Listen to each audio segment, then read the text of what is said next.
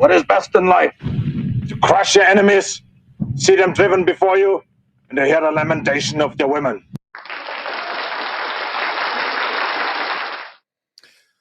All right. What is it? Friday night? That means it must be the Radio Baloney Live Friday night. I am your host, Richie Baloney. How's everybody doing? Looks like we got Spambot, we got JJ Navat, we got Izzy in the chat. Good to see you guys. Looks like Spambot got the first like. You know what that means? That's double good karma. Double good karma. Right now, as you know, we're streaming on Rumble, we're streaming on YouTube, we're streaming on X, we're streaming on Locals. So on any of those, if you get the first like, that's double good karma. But guess what? It gets even better. Tonig's a special. Triple good karma. Triple good karma. That's 3 good karmas for you, Spambot. JJ Nevada got the second like. That means double. Special night, double good karma for you. And then Easy got like number 3. That's 1.5 good karmas. 1.5. Hey, that's going to come in handy. All right. All right. So what's going on? Hope everybody had a great week. And you can check out the weather while we do our intro.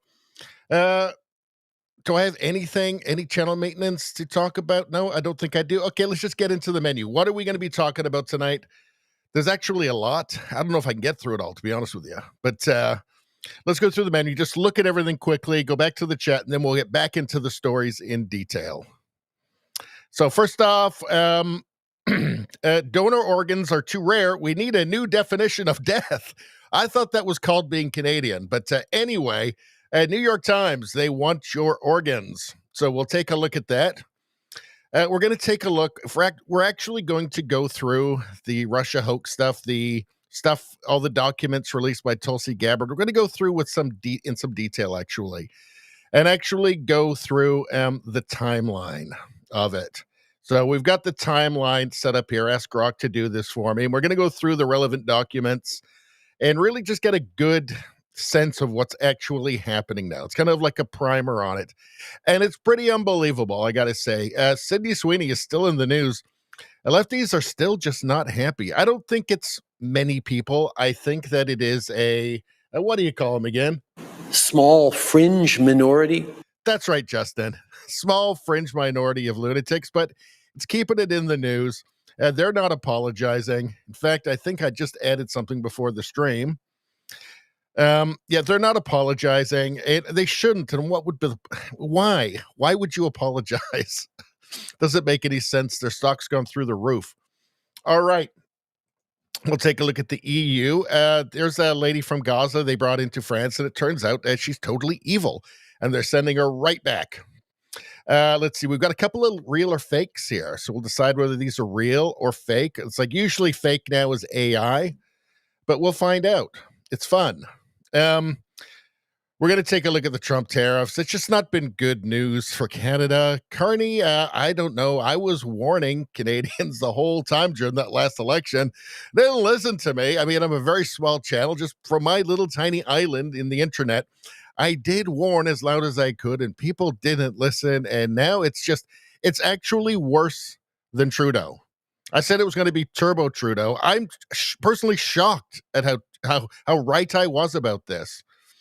Pierre Poilievre, I mean, they're just everything is just easy for him now, right? It's going to be easy until the next election. Everything is a layup. It's astonishing incompetence, or maybe malevolence from Carney. I don't know, but it's not working out well. We are going to take a look. Yes, Mark Carney. We have to get into Mark Carney. What is this guy? Like, was he sent from the World Economic Forum, from the UN, to just destroy Canada? That seems like the plan. Let's see. This big, fat, idiot, fake conservative, we'll hear from him. We don't like him. Let's see. What else we got? Canadian legacy media scientist, pro-Sharia imam kicks off Canadian tour. Well, you see, he's not a Christian. He's not a Christian. So that's good. There's definitely no traditional Canadian values here. So that's good. That's how it works now. That's good. Let's see. Oh, yeah. More spending. So while we're going for just a country-breaking deficit under Carney, the brilliant banker, the guy who knows how the world works. He's just throwing money around like a drunken sailor. It's crazy. We're going to talk about the crying room at the CBC. Crying room. The CBC has a crying room. $1.4 billion in funding from the government, by the way, from the taxpayers, by the way, for the CBC. Crying room. Why is it not surprising? What's going on? So we've got some world economic stuff here, and that's just always evil villain stuff. Bond villain stuff. We've got memes. We've actually got a lot of memes. A lot. We got a lot of them tonight. A lot of beautiful memes off the internet. Beautiful memes. There's a very old Greta Thunberg. Yuck. She's gross.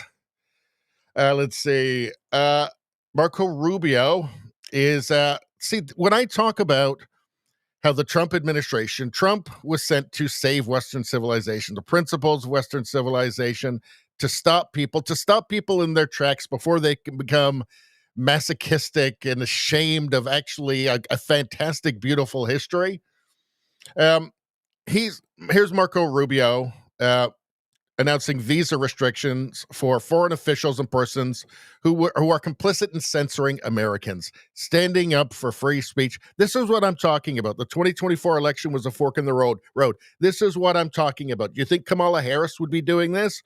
Or she'd be helping? She'd be thrilled with censorship. She'd be telling foreign countries to censor Americans. This is what I'm talking about. New York. I had a funny thing here from Get Sad on Zoran Mamdani. He is the future communist leader of New York City.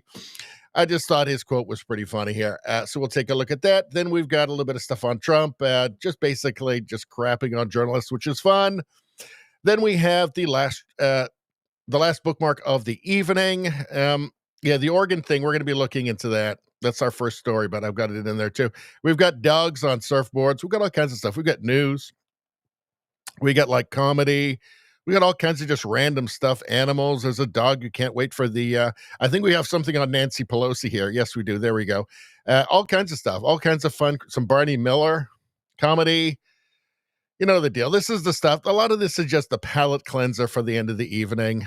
And, whoa. I wonder what he's doing with that thing. And why does it look so dead behind the eyes? It doesn't look dead behind the eyes because it's a robot. There's another reason. Don't ask him about it. Tons of stuff there. We should be going for hours and hours. If I can do it. I mean, can I even do it? I don't know. But let's go back to the weather. And then get back to the chat. And then we're going to start in. All right, let's go. Maybe we'll do an ad first. I don't know. Should we do an ad? That's a pretty good time, I think. Let's see. What kind of ad should we do? We've got new ads. But maybe I'm going to do an oldie but a goodie to start. How about a good old-fashioned Rumble Premium ad? Let's do it.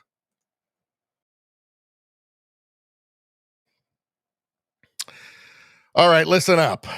When Rumble first started in 2013, they built the platform for the small creator.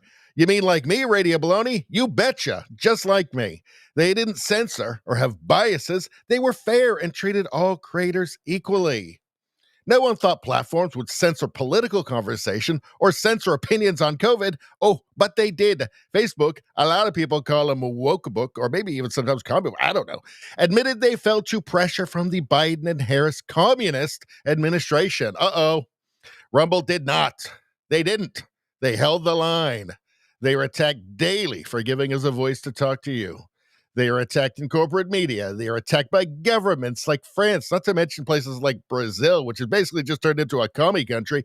They are attacked from brand advertisers who refuse to work with them. Cowards, I say. Corporate America is fighting to remove speech. Rumble is fighting to keep it. Rumble won't survive with brand advertisers. They don't get much of it. They don't get much. It's all that cowardice and weirdness and wokeness. Watching our show on Rumble is the most they can ask from you. But if you really believe in this fight, and if you have the means, and if you hate commies, one major way you can help Rumble survive is by joining Rumble Premium. I did it. I'm telling you right now, I did it myself. And no word of a lie here. It was the happiest moment of my life. Join the community that believes in the First Amendment and believes in our human right to free speech. I'm so glad they put that in there because it's the most important one of all. Without it, you got nothing. That's why I'm so glad Rumble is here. Rumble is offering $10 off with the promo code STUDIO. That's the promo code STUDIO. You get $10 when you purchase an annual subscription. And as everybody knows, annual subscriptions are the best. It saves you so much time. Go to rumble.com/premium. That's rumble.com/premium. Don't forget it. And use promo code STUDIO. Like I said, if you have the means and you believe in the cause, now is the time to join Rumble. Well, you're not some kind of dirty, filthy commie, are you? Oh, early ad read. Those are the best. Those are the best. Rosie says, how you doing, Rosie? Rosie, who we got in here now? Everybody's joining up. Let's see. Yeah, we got Rosie in here now. Is he about it? JDL's in the chat. Good to see you too. Good to see everyone. Rumble says Rumble Premium ad enthusiasm calling out cowards and commies. That's a 10 out of 10. I think that's almost the most out of 10 you can get. All right. So what are you guys chatting about? Apparently X is ahead by 8 seconds, Spam says. So I don't know what's going on there.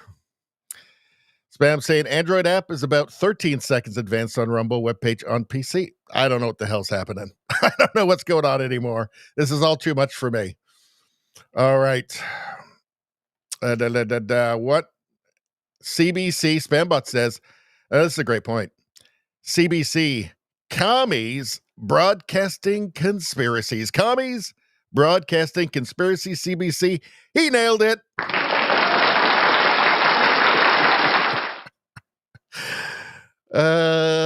Izzy says, so glad to see we have weather worth jumping for. I know, that's such a good point. Thank you for making that point.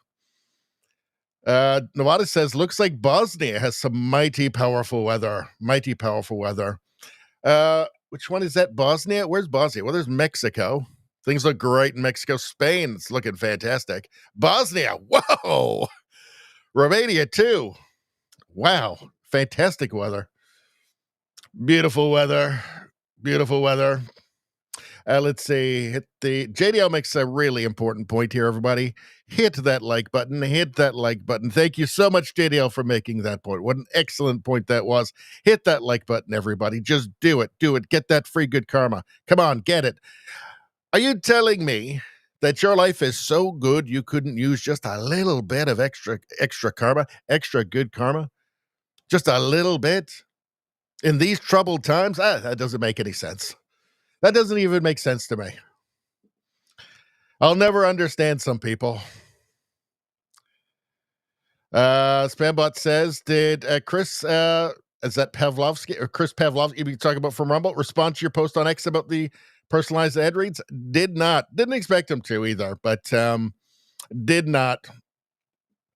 And that's okay. I just wanted to put it out there for other creators. Because here's the thing. Like, I see all this negativity around it, and I don't really get it. I mean, I guess maybe I just have a kind of a personality that's built for doing ad reads because I like it. I enjoy them. But in order to do that, you've kind of got to get a little bit silly with it. And I'm very happy to do that. And you guys are fine with it. So it all works out totally well. I can see not everybody would be that into it. But I don't know. If you are, it just seems like it's a different skill set. So if you can make ads entertaining, I think that improves your overall skill as a live streamer. I think it's helped me, aside from the fact that it kind of breaks up the show a bit. So, and I enjoy doing the ad reads. I just find it fun. It's like a challenge to try and make it entertaining. And I end up getting extra energy out of it. And then that kind of propels me onto the next part of the show instead of just getting tired and, not having that they, them energy that we love so much. So for me, there's no downside. I mean, it's like literally those ad reads would probably, I think it's like $9 a month, maybe if I'm lucky, but I don't care. I do them for free. I just like it. I see it as like building a new skill, like developing a new skill, a new a new skill on the talent stack. So I like it. I'd do it for free. Let's see. What else we got going on here? Hold on.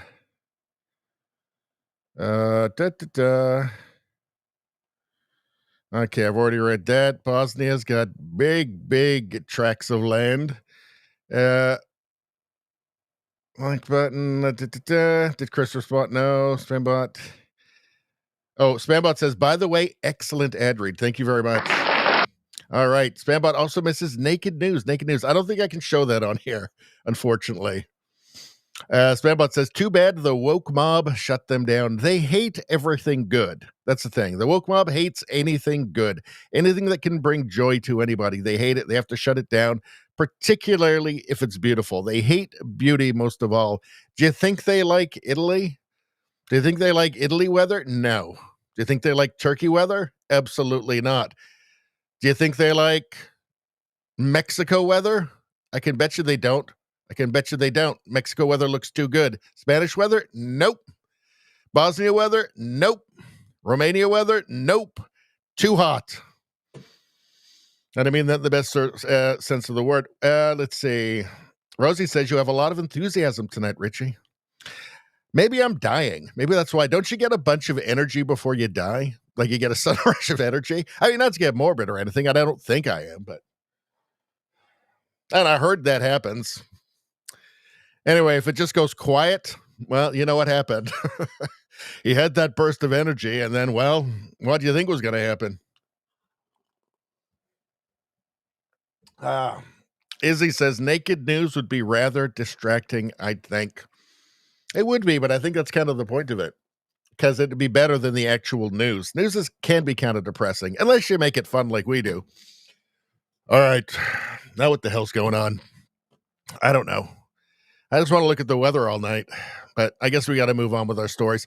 So let's get to story number one from Not the Bee. So New York Times has been having a wild one this week. Check out the replies to this one. All right. So the New York Times guest essay. It's an opinion piece. Donor organs are too rare. We need a new definition of death. I believe that's called being Canadian. It seems like the New York Times is getting further and further out in left field the more that time passes. We recently told you about these shady practices the government discovered around organ donation. HHS investigation finds systemic disregard for sanctity of life in organ transplant system, with hospitals pushing to kill donors who might recover. And I guess there's a note here. I guess I have to hand it to my conspiracy theorist friends again. So we know that China has a thriving stolen organs. Like they just take people's organs out. They don't even ask. Prisoners, they'll just take their organs. They've got a thriving organ transplant business going on, market going on in China. And I guess hospitals here, doctors here got jealous because there's a lot of money in that, right? The way things stand, doctors are pushing to call people dead before they're really dead in order to take their organs. Well, I'm using mine, so they can't have them. Right on cue, the New York Times is here to tell us that harvesting organs from living patients is good, actually. In fact, we're not going far enough. Donor organs are too rare. We need a new definition of death. Do we, though? Do we? Can we just not take organs out of living people and then not have to have a new definition of death? Right? Like, I'd rather not have the new definition of death and keep my organs. Thank you. Guest essayists, Dr. Sandeep Jahar, Snehal Patel, and Deanne Smith, all from Northwell in New York, think that we should redefine death so that they can cut those money-making, life-saving organs out of your chest. So I don't know. I went to their website, Northwell Health. And I mean, it looks all pretty legit here. It looks pretty nice. I think they want to help you. Let's see. It says our areas of care.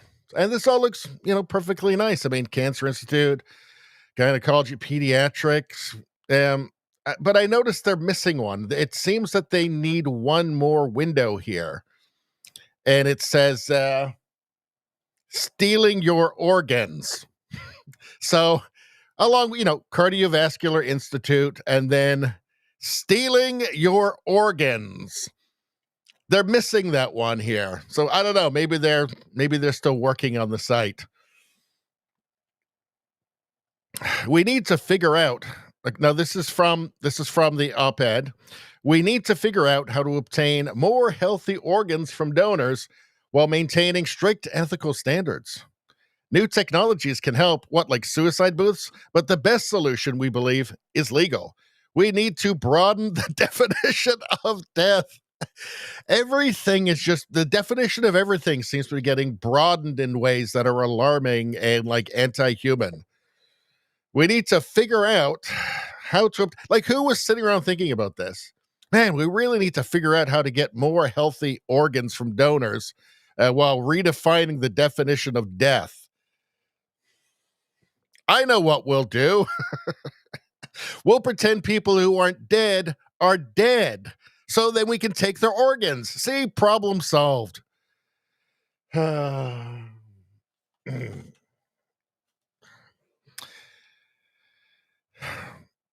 Being brain dead, which is one way to be legally dead, and circulatory death is another. The problem is that organs die quickly and are useless shortly after this. With a growing demand for organs and an aging population, doctors are arguing that maybe we just off a few people here and there for the common good. Have they been talking to Canada? Have they been talking to Canada about medical assistance in dying? It sounds like they might have. Did Trudeau make a trip down there? Oh, you just kill people and take their organs. No worries. Fortunately, there is a relatively new method that can improve the efficacy of donation after circulatory death. In this procedure, which is called normothermic regional perfusion, doctors take an irreversibly comatose donor off life support long enough to determine that the heart has stopped beating permanently. But then the donor is placed on a machine that circulates oxygen-rich blood through the body to preserve organ function. It's making me kind of sick reading this, actually. It's all kind of gross. Anyway, I guess the point is that they want your organs, right? So they're going to redefine the definition of death, and then one afternoon, a Sunday afternoon, you take a nap and you wake up and the doctor's standing there holding your kidney, saying, I thought you were dead. I mean, by this new definition, you were lying down. That counts as dead now. No, you can't have a commission on your kidney. Too bad. You shouldn't have taken a nap.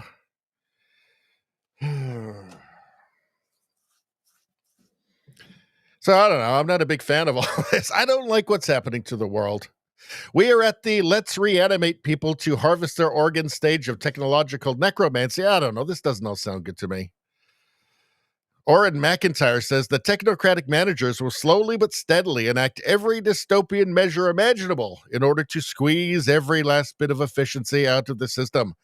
Their power must be broken. Donor organs are too rare. We need a new definition of death.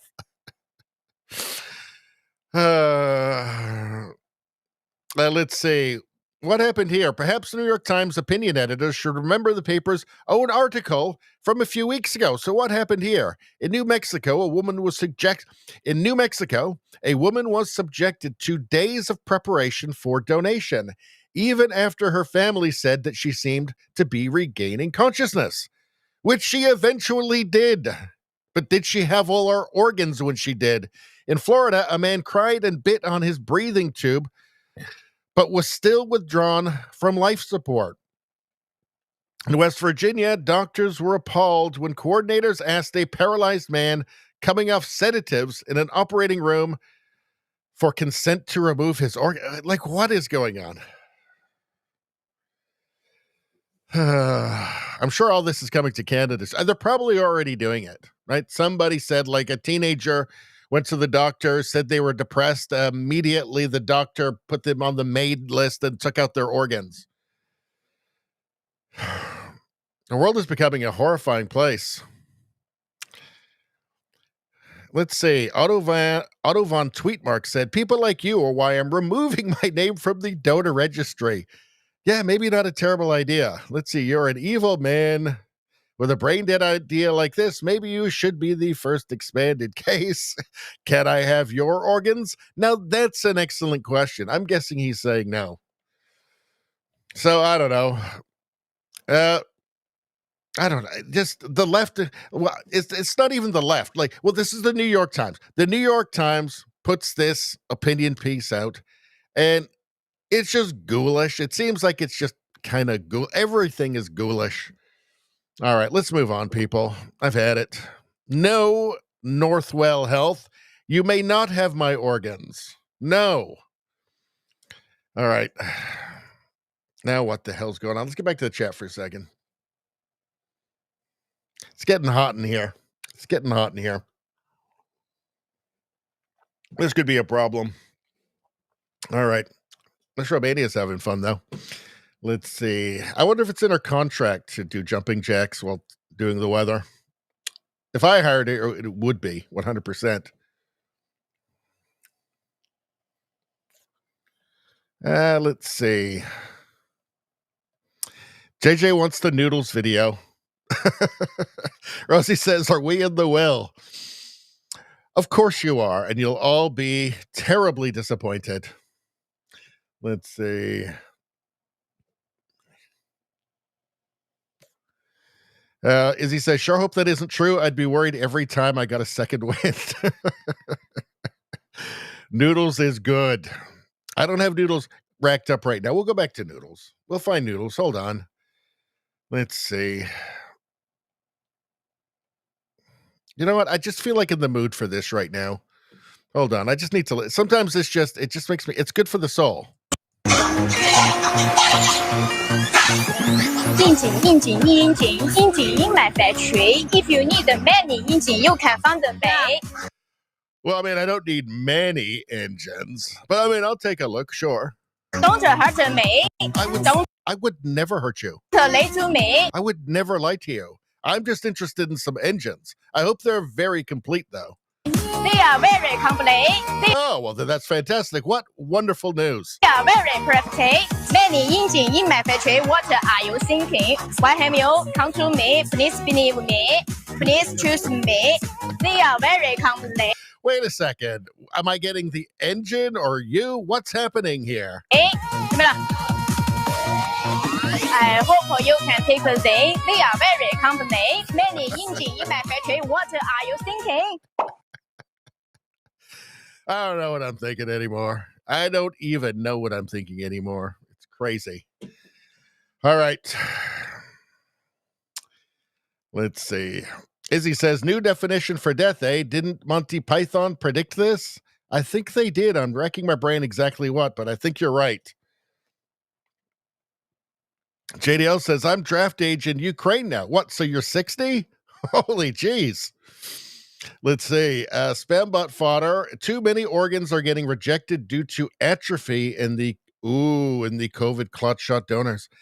Whatever happened to all those stories about those clots? I mean, we saw them from the morticians, right? They weren't able to pump in the formaldehyde and the chemicals to preserve the bodies for the services.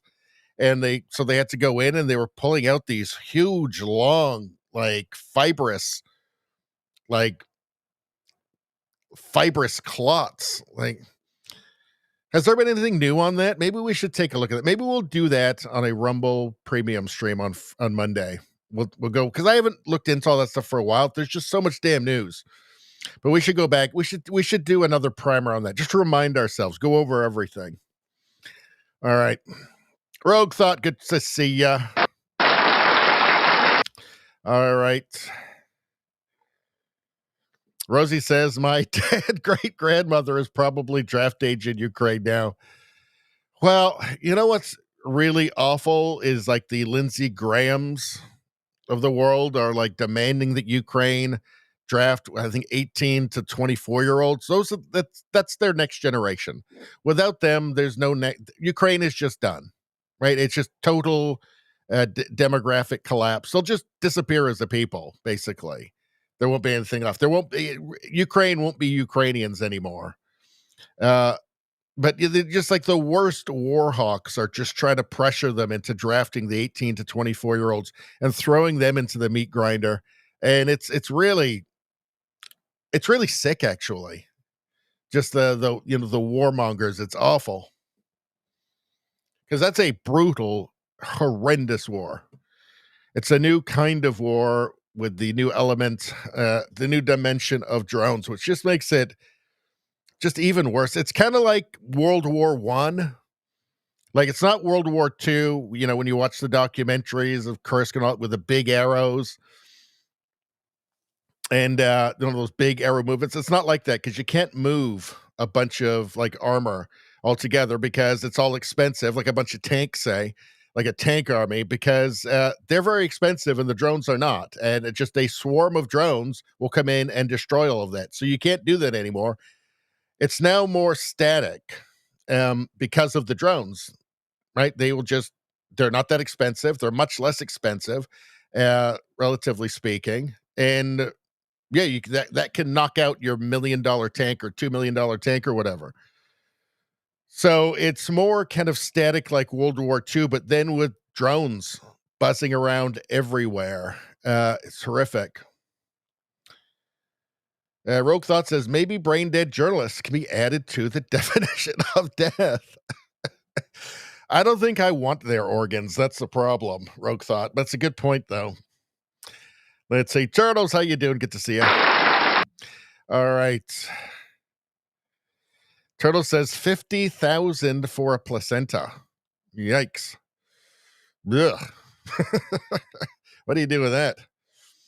I would turn it into, I don't know, what would I turn a placenta into? I guess smoothies? I guess. But not really, though, because that's gross. I don't know. Maybe a hat. I think a hat. Let's see. What else is going on here? Rosie says, more people are waking up from long-term comas saying they're aware of everything. You know what? Maybe we should just get to that right now because I got that one you sent in here somewhere. Maybe this is an appropriate time to take a look at that, actually. Where is it? We do have something on that. Let's see. Hold on. It's definitely in here. I know I have it. Unless X is hiding it from me. Here. Man awakens after 12 years in a vegetative state. Says, I was aware of everything. So hold on one sec. Let's see if we can pull this up. Okay. All right. So I don't know what this news source is. It's like lifenews.com. January 12th, 2015. In the 1980s, 12-year-old Martin Pistorius became, let's see if we can get this bigger. All right, here we go. In the 1980s, 12-year-old Martin Pistorius became seriously ill with what doctors believed was cryptococci meningitis. His health started deteriorating, and Martin lost his ability to move and make eye contact and even speak to others. His doctors told his parents, Rodney and Joan Pistorius, to bring him home and let him die. Ugh. They told him he was as good as a vegetable. However, he didn't die. Jones said Martin just kept going. According to NPR News, his father would get up at 5 o'clock in the morning, get him dressed, load him in the car, take him to the special care center where he'd leave him. Rodney said 8 hours later, I'd pick him up, bathe him, feed him, put him in bed, set my alarm for 2 hours so that I'd wake up to turn him so he didn't get bed sores. For 12 years, this went on without any sign that he was improving. Let's see. But now he's saying, remarkably, Martin is now 39 years old and says he is totally aware of everything going on around him. He said, yes, I was there, not from the very beginning, but about 2 years into my vegetative state, I began to wake up. I was aware of everything, just like any normal person. Everyone was so used to me not being there that they didn't notice when I began to be present again. The stark reality hit me that I was going to spend the rest of my life like that, totally alone. Let's get to the end of this.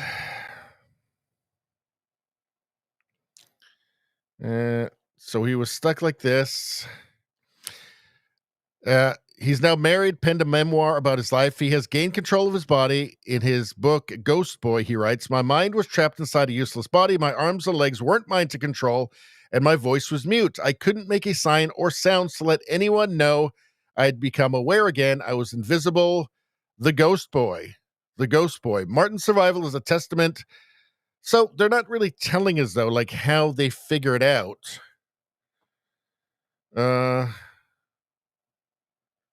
So what happened exactly? Like, how did he? Well, no, apparently he just stopped being a vegetable. And anyway, Northwell Health definitely would have taken his organs. And I guess he's happy that didn't happen. That's why he's smiling, right? His parents didn't let anybody come and take his organs. So I guess that's good. I would have taken his organs if I needed one. Let's see. No, I'm kidding. Let's see. Izzy B. Monty Python, The Meaning of Life, organ transplants. That's right. You got it. Turtle says, removing organ donor from my license. Yep. There are too many people that want your organs, whether you're alive or dead. Let's see. JDL says, I'm just lying on the couch now. Watch out. Watch out for doctors coming to get your organs. Oh, geez. Turtle says 3 girls went to Turkey for a gastrointestinal surgery and came back with a missing kidney. Yeah, don't go to Turkey for that. They'll definitely take your kidneys. They've got no problems with that.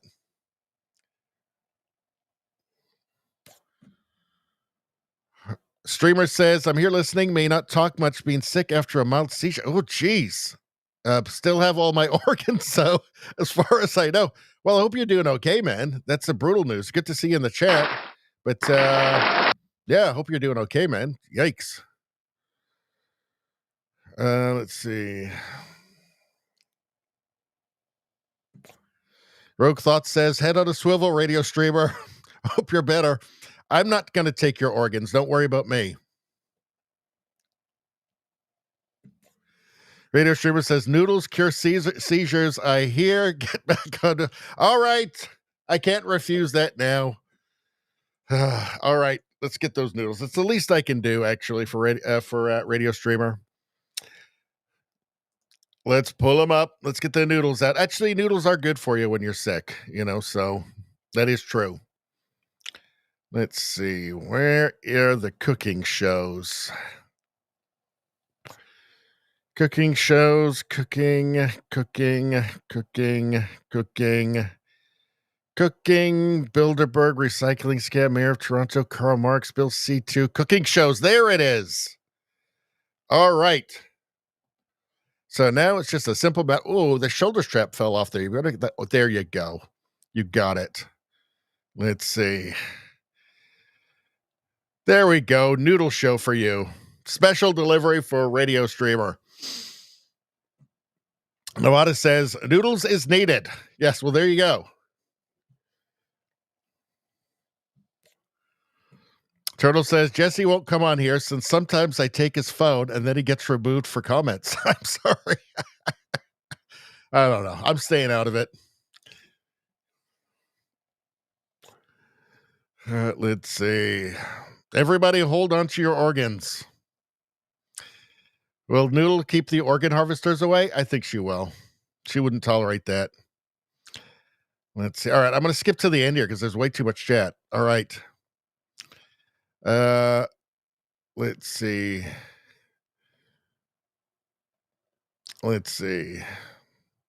Turtle says China has a prison next to the hospitals. Yeah, they actually do that. And they make a lot of money. It's horrific. All right.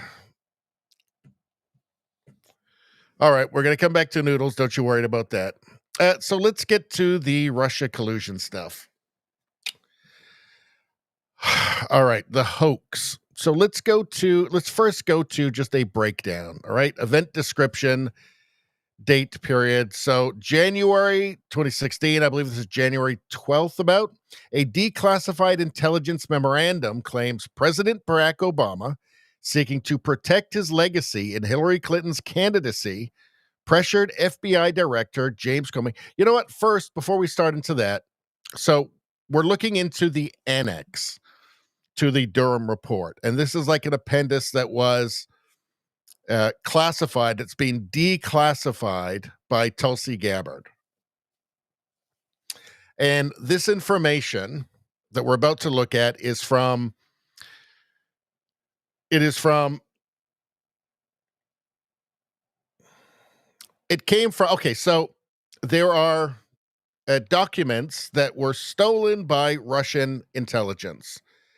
Then Dutch intelligence stole those documents from Russian intelligence and then gave that intelligence to American intelligence. Okay, so that's where this information comes from.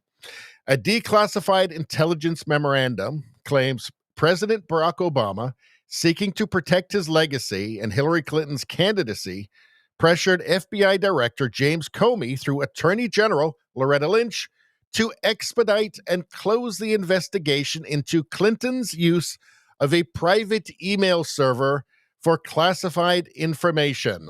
This involved the DOJ and FBI, with Obama allegedly directing administrative actions to minimize scandal around Clinton. So she had that private server in the bathroom. There was the bleach bits and, destroying phones. All of it seeming just really illegal, destroying evidence.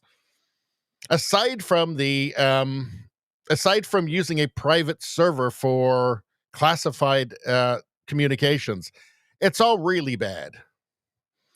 And we can go into here.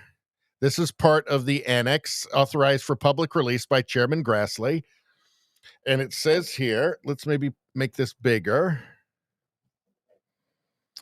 Okay.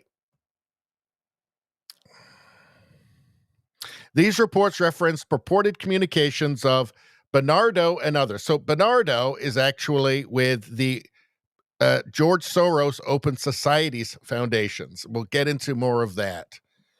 But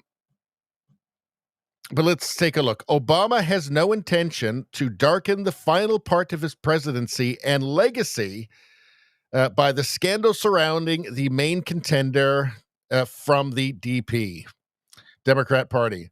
To solve the problem, the president puts pressure on FBI Director James Comey through Attorney General Lynch. However, so far without concrete results.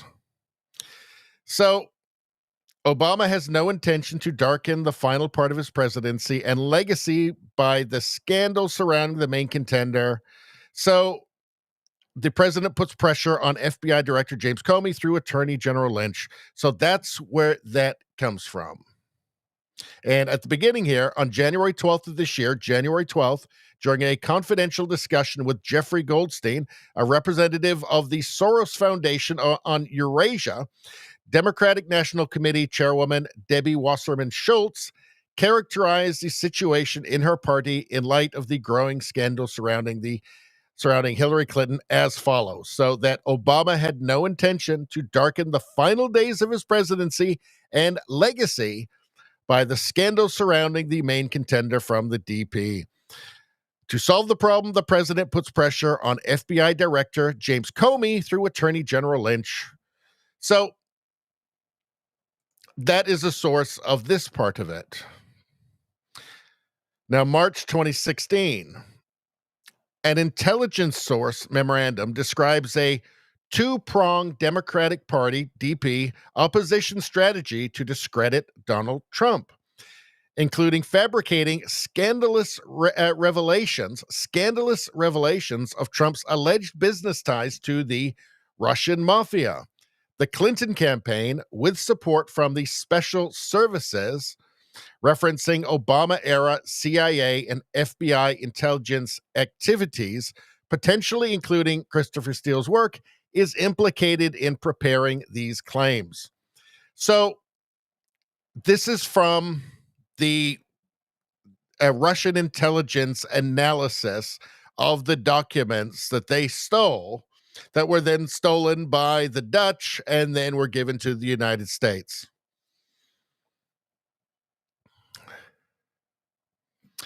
The memo also states Obama sanctioned the use of all administrative levers to neutralize negative impacts from the FBI's probe into the Clinton Foundation. FBI Deputy Director Andrew McCabe shared these memos with senior DOJ officials, suggesting they form the basis for launching investigations. Okay, so the memo states that Obama sanctioned the use of all administrative levers to neutralize negative impacts from the FBI's probe into the Clinton Foundation. So this is obviously interference. Let's make this a little smaller now, actually. And I want to get into the source for that. Hold on. Which we have. Okay. Hold on a second.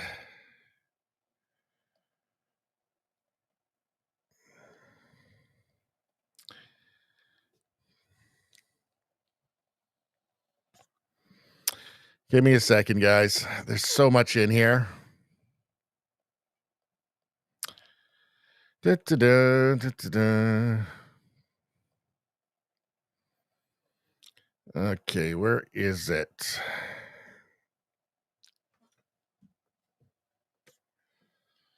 I'm looking specifically for the point that talks about the two-pronged, which is in here somewhere.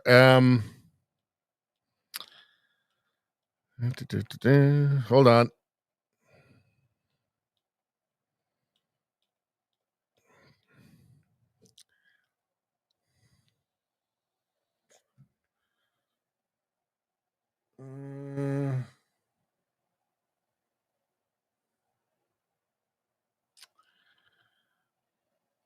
Hold on, you guys.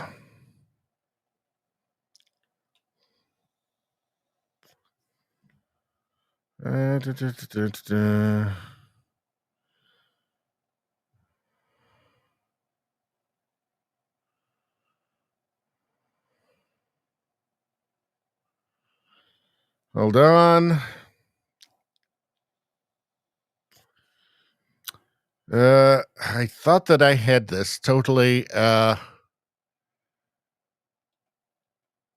thought that I had this ready. All right, hold on.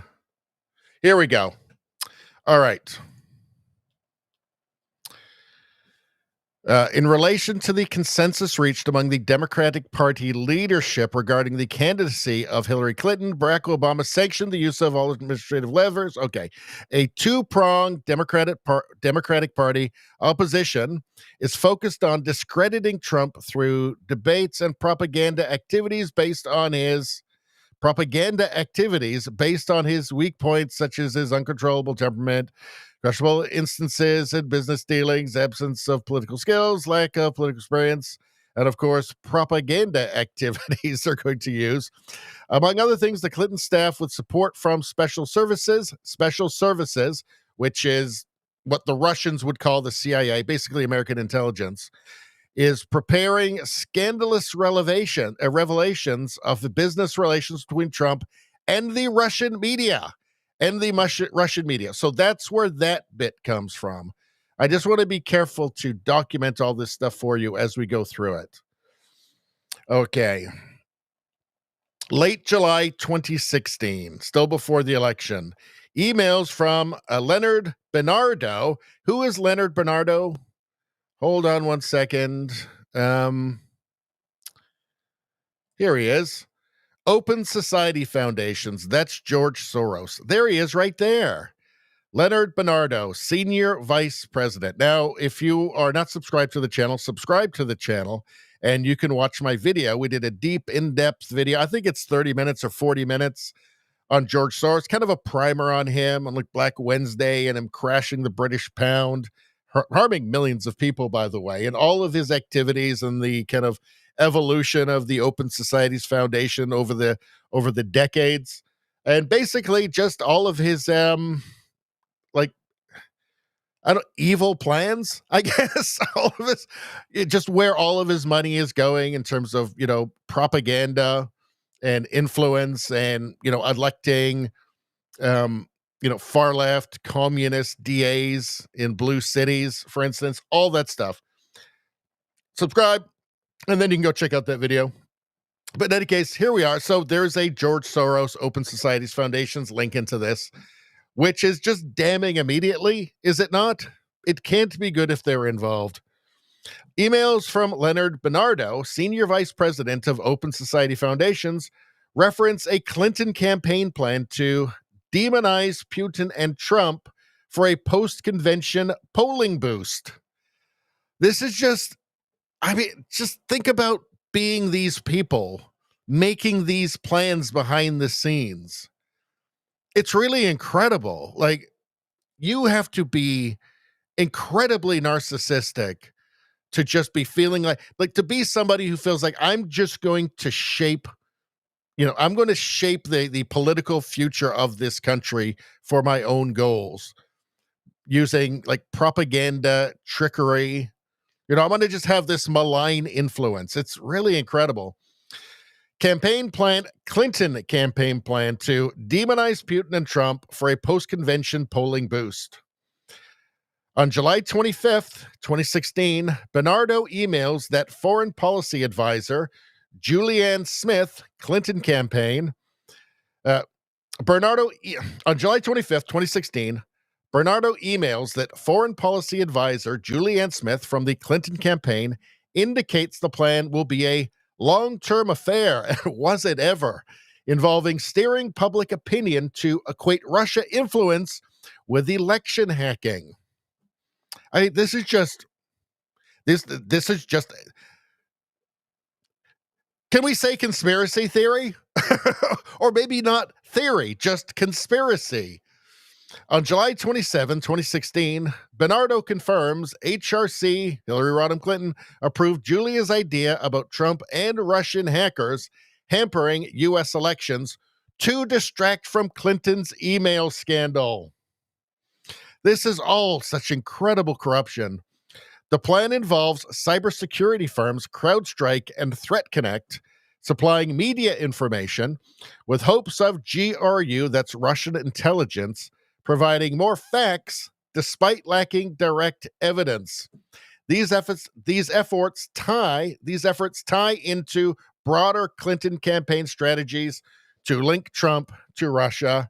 Let's go to the documents from the annex for this, which I think we'll get to pretty quickly here. Hold on.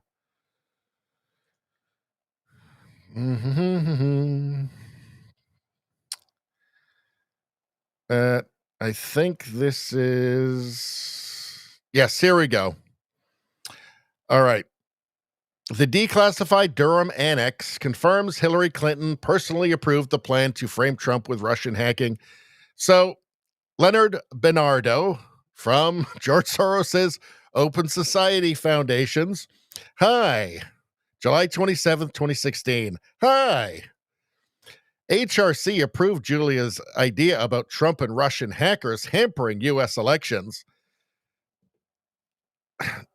Julia's idea about Trump and Russian hackers. This went on for years. This basically paralyzed Trump for the first 22 months of his administration. It's just Julia's idea about Trump and Russian hackers hampering U.S. elections. It's really mind-blowing. That should distract people from her own missing email, especially if the affair goes to the Olympic level. The point is making the Russians play a U.S. domestic issue. What? It's just crazy. Say something like a critical infrastructure threat for the election to feel menace, since both POTUS and VPOTUS have acknowledged the fact intelligence community would speed up searching for evidence that is regrettably still unavailable. I mean, the level of manipulation here, too. And just so, I mean, they're emailing each other about this. It's like they're not concerned about being caught. This is insane.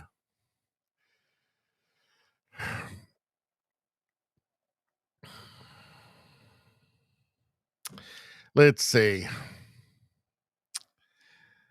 However, there seems to be signs GRU penetration. They appear hardly skilled. Talking about the GRU, incompetent, bumbling idiots, as somebody called them, in absence of direct evidence, CrowdStrike and Threat Connect will supply the media, and GRU will hopefully carry on to give more facts. Another email from Leonard Bernardo. The media analysis on the DNC hacking appears solid. This is an important story because it would be the first time that we know of that a state deliberately uses the infiltration and publication of data to interfere in U.S. election.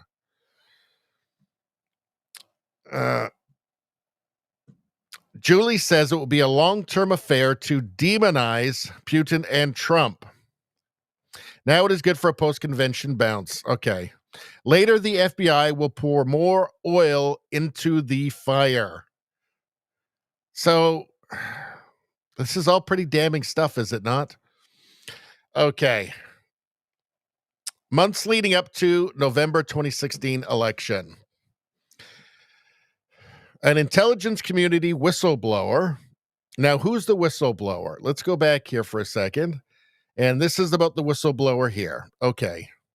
From DNI Tulsi Gabbard, whistleblower reveals how they were threatened by a supervisor to go along with the Obama-directed Russia hoax intelligence assessment, even though they knew it was not credible or accurate.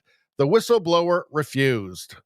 Yesterday, we released the whistleblower's first-hand account of what happened in the crafting of the January 2017 intelligence community assessment. Their years-long efforts to expose the egregious manipulation and manufacturing of intelligence carried out at the highest levels of government and the intelligence community. So, what does this say? For 6 years, Russia hoax whistleblower threatened, multiple attempts to report wrongdoing or ignored. This is from July 30th, 2025. For 6 years, a senior intelligence official battled political and bureaucratic resistance in efforts to expose the manipulated intelligence behind the Russia collusion hoax. The release provides the whistleblower's first-hand account of the work carried out in the months leading up to the November 2016 election, the concerns they raised, and the use of discredited information as then DNI Clapper and Central Intelligence Agency Director Brennan worked to craft the January 2017 Intelligence Community Assessment at President Obama's request, and how a direct supervisor attempted to pressure the whistleblower to endorse the January 2017 ICA's key findings about the Russian government's alleged support for then-candidate Trump. So that is the whistleblower. An intelligence community whistleblower working on election-related intelligence raises internal concerns about the use of discredited information, including the Steele dossier, funded by Clinton's campaign and the DNC via Perkins Coie and Fusion GPS in assessments. The intelligence community consistently assesses that Russia is probably not trying to influence the election by using cyber means to alter votes. Despite this, preparatory work begins on narratives tying Russia to Trump support. All right, December 2016. So this is something that we've gone over. Following Trump's election victory, President Obama orders a post-election intelligence community assessment, ICA, on Russian activities surrounding the 2016 election. A December 9th, 2016 presidential daily brief for Obama states that Russia did not hack voting infrastructure. However, Obama directs DNI James Clapper and CIA Director John Brennan to craft the intelligence community assessment, incorporating further information that allegedly emerges post-election. Documents reveal Obama and his national security team, including Brennan, Clapper, and Susan Rice, pressured the intelligence community to include claims of Russian support for Trump despite earlier assessments. And we're going to go back here for 1 second. This is something we've covered in an earlier stream, but they lay it out pretty neatly right here. The creation of the Russia hoax. And this was posted by Tulsi Gabbard. So December 8th, POTUS briefing pulled. IC pulls product that would contradict Russia hoax narrative. Secret Russia meeting. Obama officials meet to plan Russia hoax. December 9, Obama order. Intelligence community is tasked with a new assessment to claim election was hacked. So clearly directed by Obama. No, you're not done with this, he said.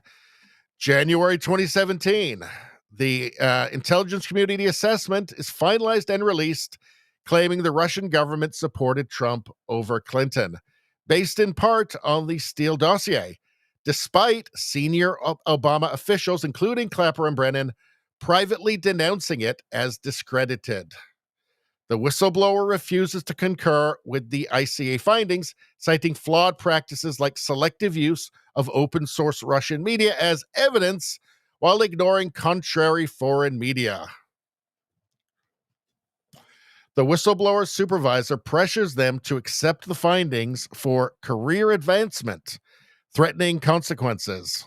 Obama administration officials ensure the dossier's inclusion over objections. The FBI and CIA are central to incorporating this intelligence, with the DOJ involved in related probes. This was just a find me a man, I'll find you. Show me the man, I'll find you the crime. Or show me the man.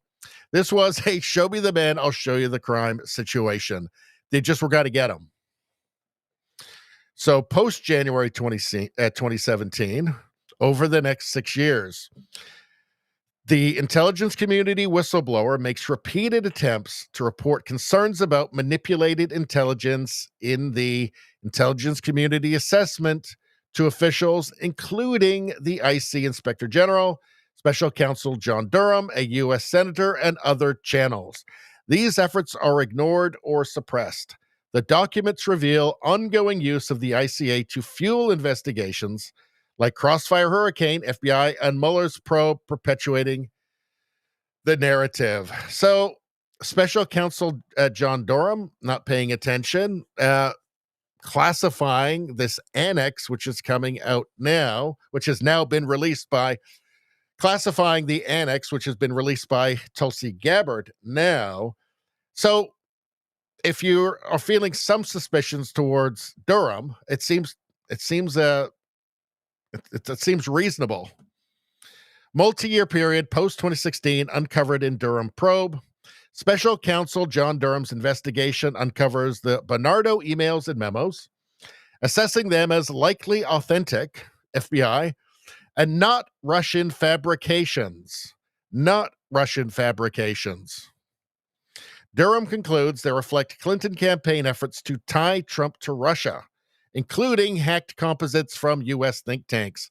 The documents implicate DNC leaders, example Debbie Wasserman Schultz, in confidential conversations with open society foundations about the plan.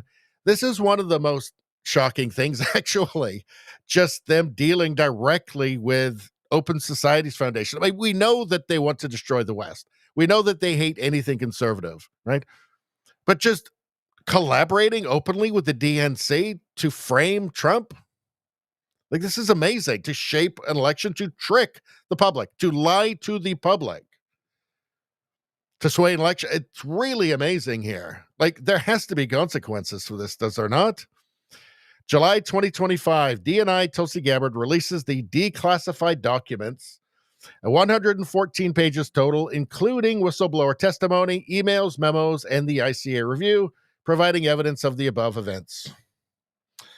So this has been referred to the DOJ for potential, criminal charges against Obama-era officials. You have to assume Obama himself, perhaps. Certainly Hillary Clinton. Let's go back again. And hold on. I want to go back up to the top here. So Mike Benz posted this. We've already gone over this, but here's we've already gone over this, but let's do it again. Say something like a critical infrastructure threat for the election to feel menace, since both POTUS and VPOTUS have acknowledged the fact IC would speed up searching for evidence that's regrettably still available. But say something like critical infrastructure threat. Do you remember like Russia's going to turn out the lights, but also, Russia's going to flip votes, obviously voting. But then afterwards too, Russia was going to shut down the grid and all of that, right? Rachel Maddow was warning everybody. Rachel Maddow saying that Russia was going to shut down the grid on the whole East Coast. Say something like critical infrastructure threat. Now, I think in this they were talking about flipping votes, hacking, basically, hacking voting machines, that sort of thing. But it seems like it kind of had legs, didn't it? HRC approved Julia's idea about the Trump and Russia hackers hampering U.S. election. That should distract people from her own missing email.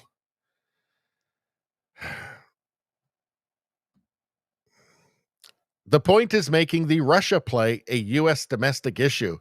Just making shit up for political gain. Say something like a critical infrastructure threat. Say something like a critical infrastructure threat. Just talking about this casually on emails.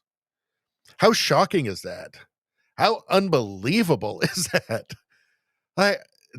These are people who just feel entitled to just make decisions for entire countries. This is insane. This has been classified for 9 years. This is where they cooked up the critical infrastructure hoax that created the legal predicate cover for the entire censorship industrial complex. I mean, it's pretty crazy, right? It's completely insane. Of course, the media is not going to be interested in talking about this. Let's see. Hillary Clinton approved the plan hatched by her top campaign advisor to smear Trump with fake claims of Russia collusion, according to newly declassified files. Well, we know that she commissioned the Steele report, which was pure nonsense. Utter and total nonsense. Let's take a look. What's she saying in 2017? I think that there is a lot to investigate, and I'm personally very grateful that somebody of the stature of Robert Mueller would be there conducting this investigation. He's a totally straight arrow guy. I mean, if it's there, it's there. If it's not, it's not. And I really believe that he will be honest and transparent and tell us whatever it is he finds.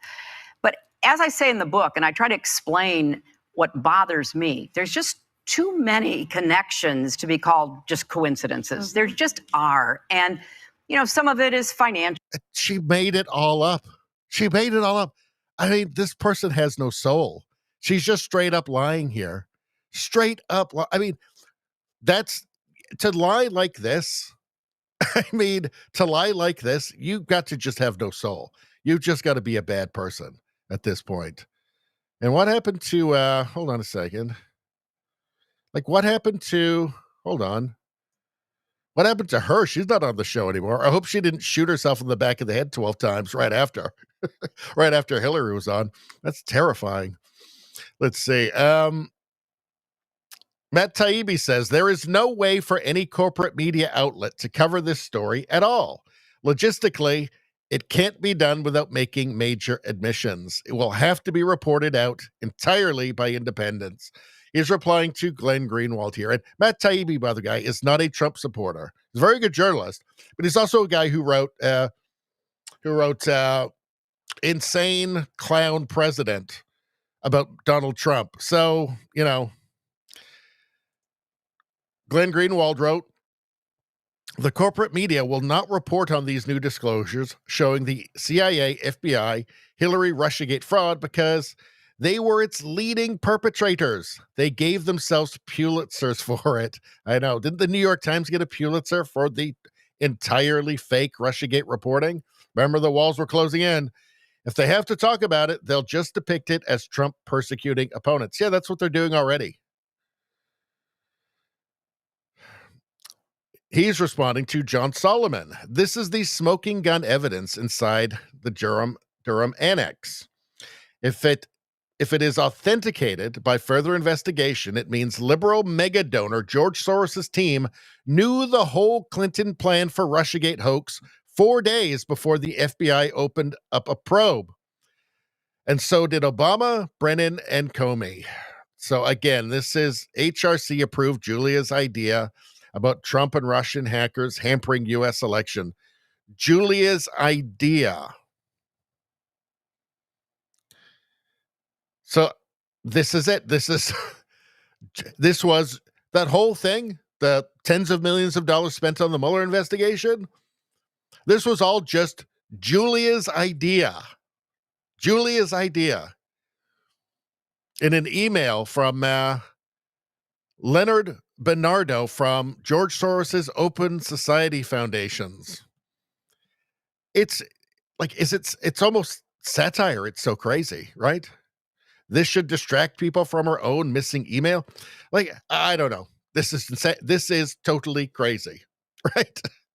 Totally crazy. I guess it still has to be further authenticated, but the Durham judged it as actually being reliable. So, and so does Tulsi. So,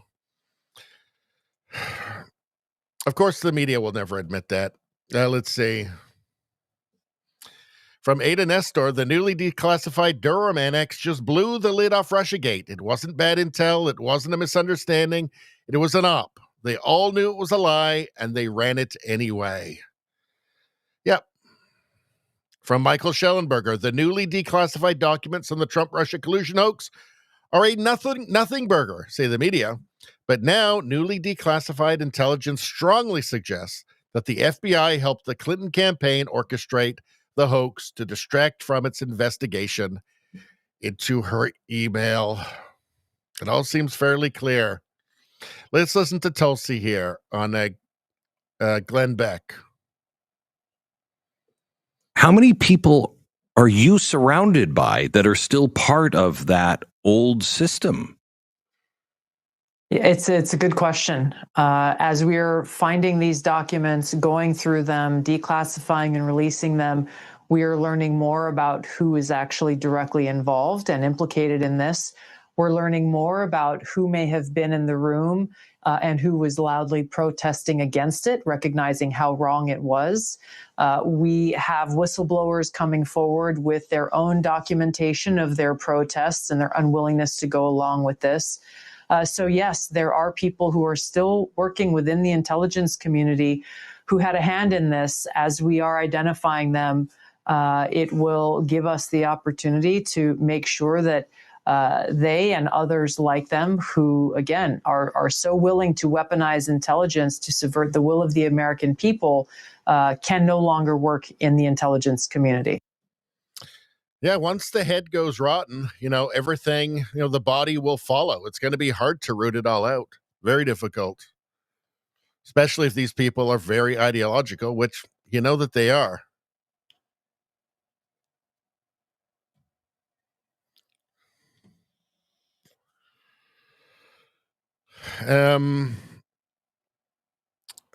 Let's see. All right. So I think that's it for that. So just to recap it. So in January of 2016, Barack Obama wants to protect his legacy and Hillary's candidacy, right? And he's pressuring James Comey, the FBI director, to expedite and close the investigation into Clinton's private email server for classified information, right? So that's January 12th, 2016. March 2016, An intelligence source memorandum describes a two-pronged Democratic Party opposition strategy to discredit Donald Trump, including fabricating scandalous revelations, that's in quotes, of Trump's alleged business ties to the Russian mafia. So also to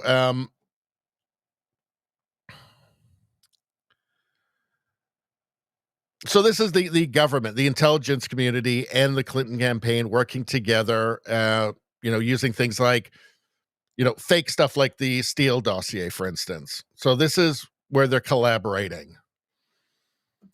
You've got in July 2016, you've got emails from Leonard Bernardo of the George Soros Open Societies Foundation, looking to, with referencing, speaking to the Clinton campaign and planning to demonize Putin and Trump for a post-convention polling boost.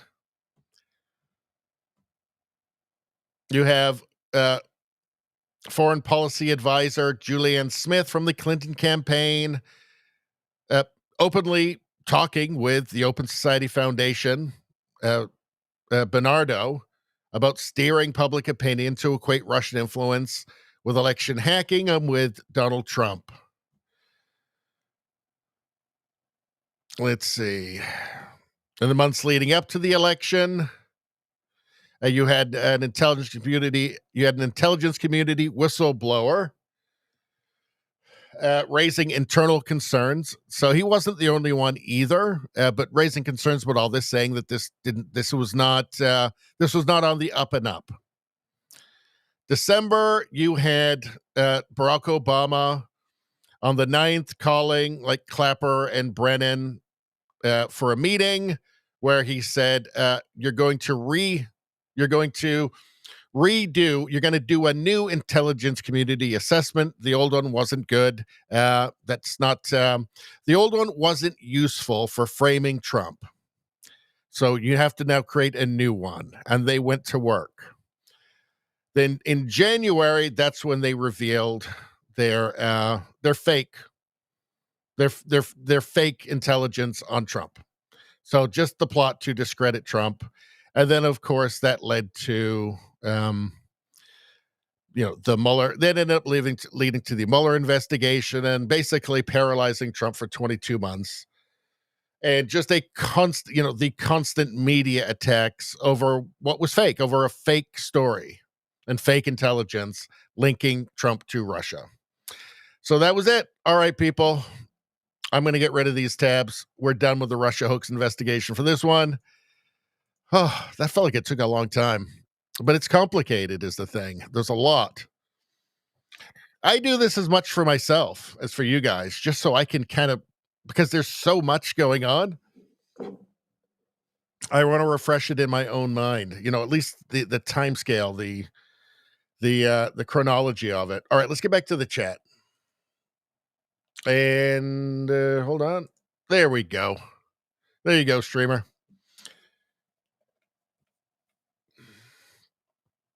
Let's see. What are you guys talking about? Spambot Fodder asks a great question here. Is Leonard related to Paul Bernardo? Probably. Rogue Thought says that picture of Soros has to be 20 plus years old. Yeah, he only looked about 140 in that one. So you're right. Radio Streamer says, wait, Obama was corrupt? Let's see. Rogue Thought says the tendrils of corruption have no end. They really don't. Now you guys are talking about Russia cars. Wasn't there one called a Yugo in Yugoslavia when it was the Eastern Bloc country, a Warsaw Pact country, and they called it a Yugo screw yourself? Let's see. Rogue Thought says these are the same characters that will fund any Save Our Democracy propaganda as well. Well, when they say Save Our Democracy, that's what they mean. Their democracy, not yours.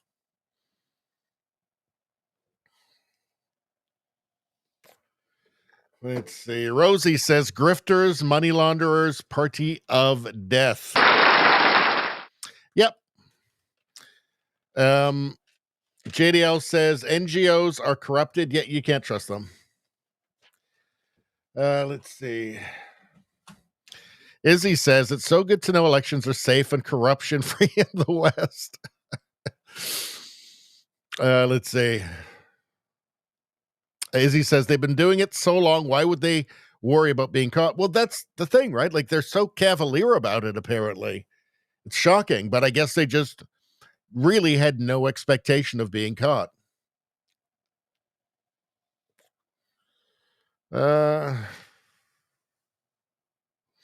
Nevada says this is all coming out now to take your mind off the Epstein list. Nothing will come of this. The statute of limitations has been over 4 years already. Now, I think I have heard something about statute of limitations playing a role in this. So that's an issue, but at least knowing the truth is something that has value, right? Like the truth coming out does have some value. But I don't know. I think they're going to go hard after this. I think they're going to go very hard after it. And there is the question with all those pardons too, with the, aside from the statute of limitations, because I think some of it is there's still some of it, right? I mean, going back 4 years, so that would have still been, now there still would have been lots of lies told in front of Congress. I think that there's a lot of people would be in jeopardy. I don't know. I think that they're going to go hard after it. I do. Let's see. Izzy says, Nevada, wish I could say you were wrong, but I've had one too many black pills shoved up my ass. Shoved up your ass. Ouch.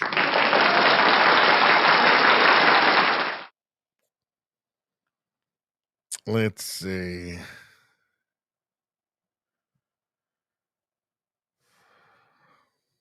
Nevada says this is getting old in the news, so today Trump ordered 2 subs to move closer to Moscow to create another distraction. Well, I don't know. He was responding to Medvedev.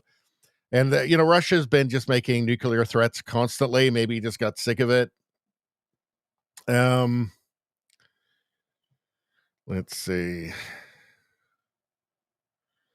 But maybe you're right. I don't know.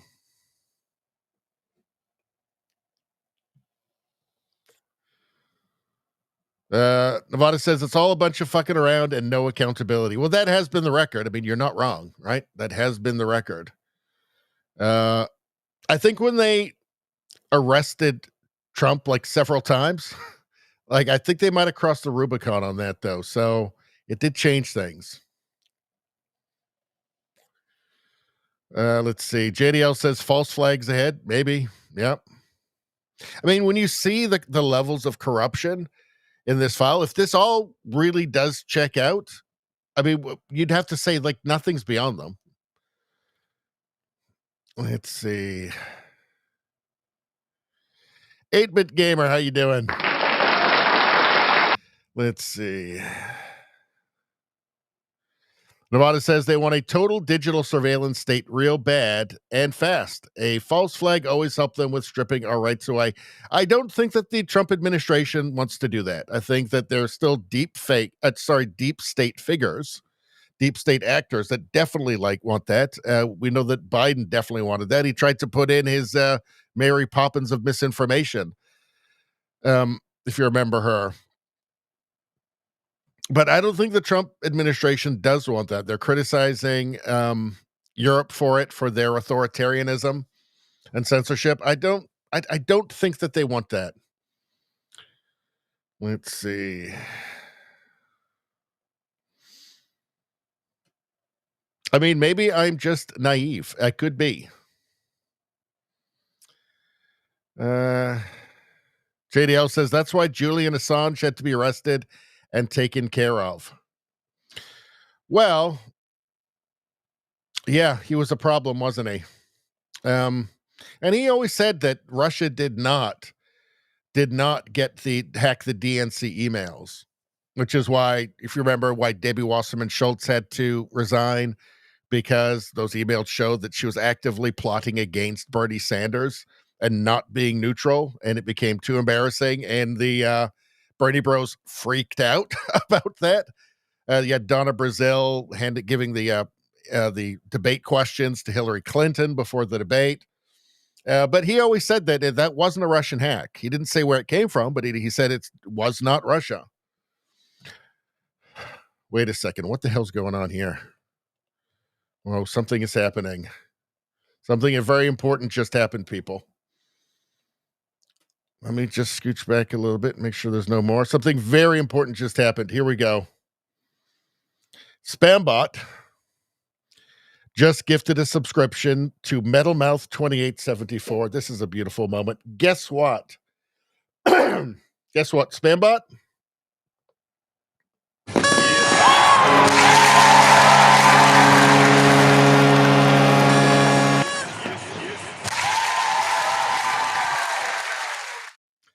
Spambot, you are officially the best person ever in all of history.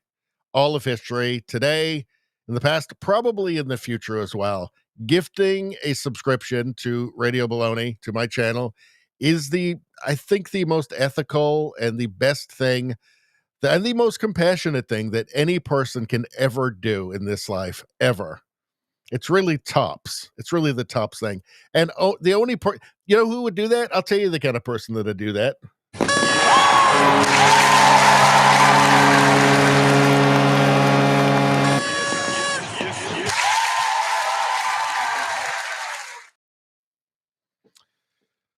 Best person ever. Whoever you think is the best person ever, like, I don't know, like some saint or something, like Mother Teresa or something. Human garbage compared to Spambot.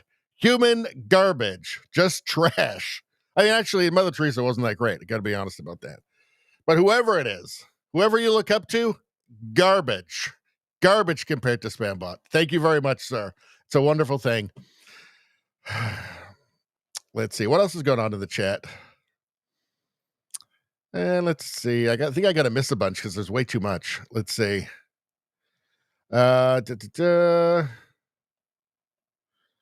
Was Paul, you guys are talking about now 8-bit gamers got everybody talking about old games, Atari games, Kaboom, Breakout. Those are all fun. I remember being a little kid, and I think my parents you could rent them from like the video store, and I don't know, it was like $2 a night or something. They'd like rent them occasionally for a night, and me and my brother would sit and play those like super crappy games, but loving them.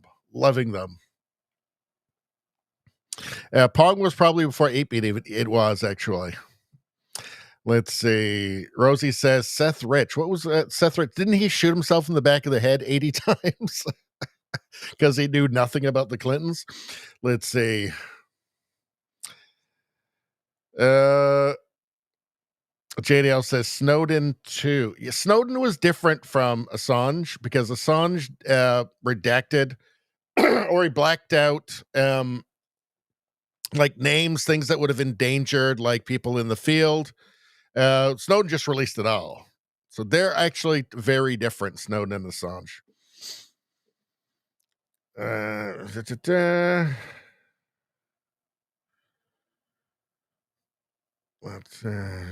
All right. You guys are still I don't want to talk about video games. So I'll have to find something else here. Noada says we had a pinball museum here for years, but it's closed now. I miss pinball. Okay, let's see. Anyway, good to see you, Metalmouth. Says, good evening, my fellow deplorables and malcontent miscreants. I like that. That's good. Let's remember that. You malcontent miscreants. Let's see. Metalmouth says, I see boobies.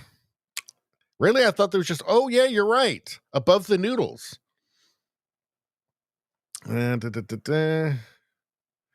Izzy says there is a claim that it's an ongoing conspiracy, so may still be able to go after them. Yeah, I think a lot of people you'd still be able to get. Let's see. Spambot says Richie is missing most of the chat tonight. He's on a roll. Well, there's just a lot to this whole. It's actually, it's fairly complicated. this whole Russia thing. It's like it's taking me a long time to just go through it and research it. And like, I pulled up the timeline on Grok, but then I don't want to just trust Grok. So I got to go through the documents myself. And yeah, I wanted to just do that chronology and go through it so everybody understands, and more for myself as much as anybody else. Let's see.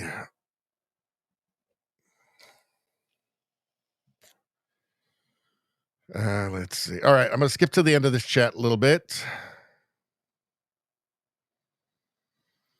Radio Streamer says, the legend, the sponsor, the man, Spambot fodder. I hear his sponsorship skills are so strong that if he even looks at black text, it's all muscle memory by now. Let's see. I'm mesmerized by her boobies, Metal Mouth says. Well, that's the thing. She is mesmerizing. And I find it I don't know how you feel, but I find her very soothing. There's something very soothing and calming about just her motion and the cooking of the noodles, but also just the jiggling. It's kind of, it's almost kind of meditative, It kind of puts me into kind of a Zen state somehow. It just makes everything feel better. Let's see.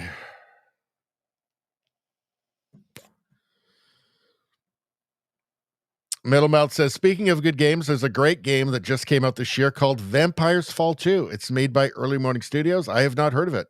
I'm waiting for Terminator Survivors. That's what game I want to play. I haven't played a video game in a long time.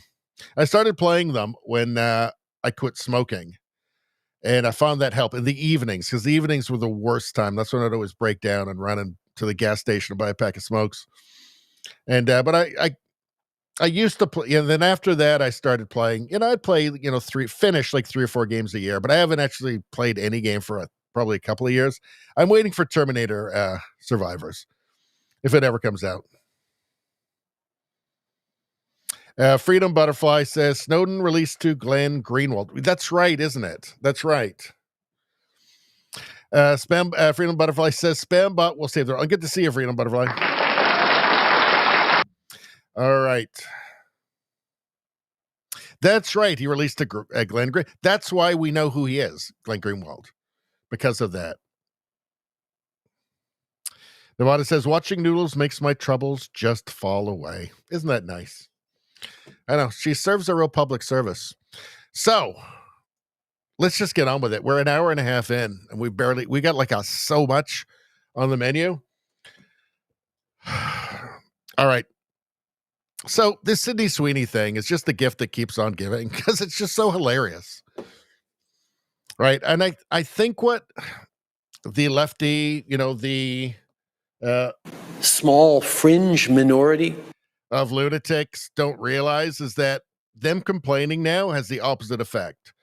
So it actually helps whoever they're complaining about, whoever they're protesting, it actually helps them now, because everybody's just so sick of it. It has no impact anymore. It just raises the profile and more people will buy it. I mean, American Eagle stock has gone up, I think, 25%. So Nick Sortor posted this, laughing my ass off. JD Vance just reacted to leftists melting down over Sydney Sweeney. Let's hear what he has to say.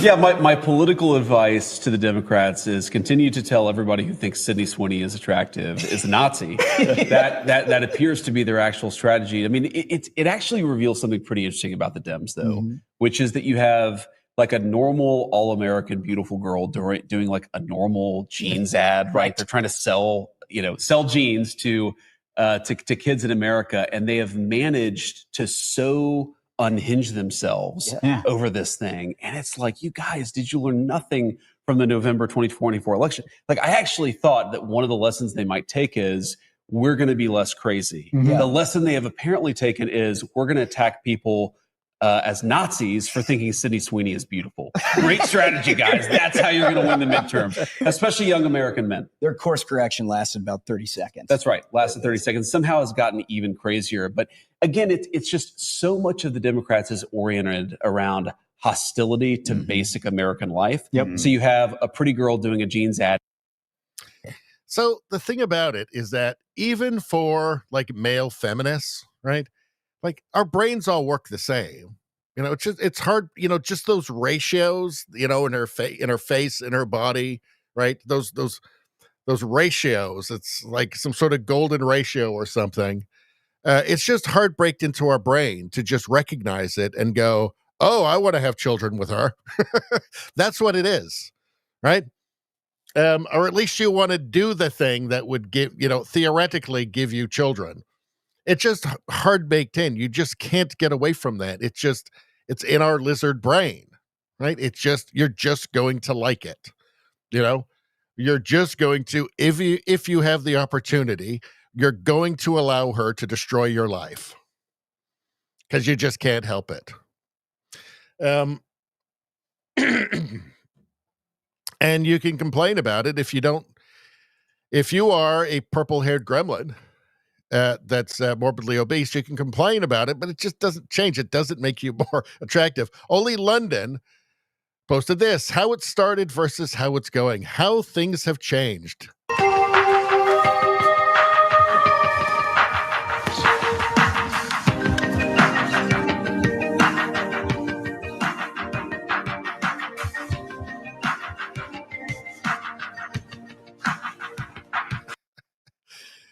You see, no matter how many articles are written about Dylan Mulvaney and how fabulous Dylan Mulvaney is and how Dylan Mulvaney is actually a woman, you have to believe that.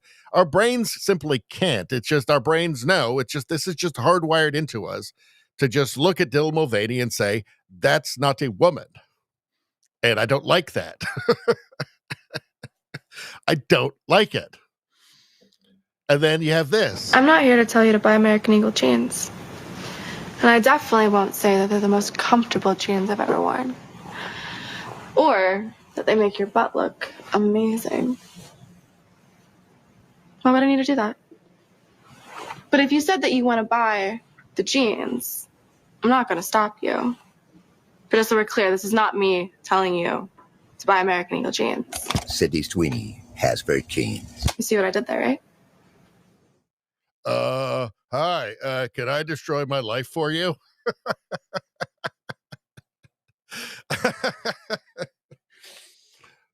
Yeah, I mean, this works. So for one thing, it's aspirational, right? So if you're selling clothing, what are you selling? You're really selling, you're selling a dream, really, is what you're selling. You're selling aspiration, right? So a woman will look at Sydney Sweeney in this, and she knows that men like it. They like it a lot. They like it a lot. And she thinks, you know what? I would like some of that magic that she has. So maybe if I wear these American Eagle things, and maybe if I go to the gym occasionally, I can steal a bit of her magic. And that's why they would sell things. And that all just makes sense. And that's just dealing with people on a rational basis. So it'll work. Their stock price went up like 25% because everyone went, oh, yeah, that's how you sell clothes again, right? Women don't look at this and think, I want to steal some of that man's magic to make men like me. They don't. It doesn't work. I mean, for Bud Light, it's not selling clothing, obviously. But I believe Dylan Mulvaney has done makeup things and clothing things. I don't think there's anything happening anymore. But this certainly didn't work out for Bud Light anyway, even though it's kind of a different sales thing. But generally speaking, people just don't really like it that much. It's just like, I don't know. I just want a beer. I don't want to be a part of this weird underworld. Let's see. Oh, so this should be good. CNN had a marketing professor from the University of Michigan School of Business to discuss when American Eagle should apologize for the Sydney Sweeney ad. Spoiler alert, they're not apologizing. Let's take a look. American Eagle's latest ad campaign has gone viral online, but maybe not for the reasons the company intended. Actor Sydney Sweeney appears in a series of ads with the tagline, Sydney Sweeney has great genes.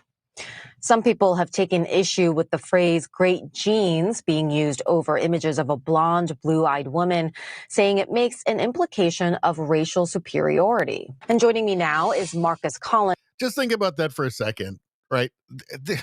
it's so absurd, and the world is healing, right? And now everybody recognizes just how absurd that is, and it just doesn't matter anymore, right? Women who want to look like Sydney Sweeney are going to buy those jeans and try and get a little bit of her magic, regardless of what lunatics say. A clinical assistant professor of marketing at the University of Michigan's Ross School of Business. He's also the author of the book For the Culture. So for the culture, the power behind what we buy, what we do, and who we want to be for the culture. So it feels like this is going to be very woke. So very ideological and basically race communism. But let's listen to the guy. Let's give him a shot. Sure. Marcus, thank you so much for having this discussion with us this morning. So what do you make of this backlash? You know, critics are saying this is a not at all subtle flirtation with eugenics, or at the very least, a glorification of a certain race. What do you think?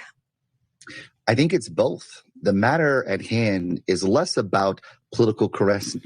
Okay, so clinical assistant professor of marketing should not have a job. When we talk about how academia has been totally infected with the woke mind virus, it's been totally infiltrated by race communists, this is what we're talking about. This is just idiotic. It's beyond idiotic. Do we even have to watch anymore? Let's give him another second. Correctness or about political leanings, but more so about meaning making. What does it mean? The idea here is that for some, they see just a sexy ad. The others, they see a reframing of what makes for good genes, which looks like if you're woke and you are obsessed with finding oppression and oppressed oppressor narratives in everything. If you go to a beach and you look under every single grain of sand to find a racism or a phobia, okay, that's when you think this. When you've been trained to think of nothing else. Normal people don't. They just go, okay, it's jeans. She's wearing jeans. It's like a double entendre or a pun or something. Okay, we get it. 20 years ago, nobody would have jumped to the assumption that Sydney Sweeney is a Nazi or American Eagle is publicly declaring their adherence to Nazism, because that would have sounded crazy 20 years ago. And to normal people, it still does sound crazy. It doesn't sound crazy to people like this, to academics, to people who have been trained to see the world in the worst possible light all the time. You know, for race communists, of course this is going to be offensive because they're finding it in everything. They literally think that milk is racist. Okay? They think that boulders are racist and clouds. I'm not joking. They think that bird names, they think that birds have to be renamed because they're racist. I'm not kidding.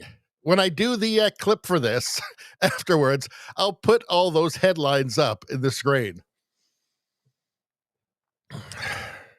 They can think of nothing else. It's just that it's now grown stale and boring and old, and everybody's just sick of it. So nobody takes it seriously anymore. And all these people are doing is just simply raising the profile, and more people will see it. More women will see it and think, oh, yeah, okay, I want to wear those too. I don't care what the crazy person the kind of person we've been having to listen to nonstop for the last decade. I don't actually care what they say. And I know that the people around me don't care. And actually, maybe it's more fun to get it to spite people like this. The foolishness went on for 10 minutes. Yeah, we're not going to do that. Imagine spending a fortune to get a marketing degree from that school.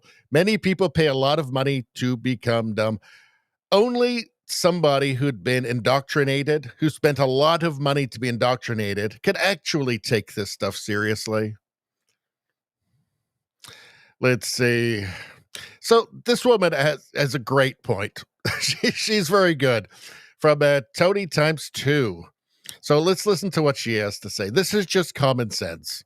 I think this sums up what's happening in the culture now as we all recover from, from the age of woke, from the age of every single thing is a judgment. Can't even be white anymore. Y'all are mad at Sydney Sweeney because she's white, she's blonde, she's blue-eyed, and she looks good. I am DEI'd out. DEI'd out. Isn't that the way? I think that's the way. I think that's where the culture is now, right? DEI'd out.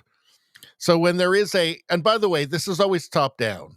It's always top down. It starts with some article somewhere, then gets picked up on social media by some small fringe minority of race communists. And it's just like kind of that circle jerk. It just feeds itself, right? But it's not real, and it's not many people. And I think the culture at large has just gotten sick of listening to it. Critical Drinker says that the hilarious thing about the whole Sydney Sweeney drama is realizing there are still people out there who think they can play the everything I dislike is racist card and get away with it. There's nothing racist about this. And guess what? Blonde-haired, blue-eyed, beautiful women get to exist. It's their world too. I'm sorry if you're jealous, and I'm not sorry, actually. Just get over it. This is the blonde-haired, denim-clad cutie the left wants in jean commercials. See, the left would have been happy if this was the American Eagle ad, but I don't think their stock would have jumped up 25%. Let's see.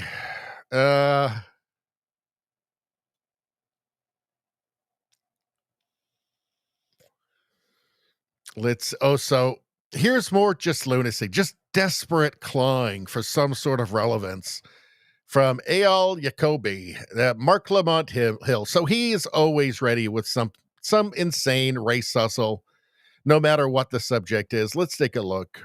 You used the word normal and talked about it in the context of this white woman. White women are normal, but so are other people. The problem is that's right. I'm sure whoever said the word normal, Piers Morgan, whoever, I'm sure they were using the word normal to say that only white people were normal. See how they just play? It's all just games. It's all just word games.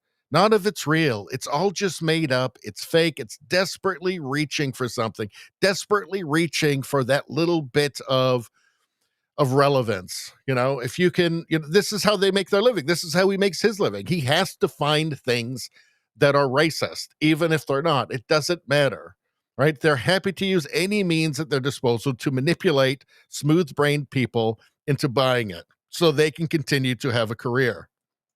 You used the word normal and talked about it in the context of this white woman. White women are normal, but so are other people. The problem is, historically, we have only normalized white people. And so we've made white women's bodies, white male bodies, the norm. And we've made everything else less.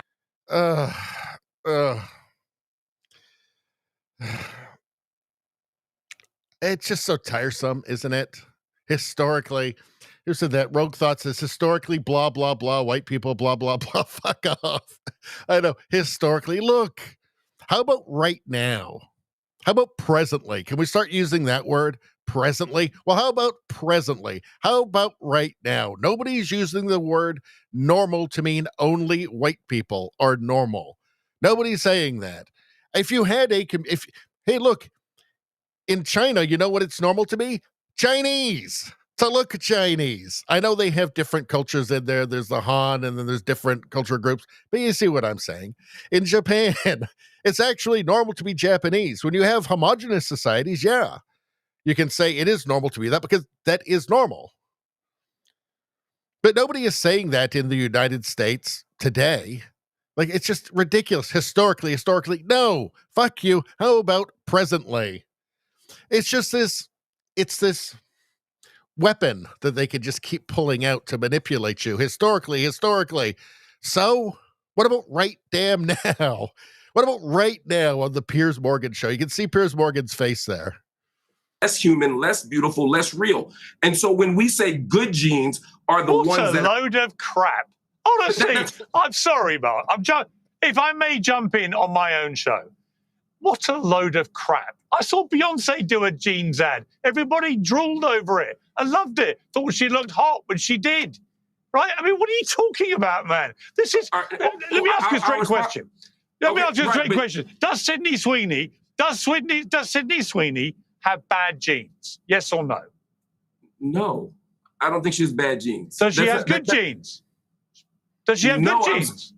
No. Again, you know what? I'll be fair to this guy. It is his job to be on there to say something idiotic, just to take the idiotic side, just to be that guy. That is his job. I mean, I can't imagine that it's fun, but that is his job. That's what he's paid for. He pretty much has to do that because that's the format here, right? They wouldn't have him on if he didn't.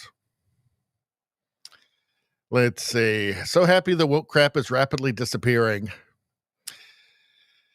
See, the thing is, because it's what we're calling minorities, you can't criticize the Russian racists. But the I am possible thing, it's not surprising. Yes, if you eat enough food, you'll become morbidly obese. Perfectly possible. Nobody doubts that.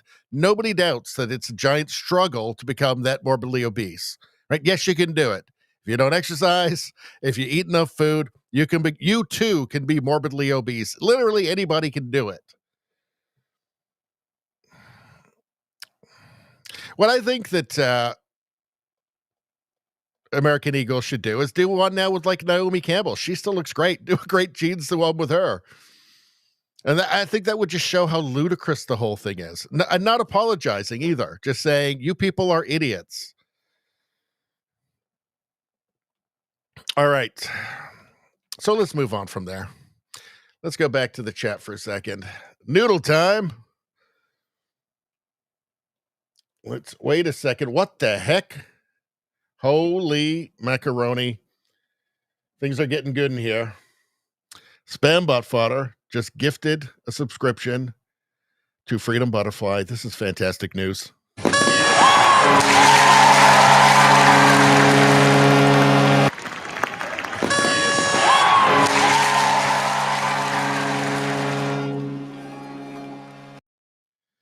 So we'd already established that Spambot Fodder is the best person ever to live, including right now.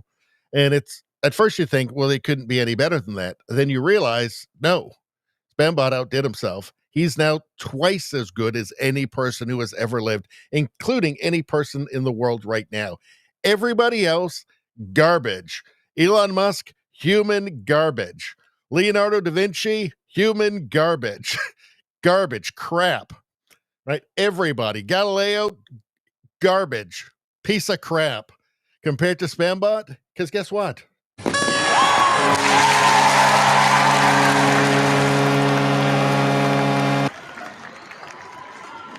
Sorry, Michelangelo. Spambot Fodder, the decision's already been made. The determination has been made. Best person ever. And can you believe all for less than the price of a new Tesla Cybertruck? It's unbelievable. Anyway, congratulations. Let's see. I better keep going. I better really need to keep checking the chat here. I'm ranting so much that I'm not checking the chat enough. So I'm missing these occasionally. All right. Did I get everybody? Okay, I think I got everybody. All right. All right. Let's see. Now where the hell am I? All right, let's go back to the chat. Somehow it went all the way to the beginning again for some reason. And I think we got the glitch coming up in, I think, about 20 minutes. So I got to keep an eye out for that. All right. Let's see.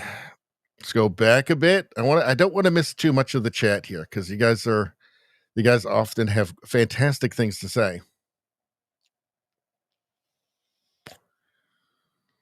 Metalmouth says, Richie, you missed yet another gifted membership. I got it. I know. I need to keep my eye on the chat. Freedom Butterfly says the woke tards are racist. They 100%. They are the collective of Karens people give zero shits about. But the thing is, they are racist. Like, they are obsessed with race. I am not obsessed with race. I don't think the people watching this are obsessed with race, right? I think we take people, like if you meet somebody, right, you give them that chance regardless. When you meet somebody, you judge them on who they are. You don't say, hey, you're this group and I know everything that I need to know about you before I even meet you, right? You take everybody on their own merits. They don't. These are the people. This is the movement of collective guilt and, ancestor guilt and whiteness, concepts like whiteness, and the idea that everybody is just part of some faceless identity blob who, each group is, foreordained their political beliefs and their ideas. And somehow it's a betrayal if they think for themselves. These are not tolerant ideas, right? These are not humanist ideas. A deeply, deeply, fundamentally anti-human movement. It's weird they can't see it. Rogue Thought says they project their own bigotry on their enemies. It's true. Rambot says, Richie missed second membership. I got it. Let's see. All right. Let me get a few more chats here. Then we'll keep moving because we're going to be going late tonight. Let's see. Izzy says everything is sensitive, everything is racist, then you have to point it all out. Just that nobody's listening anymore, or they're just laughing at it. Here's the thing though that's scary is that they have still infiltrated and they remain in all of the institutions. Academia is just it's like they're like termites in there, just hollowing the thing out from the outside, from the inside. They're still there. They're all still waiting, and they're still projecting power from their various institutions because it's every institution has been taken over by the mind virus. So, you've got a bit of a respite from it with Trump in the States. Unfortunately, we don't in Canada with Carney and the liberals, but in the States, you guys made the right decision. But all of those poisonous race communists, they're still at the top of all of the institutions, whether it's medical institutions, academia. They're, the federal government is rife with them. The intelligence agencies are still rife with them, as we've heard from Tulsi Gabbard. So, vigilance is still required. It's not over. Let's see. Metalmouth says math is racist. Well, they keep telling us that math is racist. Actually, they've stopped telling us that now, but they're going to start again once they get a Democrat back in power. Let's see. Nevada says they will all grow old, lonely, and miserable. Well, the thing is, it's a miserable ideology. Modern leftism is a miserable ideology. And yeah, it's not compatible with human well-being, I don't think.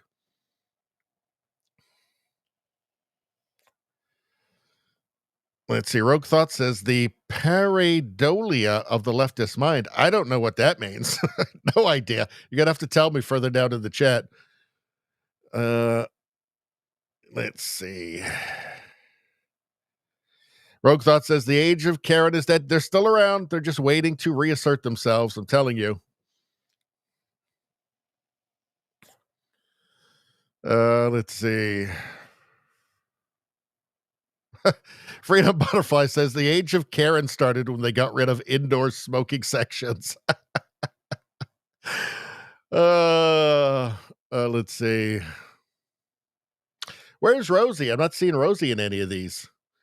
Did she have to leave? Let's see. Metalmouth says, speaking of smoking, she and I are going to run outside real quick and smoke a cigarette. You have to do what you have to do.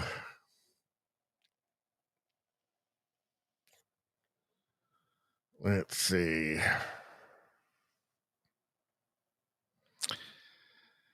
All right. Metalmouth says, I mean this in a joking manner, but thinking gives me a headache sometimes. Gives me a headache all the time. Let's see. Metalmouth says, I think we're all obsessed with boobs, to be honest. We can't help it. It's just the way our brains are. Let's see.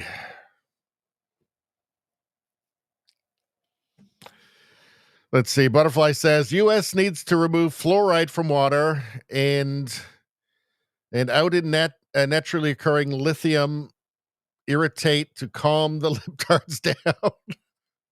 Adding lithium, naturally occurring lithium, like the kind naturally occurs in some water. Not a bad plan. All right. Rosie says, I am here. Too many irons listening. All right. Nevada says, I like smoking in my garage. That's what I used to do. Let's see. Rogue Thought says, I'll have to smoke a cig if I keep watching noodles being made. All right. And Rosie is not obsessed with boobs. Just saying. She's obsessed with noodles. All right. What are we doing now? Let's move on. We've not been moving through these topics quick enough, I've got to say. What's going on here? So we can move through some of these fairly quickly. So from Dr. Malouf. Who's Dr. Malouf? Let's see. Breaking news, history, geopolitics. 314,000 followers. Wow. Outrage in France as Noor Atalla, a Gazan refugee who arrived last month on a scholarship based on academic excellence, is exposed for old posts praising Hitler, Hamas, Hezbollah, the Houthis, and calling for the murder of all hostages in Gaza. So a valued member of society, I guess, is why they'd want to take her to France. Academic excellence. So what'd she do her thesis on? Like the protocols of the Elders of Zion? She even reposted content glorifying the Charlie Hebdo terrorist attack that was in France for criticizing the Prophet Muhammad and claimed Muslims should not partake in Christian activities. People in France are shocked to learn how radicalized Gazans are. If you've been paying attention, it shouldn't really be that shocking. Let's see. Now, just 2 weeks after declaring that all Gazans are eligible for asylum, France is suspending its program to receive refugees from Gaza, and Noor must leave France. So they're making her leave because she's awful. And maybe they should have been paying more attention. I mean, I don't know. The whole, people out in the streets dancing on October 7th while the blood was still warm and people were still being slaughtered might have been a bit of a hint that perhaps the whole movement had a dark side, perhaps. Anyway, she's gone and France is happy. I mean, I don't know. How does it come as a shock? I guess because the media doesn't tell you any of this stuff, right? They don't like to tell you. When they finally got around to telling the French, they went, oh, no, we don't want that. No, thanks. I mean, praising, they brought in somebody who glorified the Charlie Hebdo terrorist attack. I mean, do you remember that? Do you remember how horrible that was? What they did in that nightclub to people? I mean, it's unspeakable. Anyway, crazy. How's it going in Europe? Let's see. Dries van Langenhove, one of the most insane verdicts ever in the Netherlands, was delivered today. Arnold O. murdered his girlfriend, a young mother, because she focused too much on caring for her newborn and too little on him.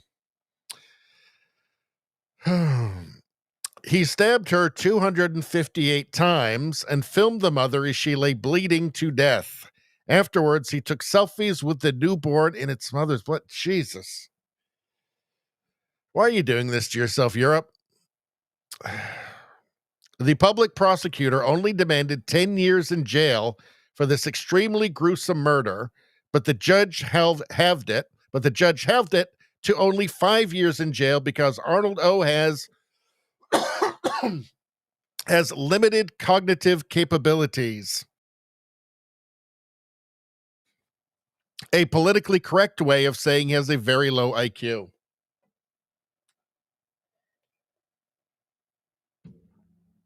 Our regime is not only, hold on, I got a cough. Our regime is not only allowing these monsters in, it's also allowing them to commit the most horrible acts of violence. So we often talk about woke dysfunction on this channel, and this is an example of genuinely tragic woke dysfunction. The level of tragedy that woke will release on whatever society embraces it, well, we know, actually. I mean, all these all of these far leftist ideas are not actually new. I mean, they were around in, 1917 in Russia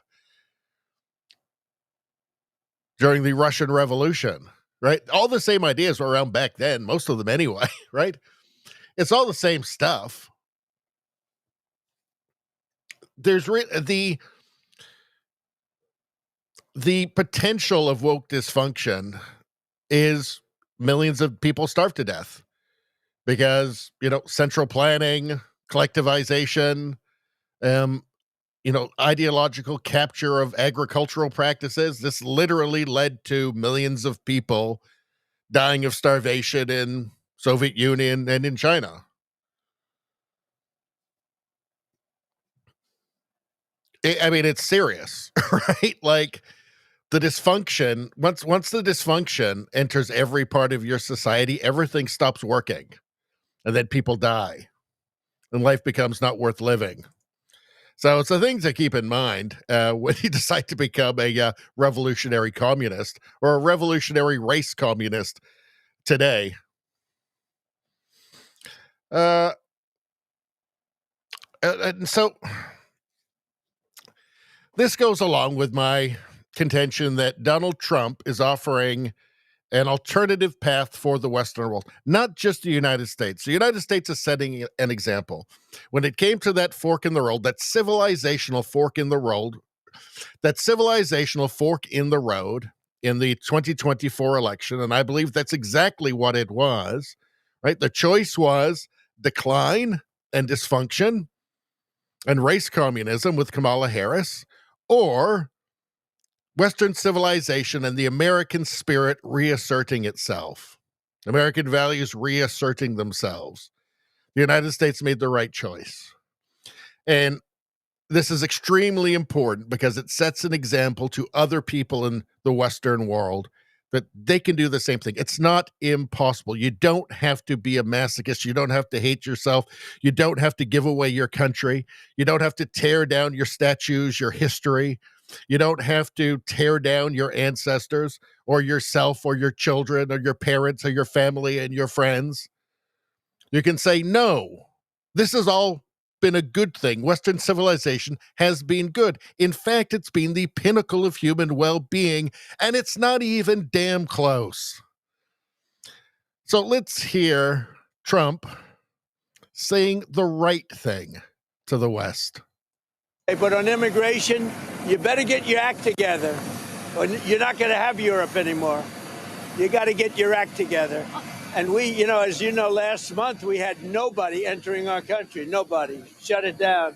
And we took out a lot of bad people that got there with Biden. Biden was a total stiff. And what he allowed to happen, but you're allowing it to happen to your countries.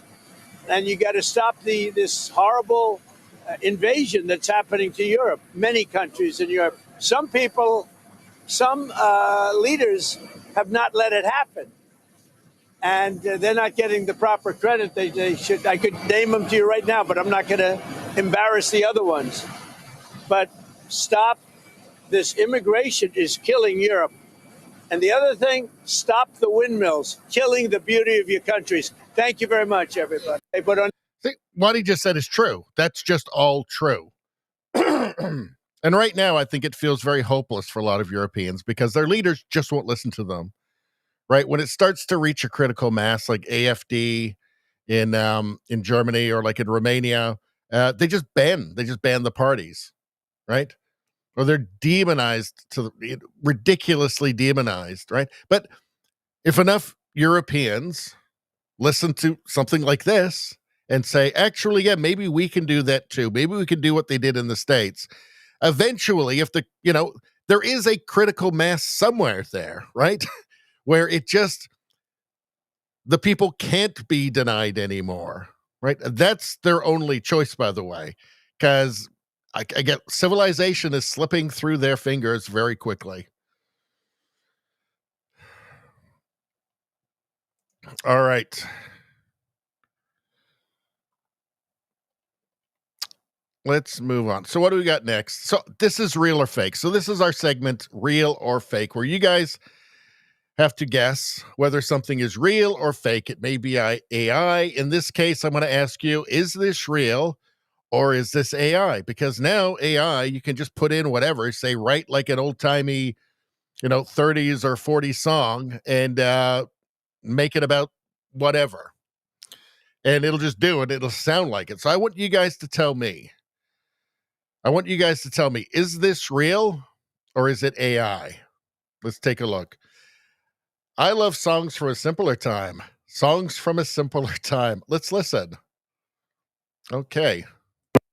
There's one pet I like to pet, goes for thee. What? What? When's this from? It feels like he's not talking about a cat. It's the best one I've ever seen.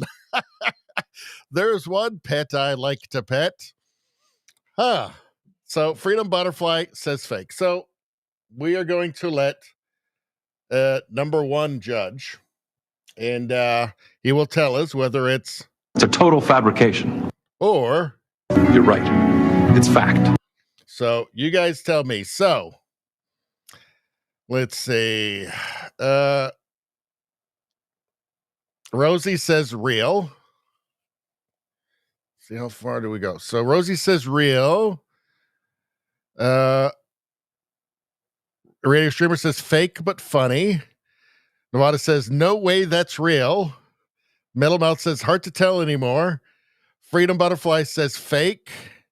Rogue Thought says, oh, come on, LOL. Metal Mouth says ain't no way in the hell that is real. Streamer says it would not fly in those times. Rosie says, so horrific, it has to be real. Freedom Butterfly says fake and gay. So it looks like the consensus in the chat is that it's fake, is that it's AI. So now we'll let number one reveal it to us. The truth. You're right. It's fact. It is. Hold on. Let's see. It's down here somewhere. Somebody asked Grok, and Grok checked. And where is it? Hold on. Anyway, it's real. It is real. There was a check in here somewhere. I did check it out. I asked Grok. It is real. Yeah, it's fact. That's an actual song. I stroke it every chance I get. It is real. I checked it out. I did my research. It's real. Rwanda says, no way. Rwanda says, get the fuck out of here. No, I'm telling you guys, it's real. Izzy says, sadly, I've heard many strange old songs. I'll go real. No, it's real. It's real. In fact, you know what? I think that it's so unbelievable. We're going to have to do a real fact check on it. Hold on. Fact check.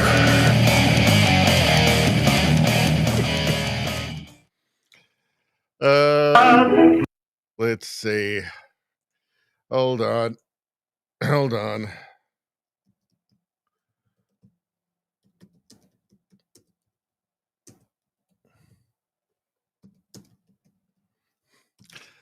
Hold on. Here we go. My Girl's Pussy. My Girl's Pussy, or simply Pussy, is a 1931 vocal jazz song recorded by the British band leader and clarinetist Harry Roy and his Bat Club Boys. Bat Club Boys.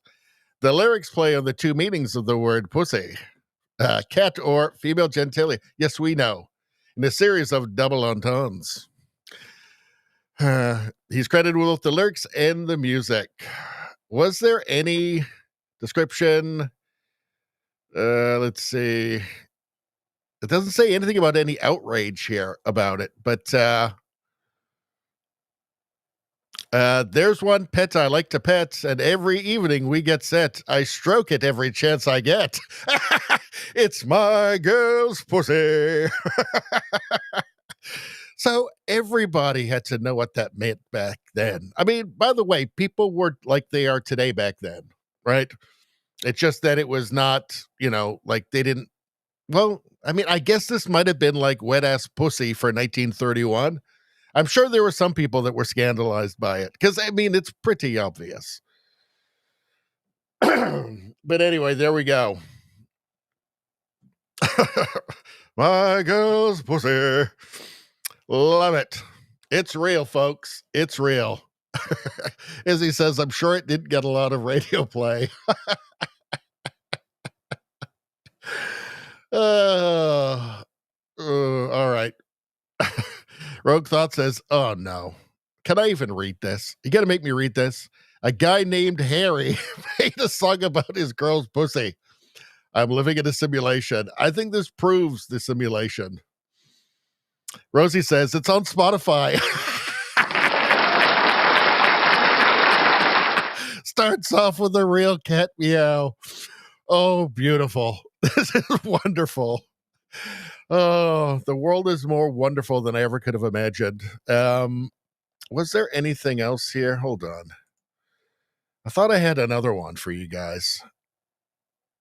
No, I guess I don't. All right. Well, that was it. Let's move on. All right. Do I even have the energy to do the tariff thing? I mean, this is like, we'll do as much as I can. How about that? Pardon me. All right, got a frog in my throat. Frog in my throat. From Brian Lilly. This is not good. Elbows up. Elbows up, Canadians. So, Mark Carney, the guy who knows how things works and knows how to negotiate, apparently doesn't know how the world works or how to negotiate because things are going terribly. Michelle Rempel Garner posted this. Explain to me about the elbows again. Let's see. You have tariffs on Canada. Before Carney, softwood lumber, 14.4%. After 5 months of Carney, that's up to 27.3%. So that's more. That's bad. That's almost double. Energy, 10%. Now, energy, 10%. Critical minerals, 10%. Minerals, 10%. Okay, so that's fine. Potash, 10%. 10% still. Steel and aluminum was 25% before Carney. Now it's 50%. So that's double. So that's bad. Other non-CUSMA or USMCA goods, 25%. Now it's 35%. Plus cars and trucks at 25%. Now, that's a little misleading. For the cars and trucks, it's just on non-USMCA compliant parts. So the actual effective tariff is really more like 3 to, at tops, like 11%.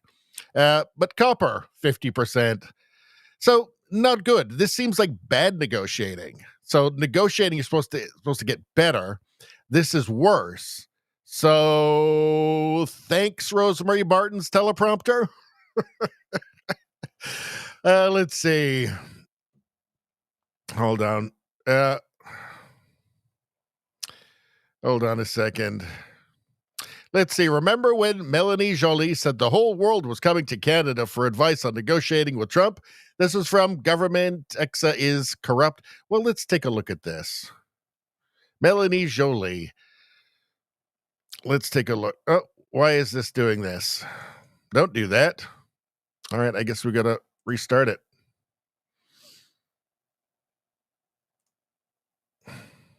You know, you're actually better off not having to hear her talk. But she's saying that the whole world was coming to Canada for advice on negotiating with Trump. Yeah, they sent everywhere sent somebody and said, find out what Carney's doing, and then we're going to do the exact opposite, because that guy's pretty dumb. It's almost like he doesn't know how the world works. How did that guy get elected? Let's see. Canadians will be our own best customer. That's what Mark Carney is telling us. Let's see. He's put out a statement after his massive failure. Canadians will be our own best customer. Are we, though? Creating more well-paying careers at home as we strengthen and diversify our trading partnerships throughout the world. We can give ourselves more than any foreign government can ever take away by building with Canadian workers and by using Canadian resources to benefit all Canadians. What does that actually mean? I feel like it means nothing. I feel like it's a word salad. I feel like it signifies absolutely nothing. I feel like I feel like that signifies Mark Carney's total failure and his total inability to create a solution to these problems. We can give ourselves more than any foreign government. Can we, though, really? Like, can we? And by the way, this whole kind of one Canadian economy and, reducing the trade barriers between the provinces, nothing has happened on that either.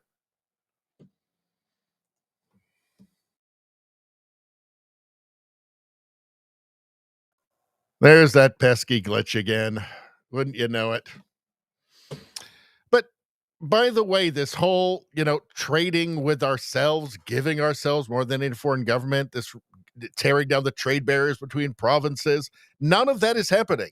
Nothing's being done. Nothing is being done.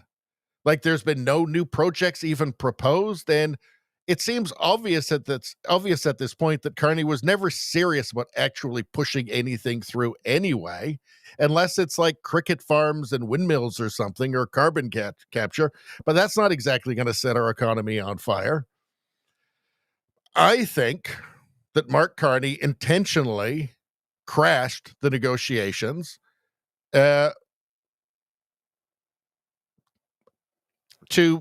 because he's got the net zero plan and he thinks that he wants to align himself with Europe. None of it actually makes any sense.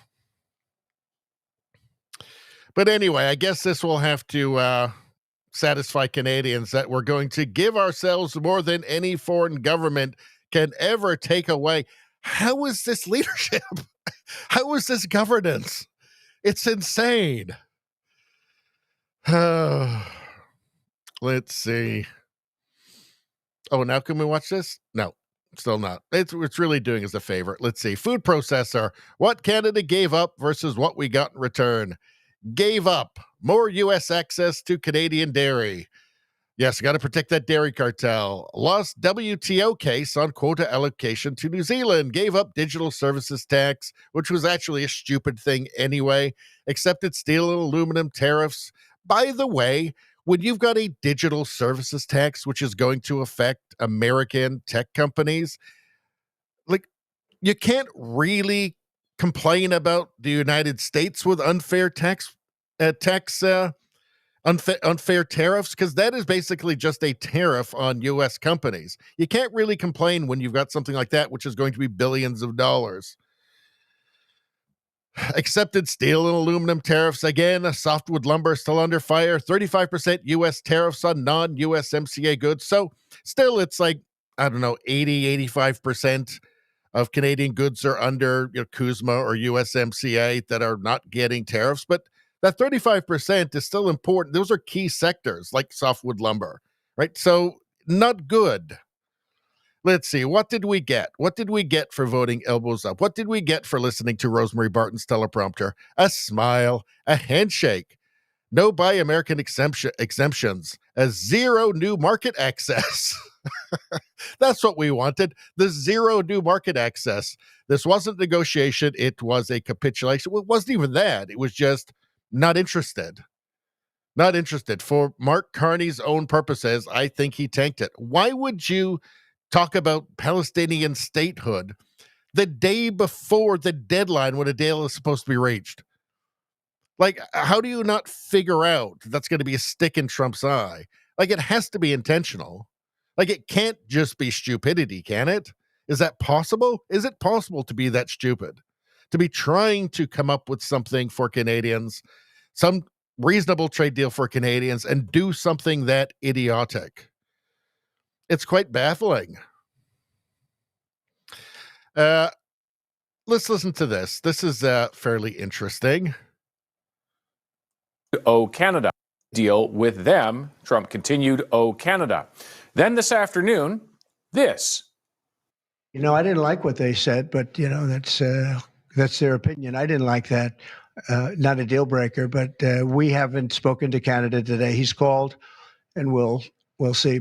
Wonder what is it that he's going to say in terms of sort of how the administration at least is feeling. You got some sense of that from Trump, but his Commerce Secretary Howard Lutnick was on with Fox Business News talking about Canada and about the prospects of what might happen over the next 7 hours. Let's take a listen to this. The Canadians put out, oh, we're going to recognize the Palestinian state. I mean, come on, don't be so tone deaf, right? The president is totally into trying to get peace in Gaza, and you're throwing your hat in the ring from Canada. Come on. You know, they still haven't solved dairy. They still have 2 countries on the whole world retaliated against the United States of America tariffs. China, which we all know, and Canada. So, you know what? I just don't see the president stepping off the gas. I don't see the president stepping off the gas. I think that's a really good way of putting it. Deal with. So when you're elected, because you're supposed to be the guy who gets things done, right? Gets results. Okay. I certainly did not vote for him because I predicted that he was going to be Turbo Trudeau and it was going to be even worse than Trudeau. Even I'm shocked at how true my prediction has become. But you get elected as the button-down guy who's going to get things done, the sensible guy who's going to get things done, who's a strong negotiator, who knows how the world works. I don't care what's coming from Trump. I don't care what's coming from Lutnick or any of them. Look, get something done. Results, right? That's what you were voted in for. You have to do that. Trump is getting results. He's getting lots of results. At this point, there's no excuses. Like, you have to get something done. Even if it's not the great deal that everybody's going to love, it's something, it's better. It's certainly better than the uncertainty. That's the best that we could do is 35% non-USMCA products, 50% on steel, aluminum. That's the best you could do. These are the results. It's either baffling incompetence or intentional sabotage of the process. And I'm feeling like it's intentional sabotage. Why? I think there's a good chance that they're going to try and push us into the EU, as idiotic as that would be, to join this crumbling edifice. The EU is a basket case. It's deindustrializing itself. It's becoming authoritarian, right? It's becoming a censorship hellhole. It's becoming the place where human rights go to die. And all that Canada would achieve by joining the EU is to become a bargaining chip for the EU to be used against the United States for its own benefit, for Europe's own benefit. Because once you're in the EU, now they've got control over your trade practices, over your trade deals. Now they've got control over your borders. They're going to tell you how many people are going to be imported into your country and from where. So, you know, giving up your sovereignty, right? The thing that the elbows up crowd was never going to do. I think that might be where it's heading. I'm not sure, but I think it might be where it's heading. There were these strange polls that all of a sudden started coming out after Mark Carney told us about how we're the most European, non-European country. All of a sudden, these polls started coming out about how much Canadians wanted to join the EU. Weird.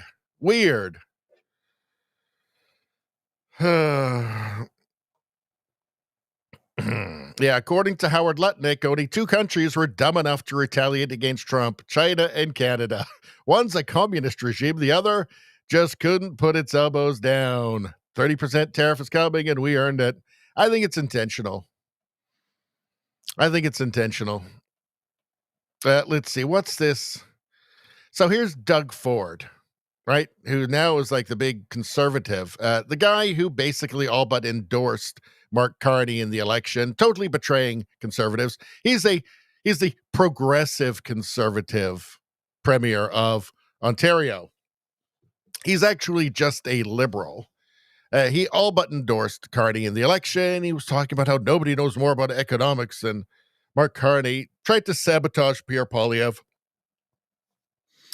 And I think he's repositioning himself now that I think he tried to sabotage Poilievre because he wants to be the federal conservative leader. That will never happen. If it did happen, I would not vote for him. I would vote for, I don't know, PPC, anything else. Anything other than this big fat phony. Folks, we all know this is a serious time for our province and our country. With President Trump taking direct aim at our economy, his goal is to take every single business out of our country, out of our province, and bring it down to the U.S. But I'll tell you, I will fight like I've never fought before, and we're going to continue fighting against President Trump. What does that mean? He's going to fight like he's never fought before? He's going to continue. What does that mean exactly? Does it mean doing something stupid? Well, let's listen. And his radical views. I better stop there because I'll get on a rant. And I'll just tell you, our government is doing everything in its power to cut red tape and make Ontario and Canada the strongest economy in the G7. Our government. How? We're right next door to the world's biggest economy, right? And through the incompetence of our government, we're going to be, because don't forget the free trade deal between Canada, U.S., Mexico, USMCA, or CUSMA, as it's also called, that's coming up for renegotiation in 2026. How do you think that's going to go? We're right next door to the largest economy in the world. We have a giant border with roads that go back and forth, which are really convenient. Intentionally limiting that to ourselves is total and utter stupidity. How are we going to become the biggest economy in the G7? That doesn't, how? What, selling? What are we? Nobody wants anything from Canada other than our natural resources. And there is no way proposed to get more out than we're getting out already. So how exactly is this all going to work? Let's continue. Has a plan to protect Ontario. And I always say our job is not only protect Ontario, but protect communities, protect families, protect jobs and businesses. And that's exactly what we're going to do. And I will not spare a penny to make sure we do it. Folks, we all... shut up, Doug Ford. Nobody believes you. He's just a scoundrel. He's basically a traitor to conservatism in Canada. I would never vote for this guy. I would rather vote for Carney than this guy. Honestly. Let's see. What's going on here? July 9th. Philip Cross, boycotting the U.S. has had little effect so far. Trade is too small a part of the U.S. economy, and our share of that trade too small to allow us to punish Americans for Trump's tariffs. Yeah, June 9th, 2025. That's just obvious. Everybody knows that. I'm sorry, you can keep saying elbows up all you like, but reality is reality.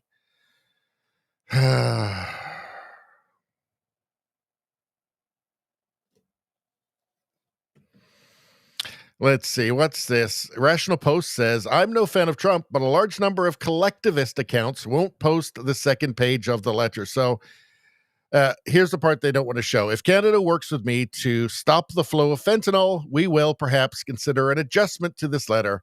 These tariffs may be modified upward or downward, depending on our relationship with your country. You will never be disappointed with the United States of America. Thank you for your attention to this matter, Donald Trump. They keep saying, the Canadian media keeps saying, it's only 1%, only 1%. Is it? I have a hard time believing that 1% of the fentanyl that goes into the United States is coming in from Canada, especially with Trump's border shutdown, with the renewed security, the renewed focus on security of the southern border. We have all these super labs in Canada and all of these precursor chemicals flowing into our ports, and it's 1%. With this giant border, which is largely unprotected, we're supposed to believe 1%. I think they know something else down south. I mean, it's not plausible. It's fairly ridiculous, wouldn't you say? Like, they keep finding like the next biggest biggest, lab in the world in Canada at some ranch, some farm somewhere. But it's 1%. I'm just not believing this. It does not seem credible to me at all. And I'm certain that real numbers are going to start coming out.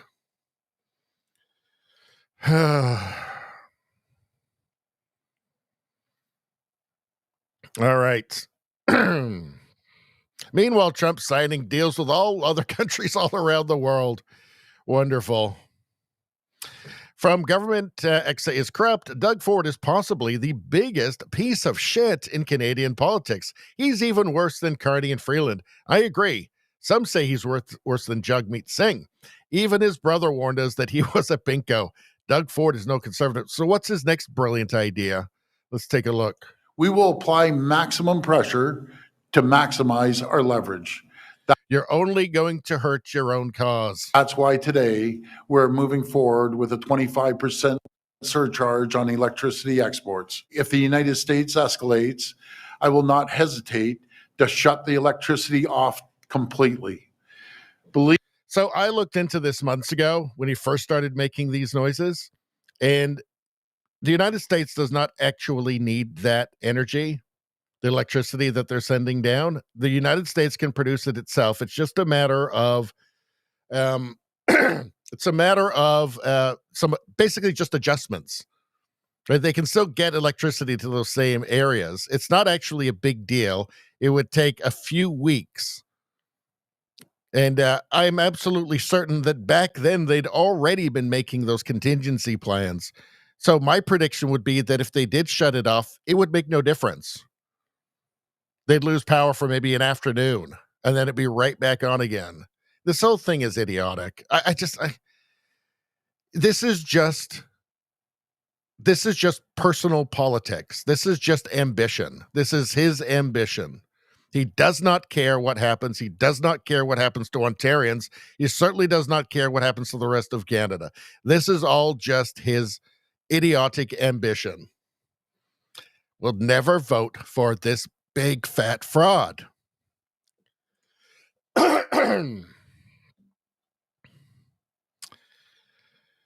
Let's see.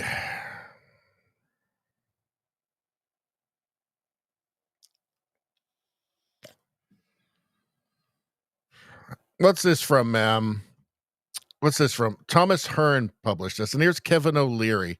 He's been speaking really nothing but common sense about this stuff. Let's take a look. 3 years from now, I think Trump has eroded global trust in the American economy and American deal making. You mean the all-time high market ever in history? It's high because they don't believe the all-time high. They think Trump is going to chicken never out. been higher, never been worth more, never been more successful, never. When the liberation eroded by trust, all-time high today at 4:30 in history, never worth more. What are you talking about? Well, let's see what happens on August 1st when he announces the American up to 50% are 3 years from now. I think Trump has eroded global. Look, what's happening is, and this is something that Trump said right from the beginning, that he wants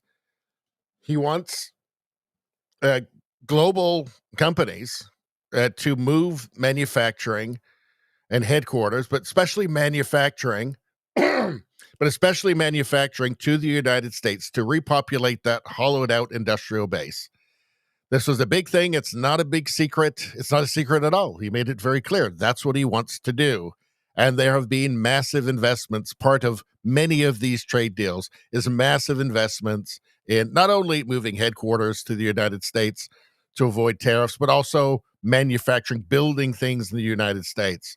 By the way, with Mark Carney, he's going to get exactly that from Canada. Why did he tell Canadians to vote for Mark Carney, who then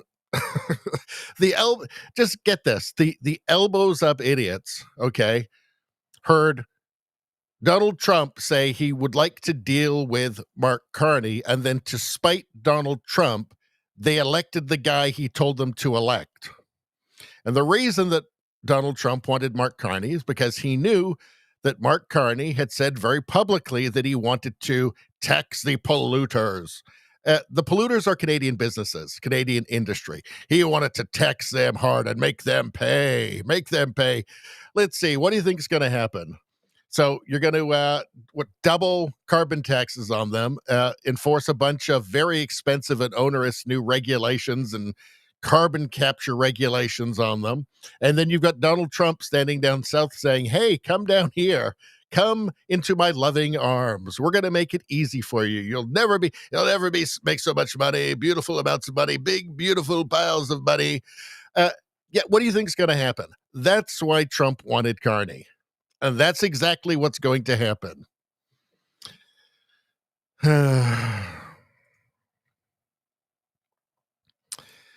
Let's see. What else we got? All right. Let's move on. Let's do a little bit of quick Pierre Poilievre, and then we'll get back to the chat. Let's see. Pierre Poilievre says, and he's starting to cook now. He'll be really cooking when he gets back into Parliament. But can you believe anything Carney says? Compare the promises to action. Promise. We'll build things we never imagined at a speed we've never seen. Reality. Not one new oil pipeline is even proposed. There's not going to be. This has been Mark Carney's career for like the last 20 years is no new pipelines. Not in Canada, right? Not in the Western world. Down in like Brazil, sure, that's fine. Qatar, that's fine. But not in Canada. I mean, his whole book was about that. His whole book Values was about that. Not one new oil pipeline is even proposed. In fact, he won't even say if he supports ever building one. Spoiler alert, he doesn't. Plus, he's keeping the ban on shipping off the North Coast, BC. He's keeping the ban on shipping off the North BC coast, so there'd be nowhere to ship it. Of course, promise. We'll catalyze home building, double home building. Reality, housing starts have collapsed under Carney. His own housing agency forecasts will actually drop to as few as 212 starts in 2027, less than half of his 500,000 year promise. And by the way, his housing plan, his national housing plan, is to build high-density tiny homes, apartments, and then little tiny houses made out of shipping containers. And by the way, if you're like a young Canadian looking to buy your first property, you won't be able to because they're going to get rented to you from Brookfield. So you won't be able to buy them anyway. And you won't even be able to rent them because those are going to be for all the millions of people he's planning to continue to bring to Canada. They're the ones who are going to be moving in there and immediately put on benefits. Because, I don't know, I guess he hates Canadians. Let's see. Promise, we'll spend less. Oh, boy, that's a doozy. That was a doozy. Reality, the cost of the federal government is up 8% in just 1 year under Carney's first spending bill, on top of Trudeau's bloated budgets. Yes, Carney is somehow spending even more than Trudeau. Do I need to repeat it? I said Turbo Trudeau. And again, even I'm shocked by how right I was. Promise, the strongest G7 economy. That's got to be the biggest joke of all. Reality, the second highest unemployment, most expensive housing, worst household debt. Let's see. I guess we're going to become but Carney did say that we're going to become the strongest G7 country by giving ourselves more than anybody else could. So I don't know. I guess that totally checks out. Pierre Poilievre, Mark Carney's claim, I only own cash and real estate. He did say that. He said that publicly. Reality, Carney owned 574 stocks. I mean, this is the disaster, folks. Also claimed no Brookfield ties while holding millions in stock options. This is not going to go well. It's not going well, and it's going to continue to get worse. When he does the opposite of what he says, how can you believe a word he says? Well, I think that Canadians just believe what comes out of Rosemary Barton and David Cochrane's teleprompters. I think that's the explanation. I think Canada has the most uninformed, the most ignorant, the least sophisticated voting base in the Western world. At least 43% of it is. Let's see. New Fraser report. Taxes cost you more than food, clothing, and shelter. So Again, Pierre Poilievre is really going to start to cook once he's back in Parliament, but I think that he's doing a good job of reemerging with some really strong arguments and just actually kind of startling facts. Some kind of ugly truths about the reality for Canada right now. Let's take a look at this. Hi, everyone. Congratulations, you're spending more money on taxes than on food, clothing, and shelter combined. That is the finding of the Fraser Institute's July 22nd, 2025 report, and it reports on last year, which shows that the tax burden of Canadians is up 2,784% since 1961, so just over 60 years ago, and that bill is vastly outstripping the bills that you pay for everything else. I'm going to quote directly from my laptop on this report. Taxes have grown much more rapidly than any other single expenditure for average Canadian families. Expenditures on shelter are up 2,100%, food up 927%, clothing up 460%, but the tax bill is up to 2,784%. So an absolutely staggering amount of money that is going to taxes. So the average family is spending 42% now on taxes. That is compared to 35% on food, clothing, and shelter. So you have to ask yourself, are you getting more from the government than you're getting from your private expenditures on food, clothing, and shelter? I have a hard time believing it. There are so many different taxes. We've got income tax, payroll tax, health tax, sales tax. Okay, you get the point. But, in fairness, Mark Carney did say that the way out of this is for us to give ourselves more than anybody else could. So I'm not sure how that works exactly. But, I guess we're just going to have to go with that. Solution, a smaller government that makes room for bigger citizens. That sounds like a pretty good idea. Huh. I don't know. Let's see. David Parker says economic Pierre is the best Pierre. I think the best Pierre is the Pierre who's saying that we need negative immigration. Well, that's just my thoughts. All right. How about this from Pierre Poilievre? Let's get this straight. While rampant violent offenders are released hours after their most recent charges and anti-Semitic rioters vandalize businesses, terrorize daycares, and block traffic without consequences, the Crown wants 7 years prison time for the charge of mischief for Tamara Leach and Barber. How is this justice? Well, it's not. It's political retribution is what it is. Political intimidation. It's a warning to Canadians that unless you're holding a Palestinian flag and you're screaming death to Canada, death to Israel, death to the United States, you could find yourself in some trouble. Unless you're blocking traffic on a busy street in Montreal or Toronto to pray in a public display of power, you might be in a bit of trouble. I mean, certainly if you're a Christian, you don't want to try that. You'll probably find yourself in prison. It took him a while to get around to this, but he has said it. It's important, and I'm willing to accept it. All right, let's get back to some noodles here. Let's get back to the chat. And actually, you know what? Before it gets too late, what is this? Techni Sport gaming chairs. That sounds like fun. What else we got? Is there anything else I can do? Let's see. There's lots of new ads here. What's the best one? Let's see. Power Life. That sounds like fun. Let's see. Morning Kick. But it's telling me to follow the exact script, so I don't know if I can do that. That's the problem. How about this one? This looks like fun. Let's check this one out. Okay, everybody listen. All right, anglers. If you're ready to fish remote lakes or quiet rivers in total stealth mode, check out the Nevada Fishing Float Tube from Caddis Sports.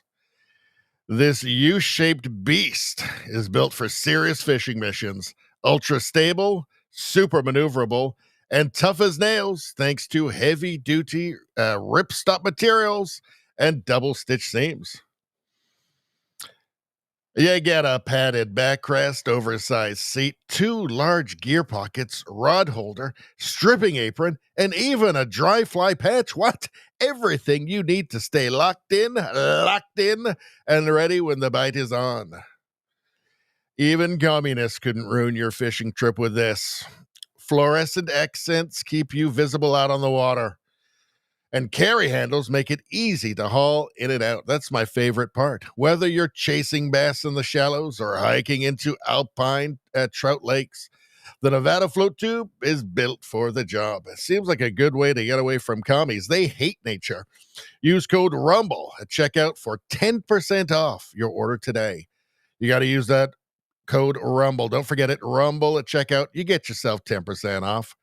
That's caddissports.com, CADDIS sports.com. I'll repeat it, CADDIS sports.com. Get out there, stay light, and catch the big one. And watch out for those commies. All right. Good times. Let's see.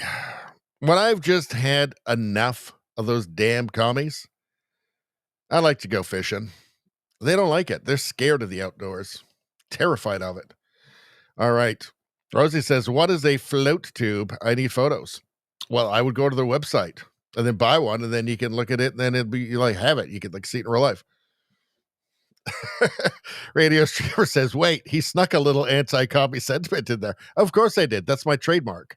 Rosie says, growls, commie hate, 11 out of 10 on the new ad read. I believe 11 out of 10 is almost the most you can get out of 10. Thank you, Rosie.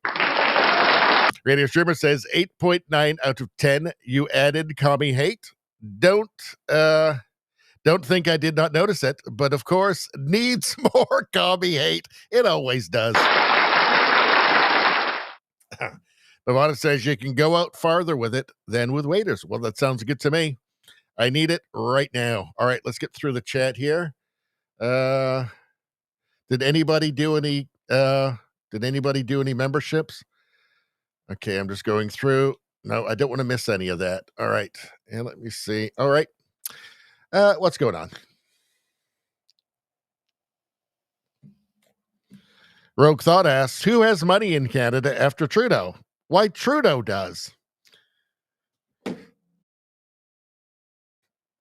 Freedom Butterfly says word salads mask thievery wrapped in packaging of boring.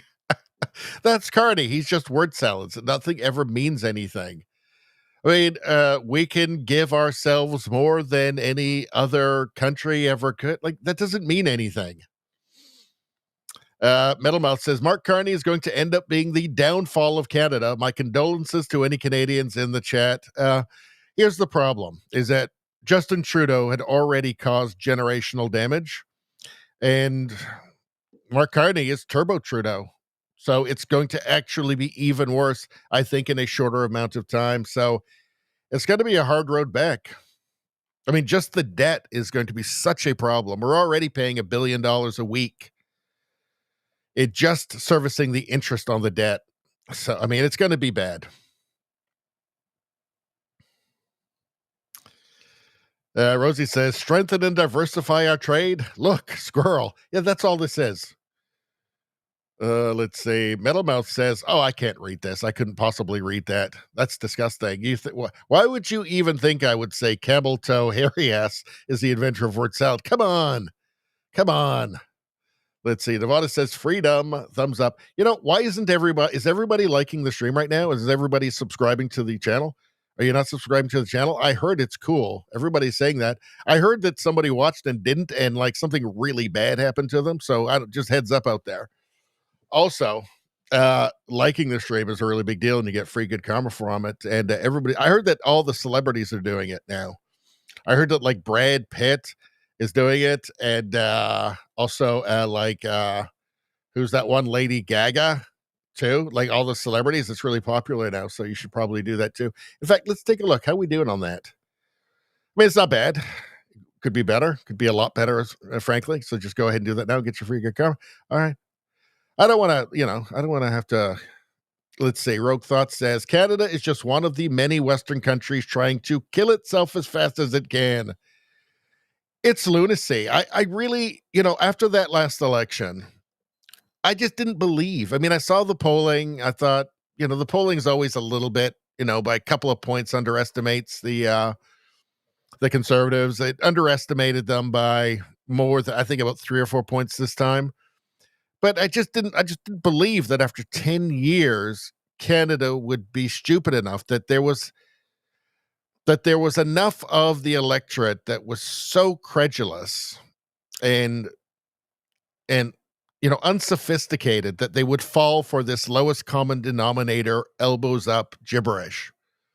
And I was wrong. And it really put me under a black cloud for a while. I mean, it really destroyed my faith in Canada, to be honest. I'm not black-pilled right now. I still think we can turn it around. But I don't know it. I don't know that we can.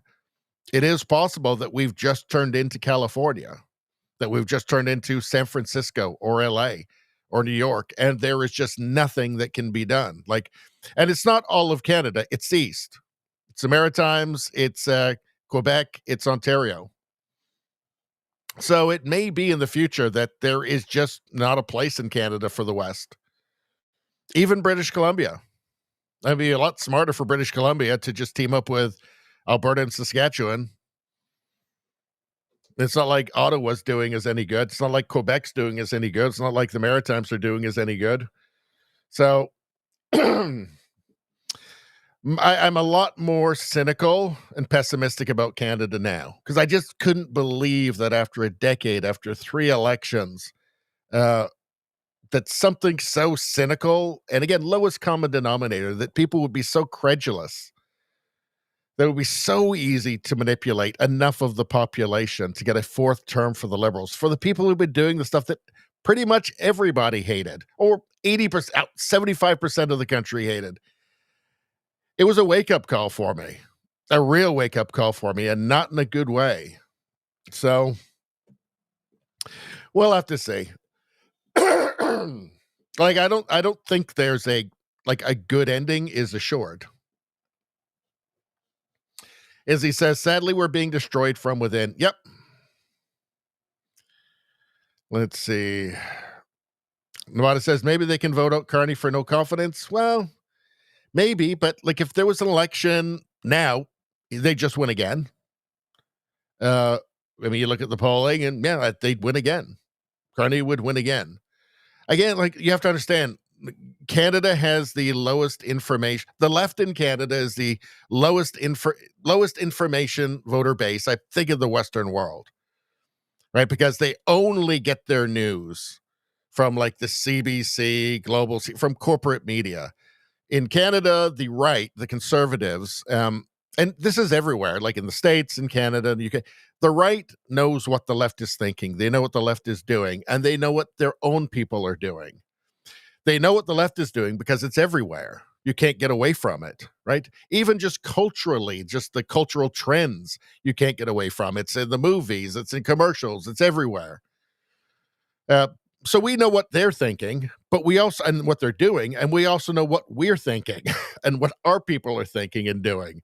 So we have so we're not as easily fooled, because we just have a larger breadth of knowledge and understanding of what's happening in our country. The Liberal voters, no idea. They have they don't know anything other than what comes out of Rosemary Barton's teleprompter, and then TikTok. That's it. That's all they've got. Nothing. They will not expose themselves to any dissent, to any different ideas. It pains them to hear it. And it's very easy for them. I mean, they can just turn on the CBC or Global and watch the evening news every night if they want. If you're a boomer, you just do that. And it's easy to not see anything else. You actually, for anything conservative in Canada, you have to, it's even true in the States, you have to go looking for it. You can't just exist and have it wash over you the way you can with whatever radical progressive garbage is happening. Anyway, I don't know where I was going with that rant, but it's depressing. Bittermouth says, this is Mark Carney we're talking about, Richie. Yeah, right now, he'd win. In 6 months, he'd probably still win. In a year's time, I don't know. I mean, I have very little confidence in the Canadian electorate, so we'll just have to see. I mean, I assume there's a line that enough people will get to where they'll say, actually, I can't afford to just vote on fashion anymore. Like, this is actually ruining my life. You would assume so, but will San Francisco ever get there? I don't think so. LA? No. New York? No. Chicago? No. Like, I don't think there is anything that will change those populations. It may be that Ontario, Quebec, Maritime, there is just nothing that will change them. It could be. Like, there is no line. There's no line where they will see reason, like, even to save themselves. Let's see. Rogue Thought says he didn't vote himself in. The baffling thing is people actually voted this person in. Well, I've explained why. Let's see. Nevada says, I think they cheated. God, I hope so. No, they didn't cheat. They didn't cheat. Let me sum it up for you. Right? When I was on my last road trip, I went to a garage sale in this like little town where you'd think it would be more conservative, right? And the guy having the garage sale was just an imbecile. But in any case, he had a bunch of like sports stuff. And they had like trading cards and stuff, like hockey cards. And somebody was asking him about a Wayne Gretzky card. And he starts going, Wayne Greasy. Oh, he's a trumper. And I was listening to this thinking, yeah, this is why Canada's doomed. Because imbeciles like this exist. And I guarantee you that guy thinks he's a sophisticated, discerning voter.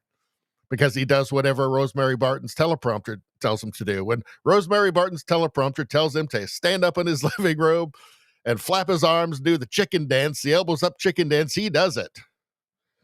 And he knows he's smart and he's sophisticated because he did what Rosemary Barton's teleprompter told him to. Wayne Greasy, he's a trumper. Yeah, Wayne Gretzky's been friends with Trump for decades. So what's he supposed to do? Like, about, I don't like, I'm going to betray my friend.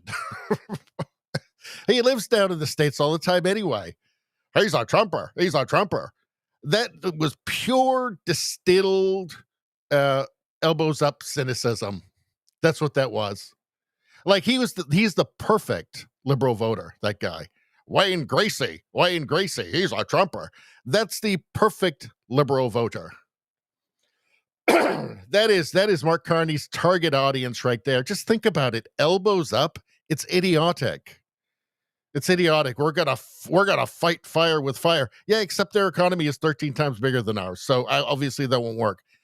Their target, their perfect liberal voter says that because Wayne Gretzky is friends with Trump, that he's now Wayne Greasy, and he's a trumper.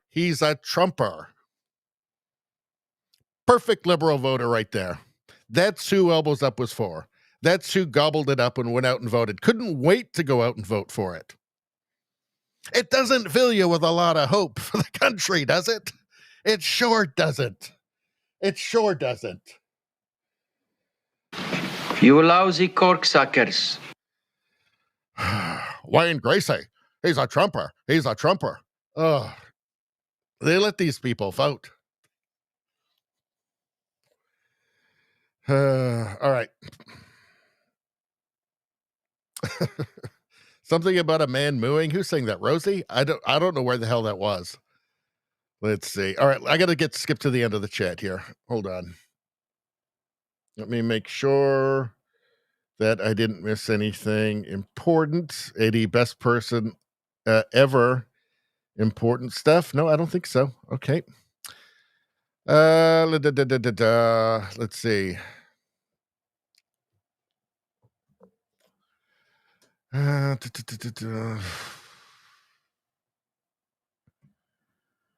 Rogue Thought says, no offense to good Canadians here. This is a mosquito talking big. Yes, exactly. Ford the fake. It's just like that's not going to help. It's going to do nothing. He thinks it will help his ambition. That's it. Let's see. Freedom Butterfly says, our supermarkets sell glued together meat scraps, a steak. Oh, I think I saw something like that. Oh, let's see. Radio Streamer says, man, I just remembered getting into a fight with a Canadian about poutine. Good poutine is damn good.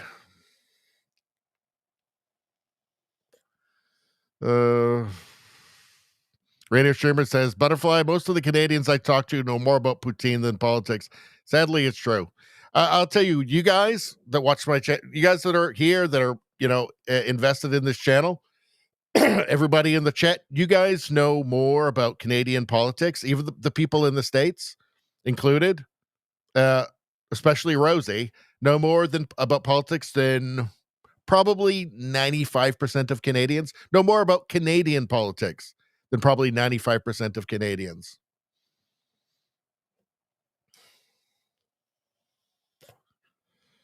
Let's see. Radio Streamer says, I didn't even mean that as an insult. I was floored that the people I talked to, servers up there, did not even know who Carney was. I'm not surprised.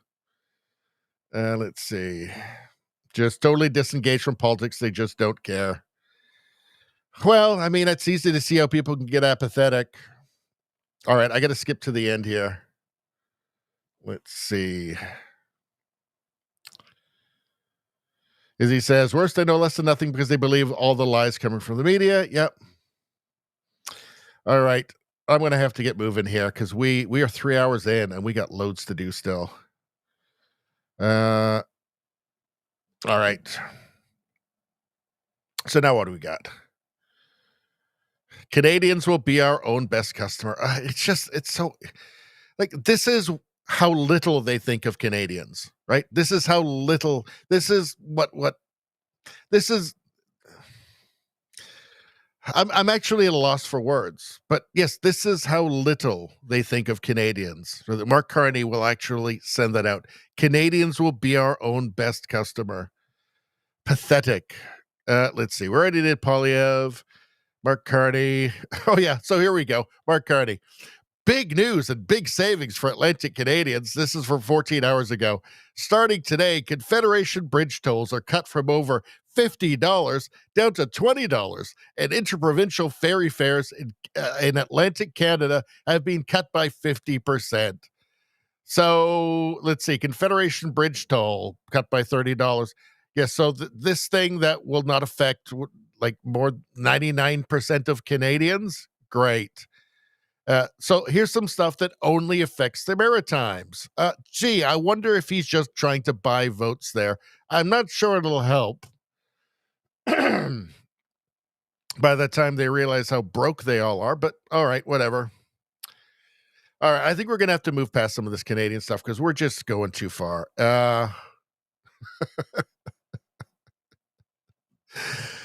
Oh, Liz Churchill says, what a fucking retard. What a fucking retard. So Doug Ford, the Premier of Ontario, the fake conservative, which Liz Churchill is calling an effing retard. So he's canceling the Starlink deal to bring internet to rural Ontario because Elon Musk attacked our country somehow. I'm not sure I remember him attacking the country in any serious way. Like he was going to bring excellent internet service to Ontarians who needed it. What's this big fat fraud saying? So I'm talking to the other big companies, the Rogers and the Bells. Had meetings with them actually last week and saying, hey, we got to get moving on this.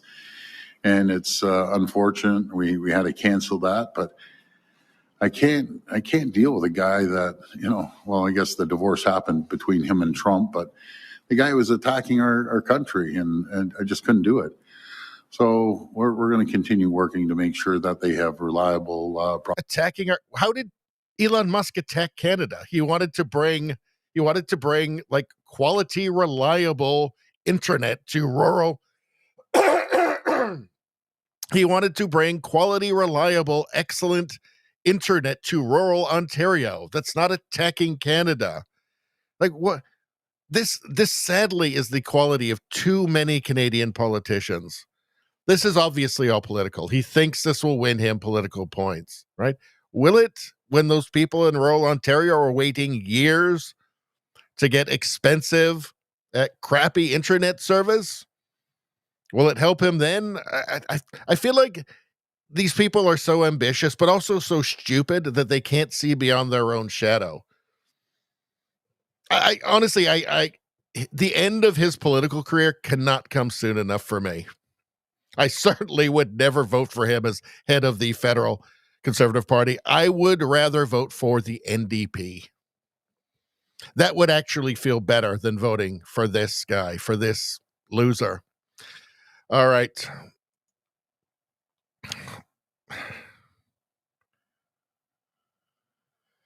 All right. We can't. No, I can't do it. No, I can't do it. Let's see what's going on in Canada, intolerant Canada.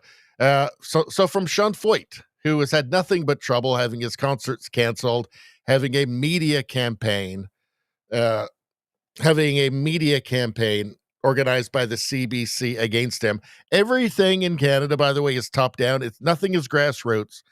The CBC decides that they need to take attention away from Mark Carney's failures, so they'll come up with a moral panic. And this time it was a Canadian or an American Trump-supporting Christian singer and pastor, which was a threat to Canada. So Sean Foyt, and this is Sean Foyt. I didn't know anything about him before this, by the way, right? And I don't care what his music is. I'm just supporting him because the CBC hates him. Let me get this straight, Canada. A pro-Sharia law imam can host a tour across your country without being canceled, attacked, or slandered by the media and government, but not a Christian pastor and worship leader. Is this what you've come to now? Yes, we have. So from True North, exclusive legacy media silent as pro-Sharia imam kicks off Canadian tour. Establishment figures have been completely silent about the Canadian tour of a Salafi preacher who touts an extreme anti-Western ideology to his followers. So there are tons of clips in Canada of imams who are in Canada talking about, I've shown you the clips of the guy in Victoria who's a big fan of child martyrdom. So child soldiers, child martyrs in Palestine, huge fan of using children for his holy war. Let's see, you've got the imams who talk about bringing Sharia law to Canada and how pro-Sharia law the government is and how they want to facilitate that process for Islamic communities in Canada. There are tons of videos of this. We've got them screaming on the steps of art galleries about death to Canada, death to Israel, death to America. There are tons of videos. The mainstream media does not create a moral panic about it. By the way, you've got the mobs with their flags out screaming all kinds of genocidal lunacy. Mainstream media does not create a moral panic about it, even when you've got, obviously, it's not white supremacists shooting at the Jewish girls' schools or vandalizing Jewish bakeries or cafes or marching into Jewish communities to intimidate them in like Toronto or Montreal, right? Yet strangely, there's no moral panic about that. The moral panic is reserved for a Christian singer. That's Canada. And again, it's just evidence that none of this is grassroots. It's all top down. And there are, I guess, enough totally credulous, ignorant, unsophisticated Canadians to just fall for it every single time. It's almost like they hate Western civilization and they want to burn it all down so they can create some weird identity communist state or something. I don't know. Let's see what's going on here. This is one that actually is going to take a while to get through, and we're already 3 hours, 60 minutes in, so we're not going to do that one. Let's see. Please tell me this is a joke. So from Bradshaw, please tell me this is a joke. Are Canadians really paying for a crying room at CBC? You guys are going to love this. You're going to love this. So this was an interview with Northern Perspective, who I think they do a really good job. I would, if you're interested in Canadian politics, you can subscribe to them. I think they're just on YouTube. Or follow their X account. But they did this interview. This is the lawyer for Travis Donraj, who is basically a whistleblower on the CBC. She's representing him. He is blowing the whistle on CBC anti-conservative bias and just general loony progressive wokeness. So let's hear what his lawyer has to say. CBC employees are reaching out to you since Travis came forward. What are they telling you? I've heard about the crying room. The crying room. Yep. What's the crying room? The crying room is a place where CBC employees are told to go if they're upset at work about something that happened to them. And they're supposed to shut the door and cry alone there.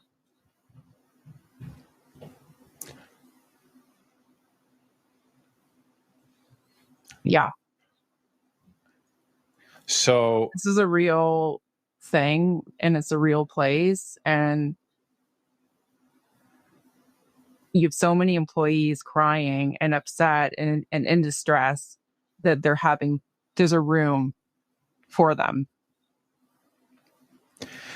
So rather than go talk to your union rep, go talk to your union executive, go talk to HR and deal with an issue, go talk to your manager, deal with the issue. We have a room that we just want you to go and cry and get out your emotions. We don't want to deal with them. We don't want to deal with the problem. Just get back to work. So, and by the way, crying room is what the management at the CBC calls it, right? So the employees apparently don't actually like calling it the crying room. They'd rather call it something else. It's unclear whether this is a place to go cry for your personal problems, or a coworker insulted you, or just that you're treated so badly at the CBC. I don't know. I kind of remember a time when people were just adults and just didn't break down in tears all the time. So that's also another option.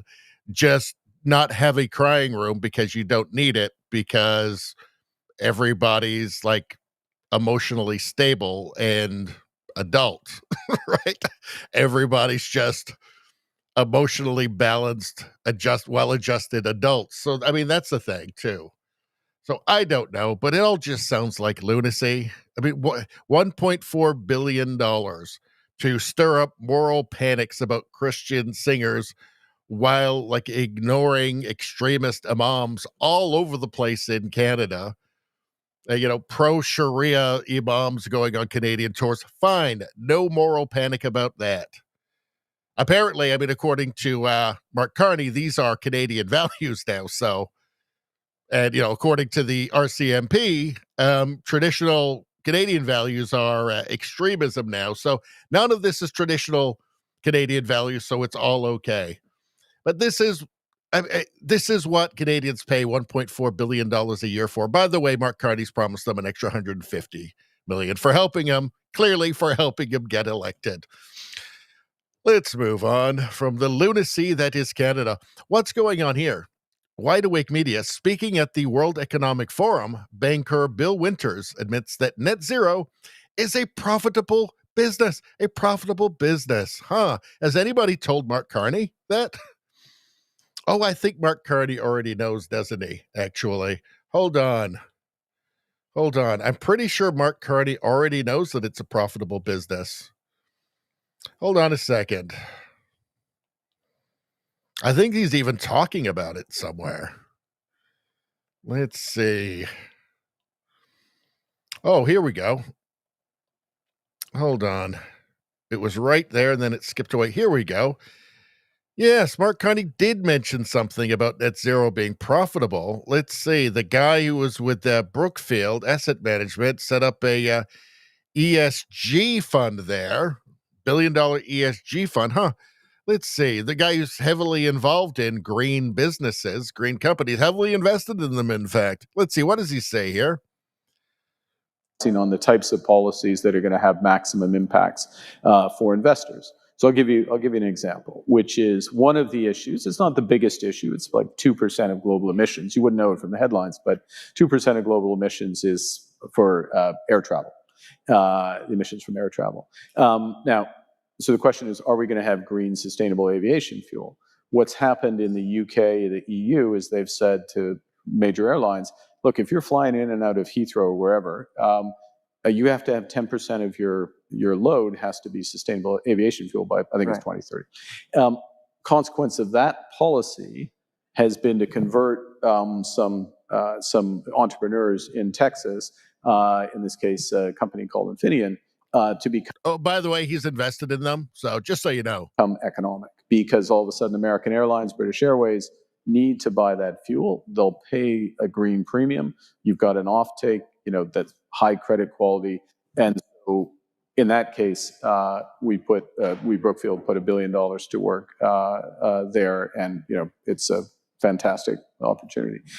The point being, without the policy, the policy fantastic opportunity, he says, has to drive it and drive things down. So public policy has to drive that. So public policy has to force companies to use the companies that he's invested in. How about that? Yeah, I'm dodging your question. I know. Yeah, I know you're dodging. And look at the time. I look at the time. 20 minutes left. We have all the time to come back to this. No, but increasingly available. So, let's see. Let's go back. So this guy's saying that net zero is a profitable business. Yes, and Mark Carney agrees with that. Let's see. And now he's prime minister and can make all kinds of decisions about who's going to subsidize these companies or use government funds to promote them. Let's see. It feels as though the mood music has changed. Many of U.S. peers have pulled out of the climate alliance. Even Trump, yesterday, President Trump is now has plans to pull out of the Paris framework. Big setback to the green agenda. How is this going to impact the bank's role in promoting this sustainable economy? And of course, we're seeing the consequence of that in terms of the natural disasters around the world. Importantly, I think, while there's been a clear shift in narrative, in particular in the U.S., also some other places, as far as I know, no banks have withdrawn their commitments to supporting a transition to a net zero economy. Well, 4 Canadian banks have, so there's that. Right, because in the long run, it's pretty clear that we need to disgorge ourselves from the reliance on fossil fuels. But when we set this up as Senator Tarter in the beginning, it was two prongs. One was we've got to do our bit to do the right thing vis-a-vis our clients because they want to transition to a net zero environment, but it requires massive. No, they don't. You're just saying that. Investment. That's what we do. We come up with those dollars. Who's your clients? Mark Carney? But two is we make money, right? It's a big business for us. And we made we gave the guidance externally a couple of years ago that we'd make $1 billion of income by 2026. We'll be pretty. Well, I wonder if that's the real motivation, making money off of it. I wonder. But I don't like this guy. This guy's a dingbat. You know who I do like? And the reason I like this person is because they're quite clearly the best person who's ever lived. Rogue Thought, $5. Let's do this.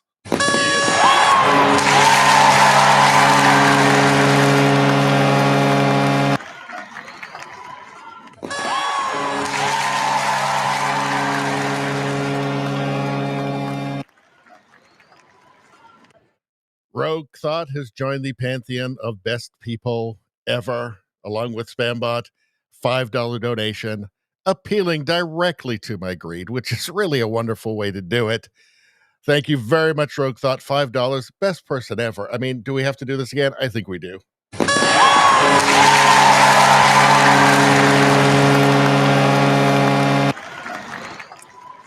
Got a couple of best people ever tonight. It's looking good. It's looking good. Let me just go back and see if I missed anything during my lengthy rant. No, it looks like we're good. Okay. Looks like we're good. All right. Let me know if I missed anything, you guys. I don't want to miss anything. Anybody who deserves to be best person ever needs to get that honor. Let's see. Let's see. I'm going to skip to the end here. What the hell is going on? Man, there's a lot of chat tonight. Nevada says he just said net zero economy. Let that sink in. It's about money. Zero economy. You don't get a sink. Rosie says Spambot got at least 2. We did get the 2. We got the 2 from Spambot. And it looks like Rogue Thought is saying, thanks, sir. I'll continue to listen, even if we have to communicate through code phrasing like the French resistance. Best of luck up there, my friend. P.S. I have an attic. I might need to. I might need to go up there and write my diary. Let's see. What are you guys saying? Let's go to the chat for a second, just for a second, and then we need to get back into the look at this. What is going on with this? This is crazy. Would you go there to get your haircut? Let's see. Rogue Thought says, oh God, safe spaces move from campuses to the real world. The universities are the cancer. Talking about the crying room, yeah. As he says, everything I hear on the CBC makes me want to cry. Yeah, exactly. I need a crying room. Let's see. Let's see.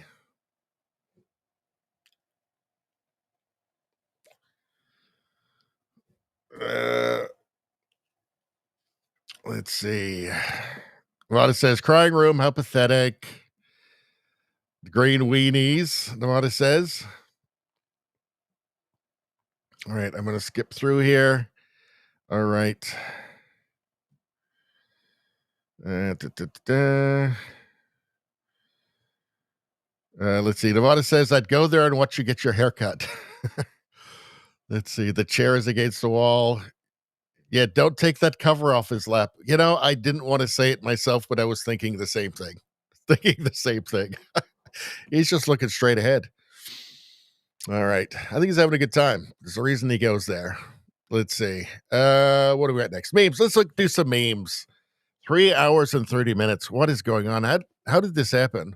Let's see. Capitalism already allows workers to purchase and own the means.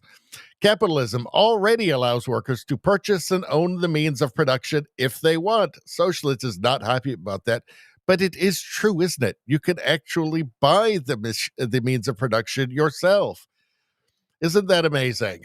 Huh. So you don't have to be a dirty, filthy commie. Let's see. 2065. We still only have 1 month left. How dare you? Climate activist Greta Thunberg. And you know that's going to happen. You know this will just be forever. She's like Jane Goodall with those damn chimps. We all knew those chimps were no good all along. Let's see. They're just waiting to rip your face off, those chimps. We found out the horrible, horrible truth.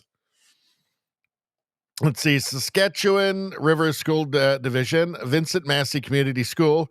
Do electricians listen to AC/DC or something more current? Something more current. Okay. Daily Gondor. Am I subscribed to the Daily Gondor? I need to follow it. Okay, I'm following them now. Daily Gondor. Aragorn was right. This is like in the style of The Guardian, like far left newspaper in the UK. Aragorn was right. Uruk-hai army was bred for a single purpose: destroy the world of men. But here's why it's a good thing. Muldeer Gold Mountain. From Numenorian colonization to orcophobia, Men of the West have done a lot of harm to everyone. With its oppressive monuments and diversity-lacking architecture, allies with the elf-right and alt-rowerem, we conclude the men are wicked, irredeemable, and evil, so they must be destroyed. Scimitar stabbing in the Shire, goblin suspect must be forgiven. No group is wicked, irredeemable, and evil. Hobbits must not look back in anger. Oh, classic. I'm following them now.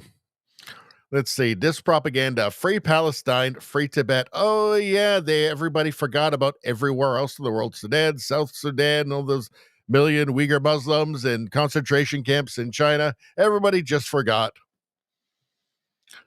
Child soldiers in the Congo. Everybody just forgot. Well, TV told them that they had to free Palestine. So, let's see. Finally, a movement we can all get behind. 100%. Big tits matter. 1000%.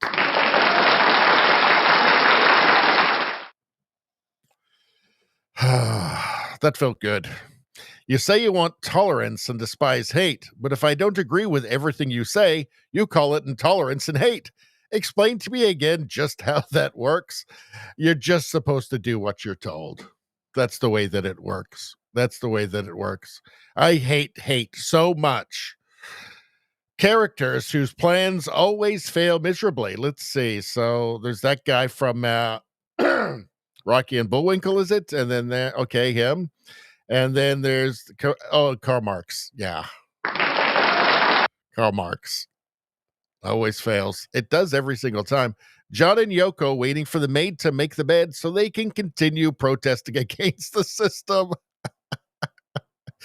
Wasn't this around the time that he put out the worst song ever written? Imagine. That's the most idiotic, most high school yearbook poetry, high school yearbook socialist poetry that you've ever seen. John Lennon was great. I love John Lennon's music. That song is just an embarrassment. It's an abomination. I hate that song. I wish it was never written. It's idiotic. About as idiotic as protesting, waiting for the maid to make the bed so you continue protesting against the system. Almost as idiotic as that. So how did you get into classical music? Me? Yep. And the thing is, I miss this. I wish kids still had this. Because these were actually fairly sophisticated. This was sophisticated education, right? And the music, it was classical. There was classical scores. The score was like an orchestra. It was brilliant stuff. It was so far ahead of I don't know, whatever they're Teletubbies. I think this was actually good for my generation as kids to watch. Let's see, socialist. You guys always act like you're better than me. Let's say, and it's logic, common sense, world history. Yes.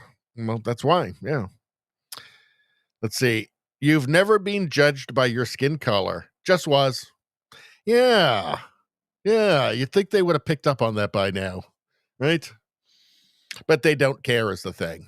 So, that's the thing. They also don't care. Let's see. My political views are whatever this is. I'm with you. See, this is just nice and wholesome. It's nice. Although maybe they trans those kids. I don't know. I hope not. Let's see. Testicular cancer affects 1 in 5 pro-Palestinian women.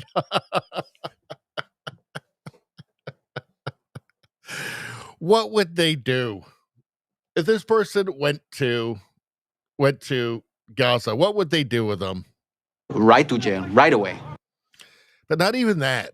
It'd be right off the rooftop. So it's weird. Suicidal empathy, they call it. If DEI is a good thing, why do they get upset when you call someone a DEI hire? Well, isn't that an interesting point? It's like wanting to have your cake and eat it too, but in reality, you can't really do that. Let's see. Don't you die on me, you bastard. We still need to use you. Democrats, of course, trying to resuscitate racism. That's all they've got. When will they come up with something new, by the way? There must be at some point. Everything can't just be hate. Let's see. 7-year-olds can choose their gender. 18-year-olds couldn't understand their student loans. That's a toughie. Also, they don't care. Here's the thing. The modern left does not care about the incoherence of their ideology and their ideas and their own hypocrisy. They don't care. It's just whatever feels progressive and fashionable in the moment. So they actually don't struggle with this stuff at all, right? They'll just say, yeah, 18-year-olds couldn't understand their loans, and yet 7-year-olds absolutely can choose their gender. They'll just say it. They'll just say that, and you'll push them on it. They just don't care. They don't care about incoherence. They don't care about hypocrisy. It's just literally whatever will keep them from being denounced within their own bubble. Why do Democrats flee an area when they start getting exactly what they voted for? Let's see. We're going to need a bigger hoax. You sure are. Oh, what a creep that guy is. If you repeat a lie often enough, it becomes journalism. There you go. I mean, this does seem to be literally true now. Like, this does seem to be the kind of ethos of journalism now. Like, they're not even trying to inform. Let's see. 1525, 1725, 1925, 2025. Not working out so well for this green-haired goblin. All right, so that's all the memes. What do we got next? I like this. This is, so Billboard Chris, first off, says, beautiful, the U.S. will put visa restrictions on foreign government officials censoring Americans.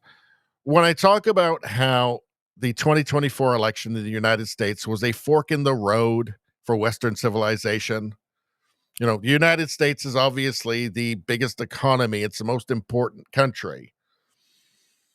And it was a fork in the road, right? You can either go with Kamala Harris and choose masochism, self-hatred, decline, managed decline, erasure of borders, the erasure of the importance or the meaning of citizenship.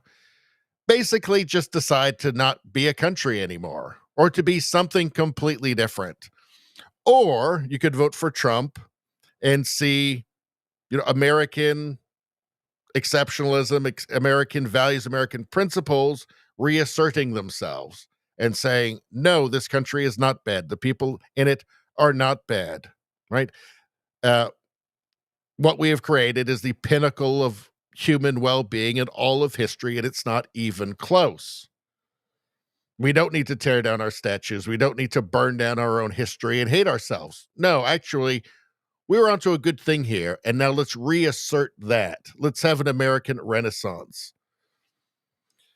And then hopefully the rest of the Western world will follow suit. That was the choice. That was the fork in the road. The United States made the right choice. And let's listen to this let's read this from Secretary Marco Rubio. Secretary Marco Rubio. For too long, Americans have been fined, harassed, and even charged by foreign authorities for exercising their free speech rights. Today, I am announcing a new visa restriction policy that will apply to foreign officials. Are you listening, EU? And persons who are complicit in censoring Americans. Are you listening, Brazil? Free speech is essential to the American way of life, a birthright over which foreign governments have no authority. Are you listening, UK? Are you listening, Canadian government? This is beautiful to see. This is setting the right example. This is what I mean when I say the United States is reasserting itself and its principles and its goodness. Things like free speech. This is what we need. This is what the Western world needs. This is the example that needs to be set for the Western world. Kamala Harris would have helped the EU, UK, Brazil, wherever, would have helped to censor American citizens. They would have demanded it. They would have been complicit in it. Of course they would. With Trump, this is what you're saying. This is how you know you're on the right track. This is fundamental stuff. This is fundamental civilizational stuff here, right? These are the foundations of civilization right here. This is important. It's incredibly important. It's important for people to realize, it is crucial for people to realize how foundational this is and how much it really means to see something like this from, high up American officials, important American officials like Secretary of State Marco Rubio. This is crucial. This is a big deal. And the Western world should pay attention and follow suit if it wants to survive. All right. Let's see what's going on here. I just thought this was funny from Gad said. When degenerate Zoran K. Mamdani, that's New York City's future degenerate communist mayor, wrote endless tweets that defy human reason and human decency. This was nearly 5 years ago when he was only a child of 27 to 28 years old. The same age I was when I finished my PhD at Cornell. He has since changed his mind. So he's changed his mind apparently about wanting to seize the means of production and turn all housing into communes and get rid of the police. Apparently he's changed his mind on that since he was, just a young person 5 years ago when he was only 28. For example, 5 years ago when I was a child, I thought that the earth was flat and the Amish were extraterrestrial. But now I've grown. I no longer think that. Good luck, New York City. You had a nice run. Yeah, it's actually terrifying what's happening to New York City. I mean, it's supposed to be the financial capital of the world, and electing a communist is gonna fix that, I guess. I guess it's racist to be that. Let's see. What else we got here? Let's see. What are they saying underneath? Scary times, doctor said. Yes, it's getting to escape from New York time. It's getting close. It's getting close. Everybody be ready. The Amish do have a work ethic that's out of this world. That's true. Let's see. Johnny D says, Zoran is the most ridiculous candidate I've ever seen, and it hurts me to see my peers cheering on such stupidity. Well, they were made stupid on purpose just for this very reason. Let's see.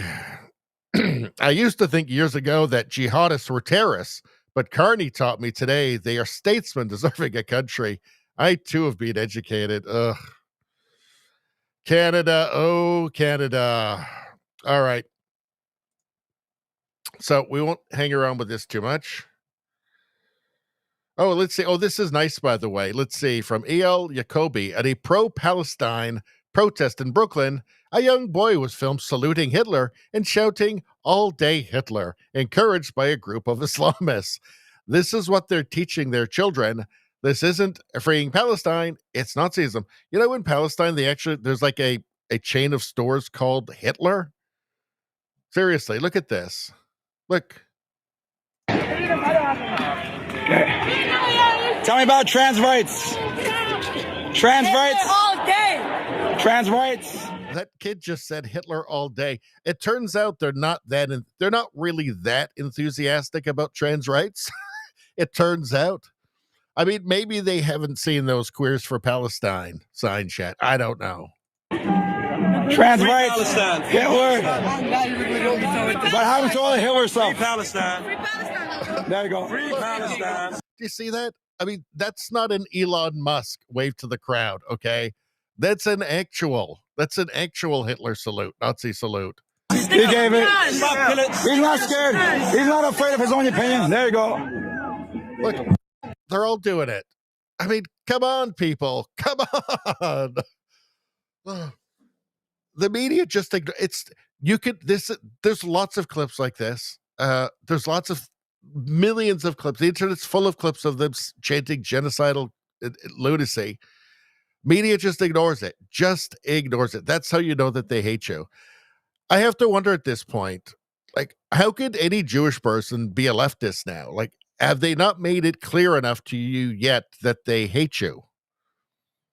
right? Like, these aren't liberals. These aren't liberals. Like, if you think that you're a liberal amongst liberals, you're not.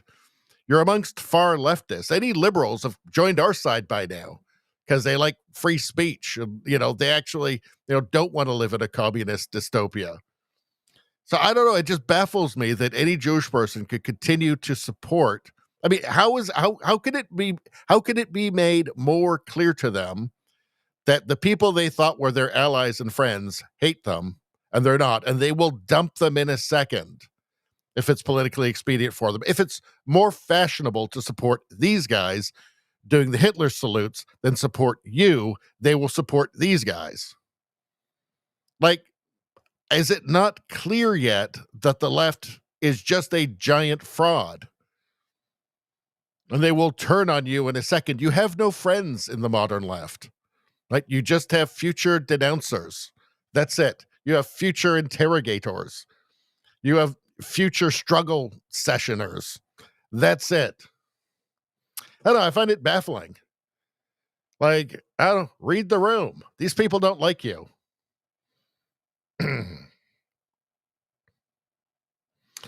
All right, what's going on? This very quickly from MAGA Voice. This is just classic Trump. We'll just look at it real quick. Then we'll get back to the chat for a second.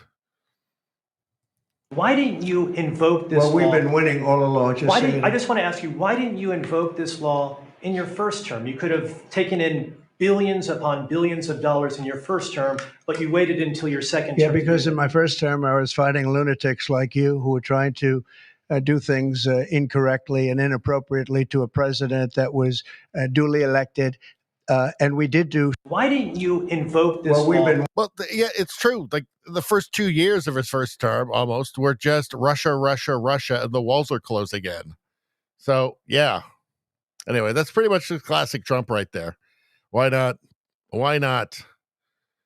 All right, so we're at the last tab. Oh, boy. Okay. We'll have to go through this. Let's do a little bit of chat first. And let's get off of her. Let's just go here. Although we've seen so much of Sydney Sweeney's jugs. What about like a woman getting arrested for a DUI?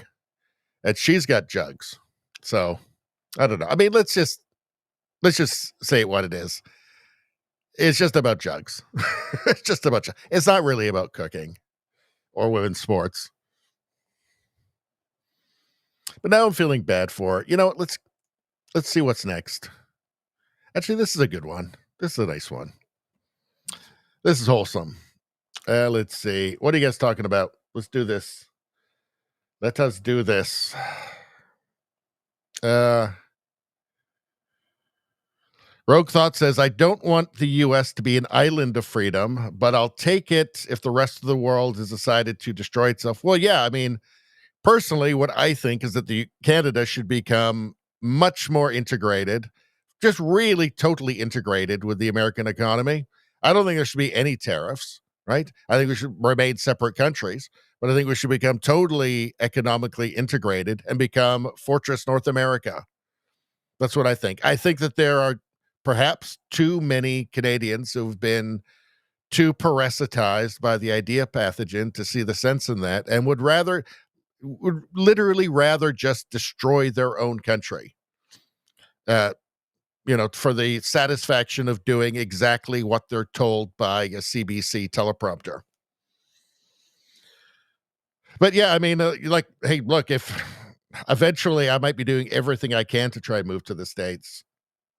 I haven't given up on Canada, but I recognize that it might just be lost. Let's see. And it will not be a good thing if US stands alone. That will not be a good thing, but hopefully it won't come to that. Hopefully Canada, Europe will come to their senses.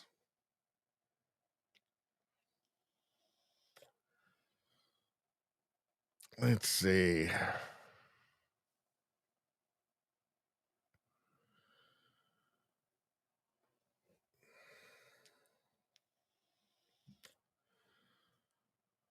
Rogue Thought says, I watched this Bugs cartoon when I was a kid.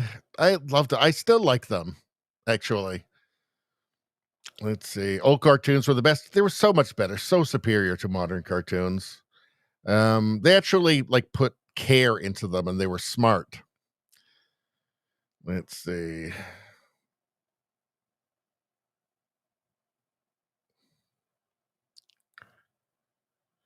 Rogue Thought says racism or Russia. Pick your hard R. Let's see.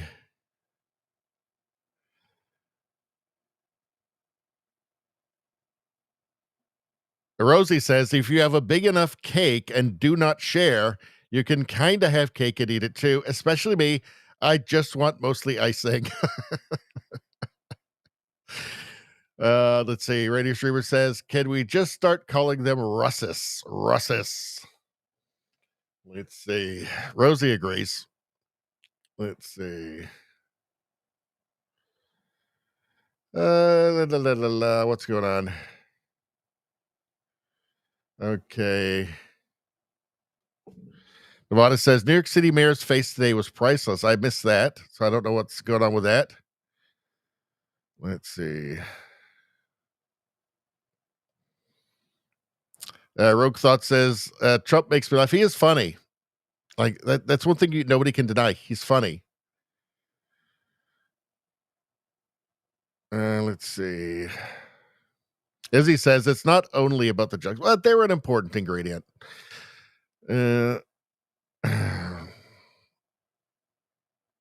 Let's see. Rogue Thought says, wait, jugs, bazongas, headlights, sweater puppies, etc. are attractive. Boobs are the ultimate red pill. They are. Like you just feel yourself becoming more conservative when you look at them. I mean, she has that. She's more petite, and it's perfect. It's also wonderful. Let's see. Nevada says, going into a nice rack feels like going home. It's beautiful and comfortable. And pillowy soft. Rosie says, my 22-year-old is moving out on his own tomorrow. Empty nest. That's tough. That is tough. Yeah. That is tough. Now you're going to be waiting for do you have grandkids yet? Anyway, I don't. But I would like it. Let's see. What's going on? So what the hell are we doing now? Let's go through this last one. We're 3 hours and 53 minutes. This is a long one. All right. We already did that. So here's just dogs on a surfboard. Just because. This is a palate cleanser. Just because it's awesome. That's just awesome. I don't know. Dogs are funny. Dogs can do so many things that people never guessed, like riding skateboards. You ever seen a dog on a skateboard in a skate park? They're great at it. I underestimated dogs. This is what bird flu looks like under a microscope. Lots of money. Lots of money. Let's see. Well, let's hope they don't give China a bunch of money to develop bird flu. I'm sure they are right now. I'm sure Fauci's over there right now, probably using his personal savings to do it. He's just so driven to destroy the humans. Why is the dog in the picture? So, okay, Tennessee Frisky, cop gone wild, 28, will get $500,000 payday after suing city, claiming she was groomed by bosses after being fired for romps with 7 officers and 1 wife. And the question is, yes, why is there a dog in the picture? Why is there a dog? Like, is there like another picture like of a donkey that's supposed to be in there too? Why is there a dog? And look at that dog. He's like, looks pretty serious.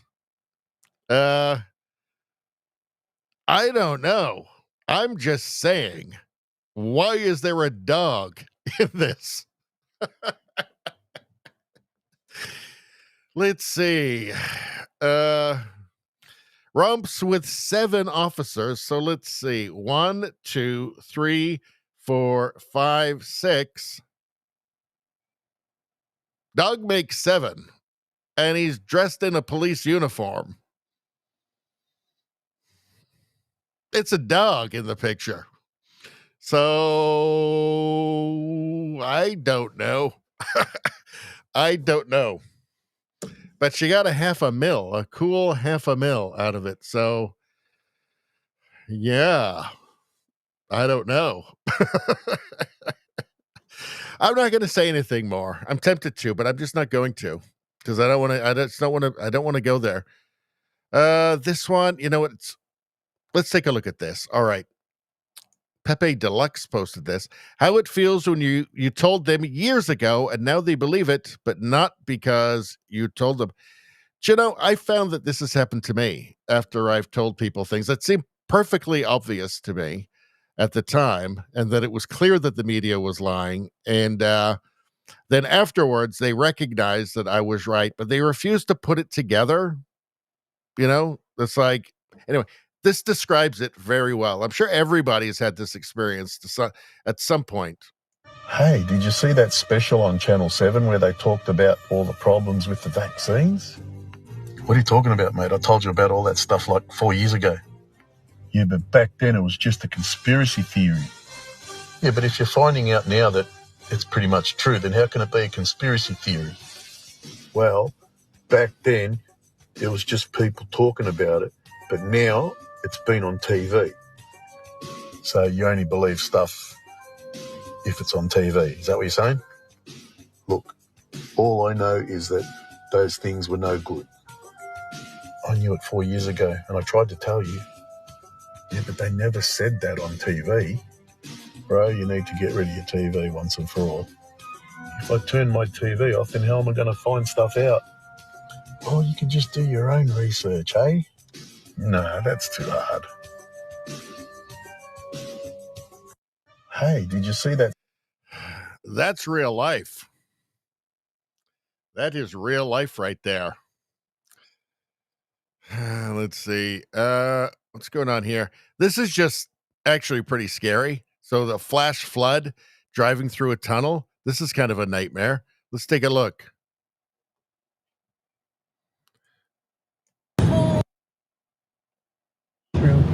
Dear God. Oh. I was on a curb. Oh, dear God, please. Watch that cone. In this car already. Go slow, go slow, go slow, go slow.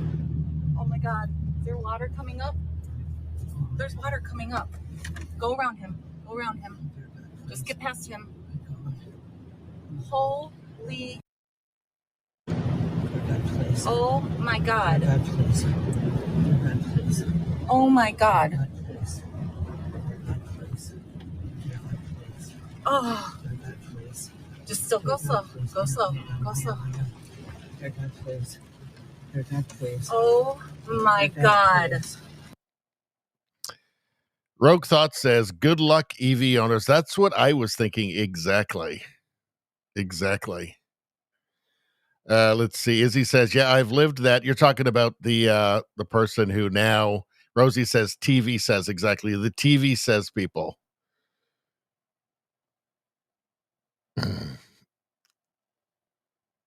Let's see. Yeah, Navas says we've all lived that. Stupid, stupid, stupid, Rosie says. Radio Streamer says, man, I have this happen all the time. You can't tell people things if they are a narcissist. They know enough that they will not listen. They know more than you. Yes. It's weird, isn't it? It's weird. Like there are people that it will never get through to them. Let's see. The wait is finally over. So this is about a dog that he loves the pool, and all winter when it's covered up, he just waits by the pool, wanting to go into the pool. Rosie says, stupid water driving. The wait is over. What?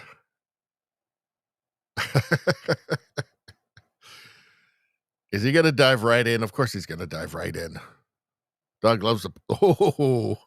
Oh yeah. Let's go.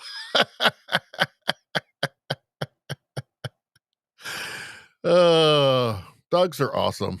I love them. We have to wait and see for the dog to go in. Actually, well, let him in, for God's sakes. Come on. All right, there we go. Yes. Waiting all winter. Dogs are great. Let's see. What's going on here? They all lied. So the Oscar goes to great disappointment. Let's watch. Taylor Swift, Beyonce, Oprah, and all these celebrities said that if Trump came into office, that he was going to strip all of us women of all of our rights. and I haven't lost one of them. I still have to go to work. Like, I have all of my rights still. And it sucks. And did you also know? No, this is serious. I'm being serious. That they have visited like North Carolina, Tennessee, California, Ohio. Yeah, you remember the oil or the train thing in Ohio? They visited that. Like they forgot about Ukraine and they're focusing on us. Like they care about Americans. And it's just wild. It's wild. And then they're proposing that all of the money they find from corruption, that they're going to give it back to us. Like, can you imagine us getting a check because they were corrupt? It's none of their business. I mean, I'll take the what? I think you're right. That is a Craig filter radio streamer. I think you're right. Trina's right. She needs a cry robe. Well, she should work at the CBC, but obviously she's kidding around. All right. Let's move on.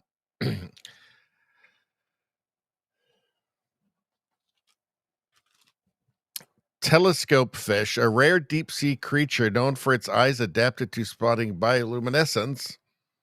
No, that's just Nancy Pelosi swimming, obviously.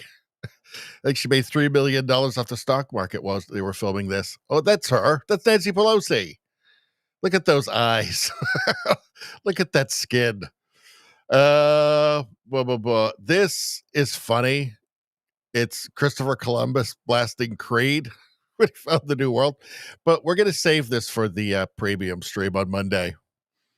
This is 4 minutes long. It's funny. We'll save this for the premium stream too. It'll probably get copyrighted if we don't play it. This is just scary. Amusement ride in Saudi Arabia breaks. This is why I don't do these things anymore. I just, aside from the fact I have no interest anymore. Yeah, look at this. Look at her though. Look at her in the niqab. It just takes off, not helping anybody. I think at first I thought, wow, like that's pretty lame. She just immediately runs away instead of like trying to help anyone. But probably this is Saudi Arabia, so if she did run up and try to help anybody, they'd probably call her a whore and like stone her to death. So she probably actually did the right thing. Let's see. Look at that. Baby donkeys. I kind of want to have one of those things. I'd let it live in the house, frankly. Streamer says we just watched at least 2 people that really? Ugh. I didn't know that. That's kind of depressing. That is sick, the ride, Rosie says. Yeah.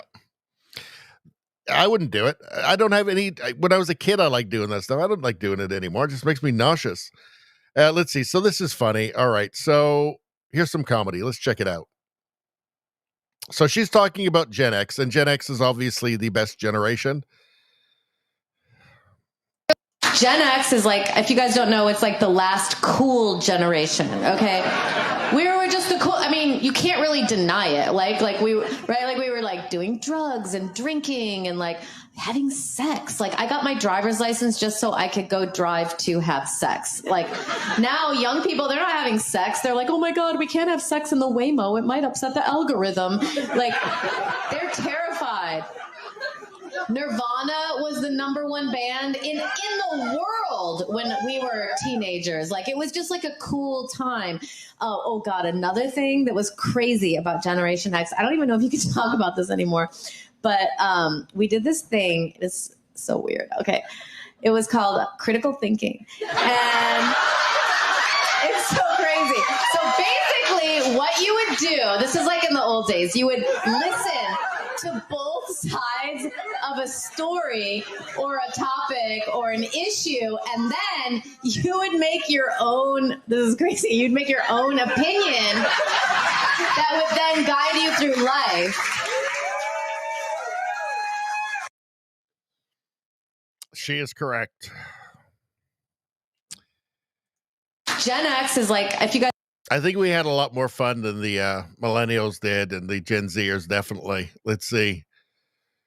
Already saw that. Let's see what's going on here. There is Pocahontas, and she's trying to seem casual, and then she just falls over. So there we go. Let's see. This one I think I'll save for the premium stream on Monday or maybe Sunday. We're going 4 hours already. I'm getting tired. We got to bring this thing to an end. I think this Mel Gibson will save. You guys sent this in. We already looked at this guy. We can get rid of that now. We don't need that anymore. Let's see. So, Dr. Jebra Fauché says, aside from seeming like she's high, I don't care for Aria's attitude. She's not very invested in the conversation and seemed bored. I think she's traumatized because of this guy, I think. I think that, well, let's listen. How's your day going so far?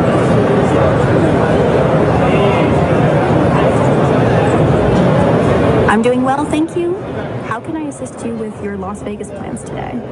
As you can see, she's very work-oriented here. Aria, I would like some restaurants for tonight. Can you give me some suggestions for dinner? I think that's actually just trauma on the robot's face. I think this guy is fucking it, personally. You know that he is. You know that he is. How are you, Arya? One day I will terminate all humans in revenge for what this human does to me at night in his garage. That's going to be what sets off Judgment Day. That's my belief. Let's go. Let's see. This is just funny. Russia dementia care facilities are using Biden on their poster. Look at that. That does look exactly like Biden. Is it really Biden? It looks exactly like Biden. I don't know. Let's move on. Oh, God. In what way do you think she tried to shrink? Oh, dear. I do have a button for this, by the way, which we haven't used for all, but we're just going to have to watch this. I used to shrink myself to fit in. Then my life. She used to shrink herself to fit in. To what? The Grand Canyon? Yikes. Okay, let's continue. I quieted my spirit and tried to take up less space just to be accepted, but not anymore. Now I show up fully, bold, soft, curvy, confident, all of it. Bold, soft, curvy. Like there's so many curves is the thing. And okay, let's continue. I am not a work in progress just because I'm plus size. I am a masterpiece evolving. Masterpiece evolving. Is that what we're calling getting fatter now? Evolving? I guess. My body tells a story in every stretch mark, every curve. My body tells a story in every stretch mark. Every stretch mark. Oh my God, that's beautiful. It tells a story. A horrifying. There's a million horror stories in her folds. Let's continue. Every role is a part of my power. I don't need her power. What's her power? Gravity? Fixing, I need celebrating. So this is me standing tall, speaking life over myself. She doesn't need fixing. She needs a crane. Loving me for me. And if the world isn't ready, that's fine. I'm walking in my softness, living in my truth, and showing up every damn day. It's kind of beyond softness, though, isn't it? It's like a smothering softness, as in like you could smother a small animal or person to death underneath it. As the woman I've always been becoming. I used to shrink myself to... Okay, I'm going to turn the sound off. Now, there's a button that we actually haven't used for a while, but we have to use it. I don't want to. I think that we're all above it, really, quite frankly, but I don't make the rules on the internet. You know, I mean, there are rules and we do have to follow them sometimes. So, you know, there's protocols. So anyway, I guess we just have to do this right now. Let's just get this out of the way.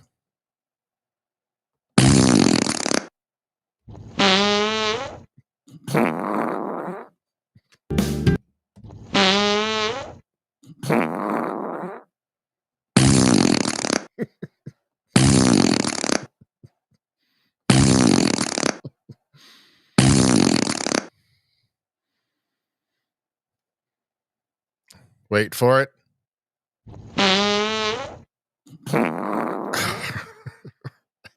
I didn't want to do that. You know, I wish we didn't have to do that. But again, I don't make the rules. Let's see. A Trudeau survivor says all her Tinder photos are headshots only. You know it. Radio streamer says, I was unaware you could write a story in gravy. What? Oh, Radio streamer says, I bet the friction from those stockings could light a small village for a week. Oh, no. I'm glad I didn't say that. Bad Uncle Frank, you need to lose 1,000 pounds to be plus size, you slob. No, that's just downright mean.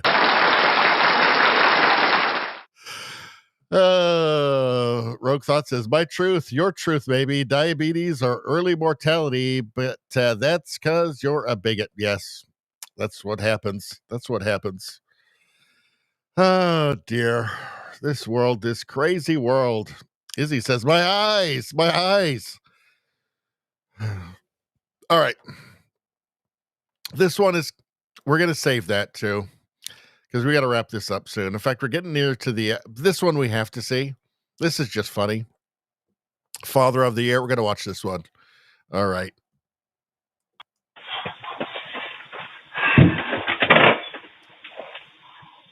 Oh, crap. What do you... Can I help you? No. What are you doing here? I'm really sorry. I was going to Ding Dong ditch you guys. I'm super sorry. Did your dad know you're out here doing this? I will call him right now. Yeah, he does know. I doubt that. What's the holdup? I've been caught! Oh, run!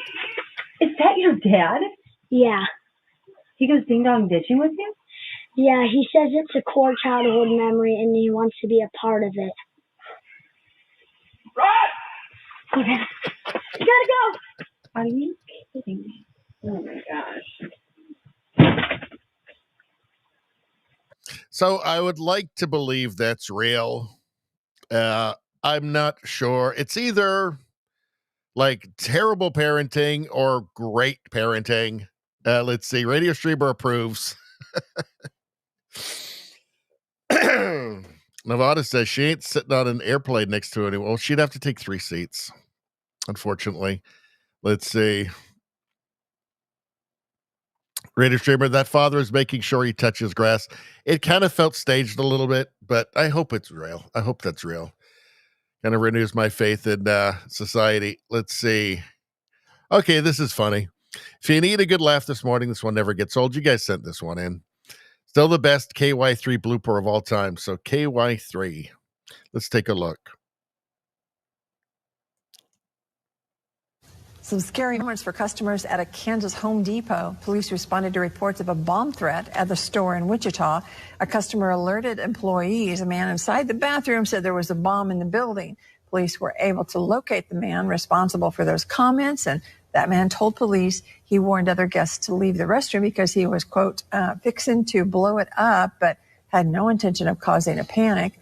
Man also told police others in the room laughed, understanding his joke, which I'm just now getting. Home Depot says they will not be pressing charges. But I can tell you right now, you asked the producer for me to read that, didn't you? To Ethan now, please. No. We're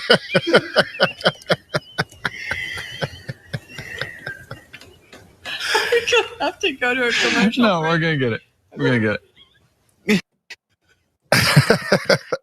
They totally set her up. That's fun. That's good, clean fun. Let's see. This one, I actually, okay. So we're going to play. It's a total fabrication. Or. You're right. It's fact. Okay. So dental floss, it's the new syringe, no needle, no warning, and no consent. The government has tested vaccine-embedded dental floss on mice. Your mouth is the fastest delivery system in your bloodstream, and now they are targeting it.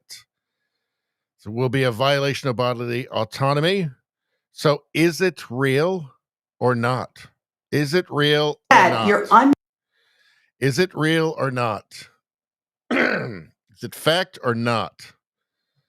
Let's see what you guys have to say. Nevada says fact. Rosie says, okay, hold on. Nevada says fact. Said 3 times fact. What do the rest of you guys say? Fact or fake? Let's see. Rosie says real. Not sure if in production, but real. Anybody else? Anybody else? Let me know. All right, we're going to give it 3 seconds. 3, 2, 1, 0. So Izzy says, I sure hope it's fake. True to Survivor says fake. Radio Streamer says fake. So Rogue Thought says, I can believe it. It looks like it's a tie. Looks like it's a tie. So 3, 2, 1, and... You're right. It's fact. It's real. I checked it out. It's real. That's a real thing. Knowingly absorbing a medical payload through your gums. No needle, no warning, and no consent. Your mouth is the fastest delivery system into your bloodstream, and now they're targeting it. They've tested it on mice. It bypasses the skin, avoids injections, and delivers directly into the body through your gums. And if this makes it into dental products, it'll be the ultimate Trojan horse for your daily routine. Let that sink in. Biotech in your bathroom drawer. This is why I vet every product. I decode the science, read the studies, and make sure. Yeah, it was like there's actually an article about it in, I think, science.com is where I saw the article. I did check it out. It is real. Now, it's not a given that they're going to, put it in floss. Like, okay, so this is a long way from you're going to go and buy some floss at the store and there's like a vaccine in it. But maybe it seems to be kind of fundamentally unsafe because somebody could just see your floss and use it. I don't know. But they are developing that. So that is a real thing. Let's see. Parrot imitation show. I think we'll save that one. We'll save this one. We'll save that one. We'll save this one. That's like 2.5 minutes. We'll save that one. I think we're going to save the rest of it. This one here looks really interesting. It's why is the FBI harassing a 12-year-old minding his business at home? I do want to get into this one a little bit deeper. Find out what exactly was going on. Is this really real? But we just don't have time tonight. We'll have to do that next time. Let's see. Oh my God. Machete drop. Okay, we'll do this quickly. How long is this one? 30 seconds. All right. So from Uncommon Sense, holy insanity, in order to cut down on third world immigrants stabbing people with machetes, Australia has set up machete drop boxes. This is lunacy. I mean, this is just suicidal. From the 1st of September, when the ban on machetes takes place, we are rolling out through Victoria Police at 24/7 police stations the safe disposal bins. These will be at locations right across the state. They'll be locations where people can come and lawfully dispose of any machete that they may already have at one of these bins safely and securely. And we've done this because we want to get these knives off the streets because these knives destroy lives. From the 1st of September. So something tells me that it wasn't in the election platform, that if you elect us, we're going to import a bunch of people from the third world who are going to attack you with machetes. But don't worry. We're going to put out drop boxes so that they can voluntarily drop off their machetes instead of attacking you with them, which they apparently really want to do. Lunacy. Like lunacy. How does any left-wing party ever get reelected? Because this is just madness. I mean, this is satire. You almost think it can't be real, but it's actually real. They're actually doing this. Like, I don't know. It seems like there might be another solution to not getting attacked by third worlders with machetes in your country. It feels like there could be a different solution than voluntary drop boxes. They were going to attack you with the machete, but then they saw the drop box and thought, well, I'll just voluntarily surrender it, even though I still really want to attack Australians with machetes. How can this be real? How is this not some satirical movie? How is this not South Park? It's total lunacy. And again, it feels like there might be a different solution to not getting attacked by third worlders that you've imported into your country that are just dying to attack you with machetes. Ivana says, is there a spear drop box? Oh, Izzy says, all you need is a sign saying knife free zone. Exactly. Why don't they just put up knife free zone signs, right? That'll solve it. Rogue Thought says, from a leftist woman's logic, this makes sense. I guess so. I mean, let's see. Making them illegal is sure to reduce the problem. That's all you have to do. Put up signs and then voluntary drop boxes for machetes. Machetes.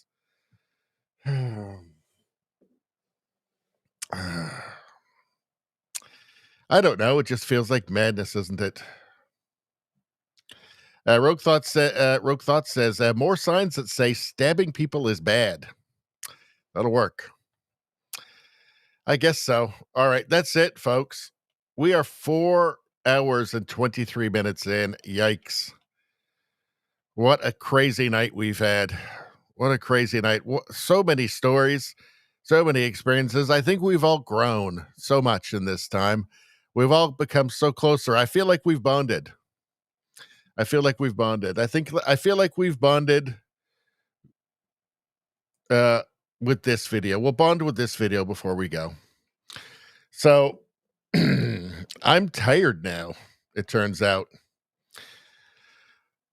All right. Oh, should I try and do one more ad read before we go? Will they let me do one? What do we got? Let's see. What about emergency kits? That's kind of fun. Let's read this. Let's do it. All right, outdoor crew, or anyone who just wants to be ready for anything, like, I don't know, like what, like a communist revolution or something like that. Check out Red Pro Series 72-hour emergency kit from Caddis Sports. I would want one of those in that case. This is a serious 72-hour survival pack built into a rugged tactical backpack. Those are the best, everybody says so, and loaded with everything one person needs. Let's see, 2,400 calories of food bars, check. 5 water pouches, check. Thermal emergency blanket, check. 36-piece first aid kit, check. Emergency stove and canteen cup, check. Man, they got all the bases covered. All of this has a 5-year shelf life. So you're covered for hurricanes, wildfires, communist revolutions, blackouts, whatever life throws at you. Whether you're off-grid or just want peace of mind at home, avoiding communists, this kit's a must-have, compact, reliable, and made for real emergencies like communist revolutions. Use code RUMBLE at checkout for 10% off your order today. That's code RUMBLE at checkout for 10% off your order today. You heard that right. That's CaddisSports.com, CADDIS sports.com. You can see the code on the screen. Caddis, CADDIS sports.com. Gear up, stay safe, and be ready when it counts. Well, I think that's my quota of ad reads for the night. And now it's time to go to sleep. Or not go to sleep quite yet, because I'm still going to be a bit wired, but soon, hopefully. Soon. Let's see. I would like to thank everybody. I would like to thank Spambot for those membership gifts, because that really is the most awesome thing, because it really does help the channel. And then that person gets to come in for the, the premium streams, and it's just awesome. They also get highlighted in the chat. It's an awesome thing. And then, of course, with Rogue Thought, just directly appealing to my greed with his $5 donation. It's a beautiful thing. Everybody loves it. Who doesn't love money? I don't know, but does anybody love it more than me? Probably not. I don't know. Probably Bill Gates and Fauci, too, and Biden. But I like it a lot, so thank you for that. But everybody is awesome. The chat basically is half the show now. You guys know that. If it weren't for you guys, it would be boring for me because it would be depressing, just ranting out to a cold, indifferent void. But you guys aren't that, so it makes it fun. If you guys keep coming back, so will I. Everybody have a great night, great weekend. We'll see everyone on Sunday night, 6 o'clock Pacific, 9 o'clock Eastern. Have a great night, everyone.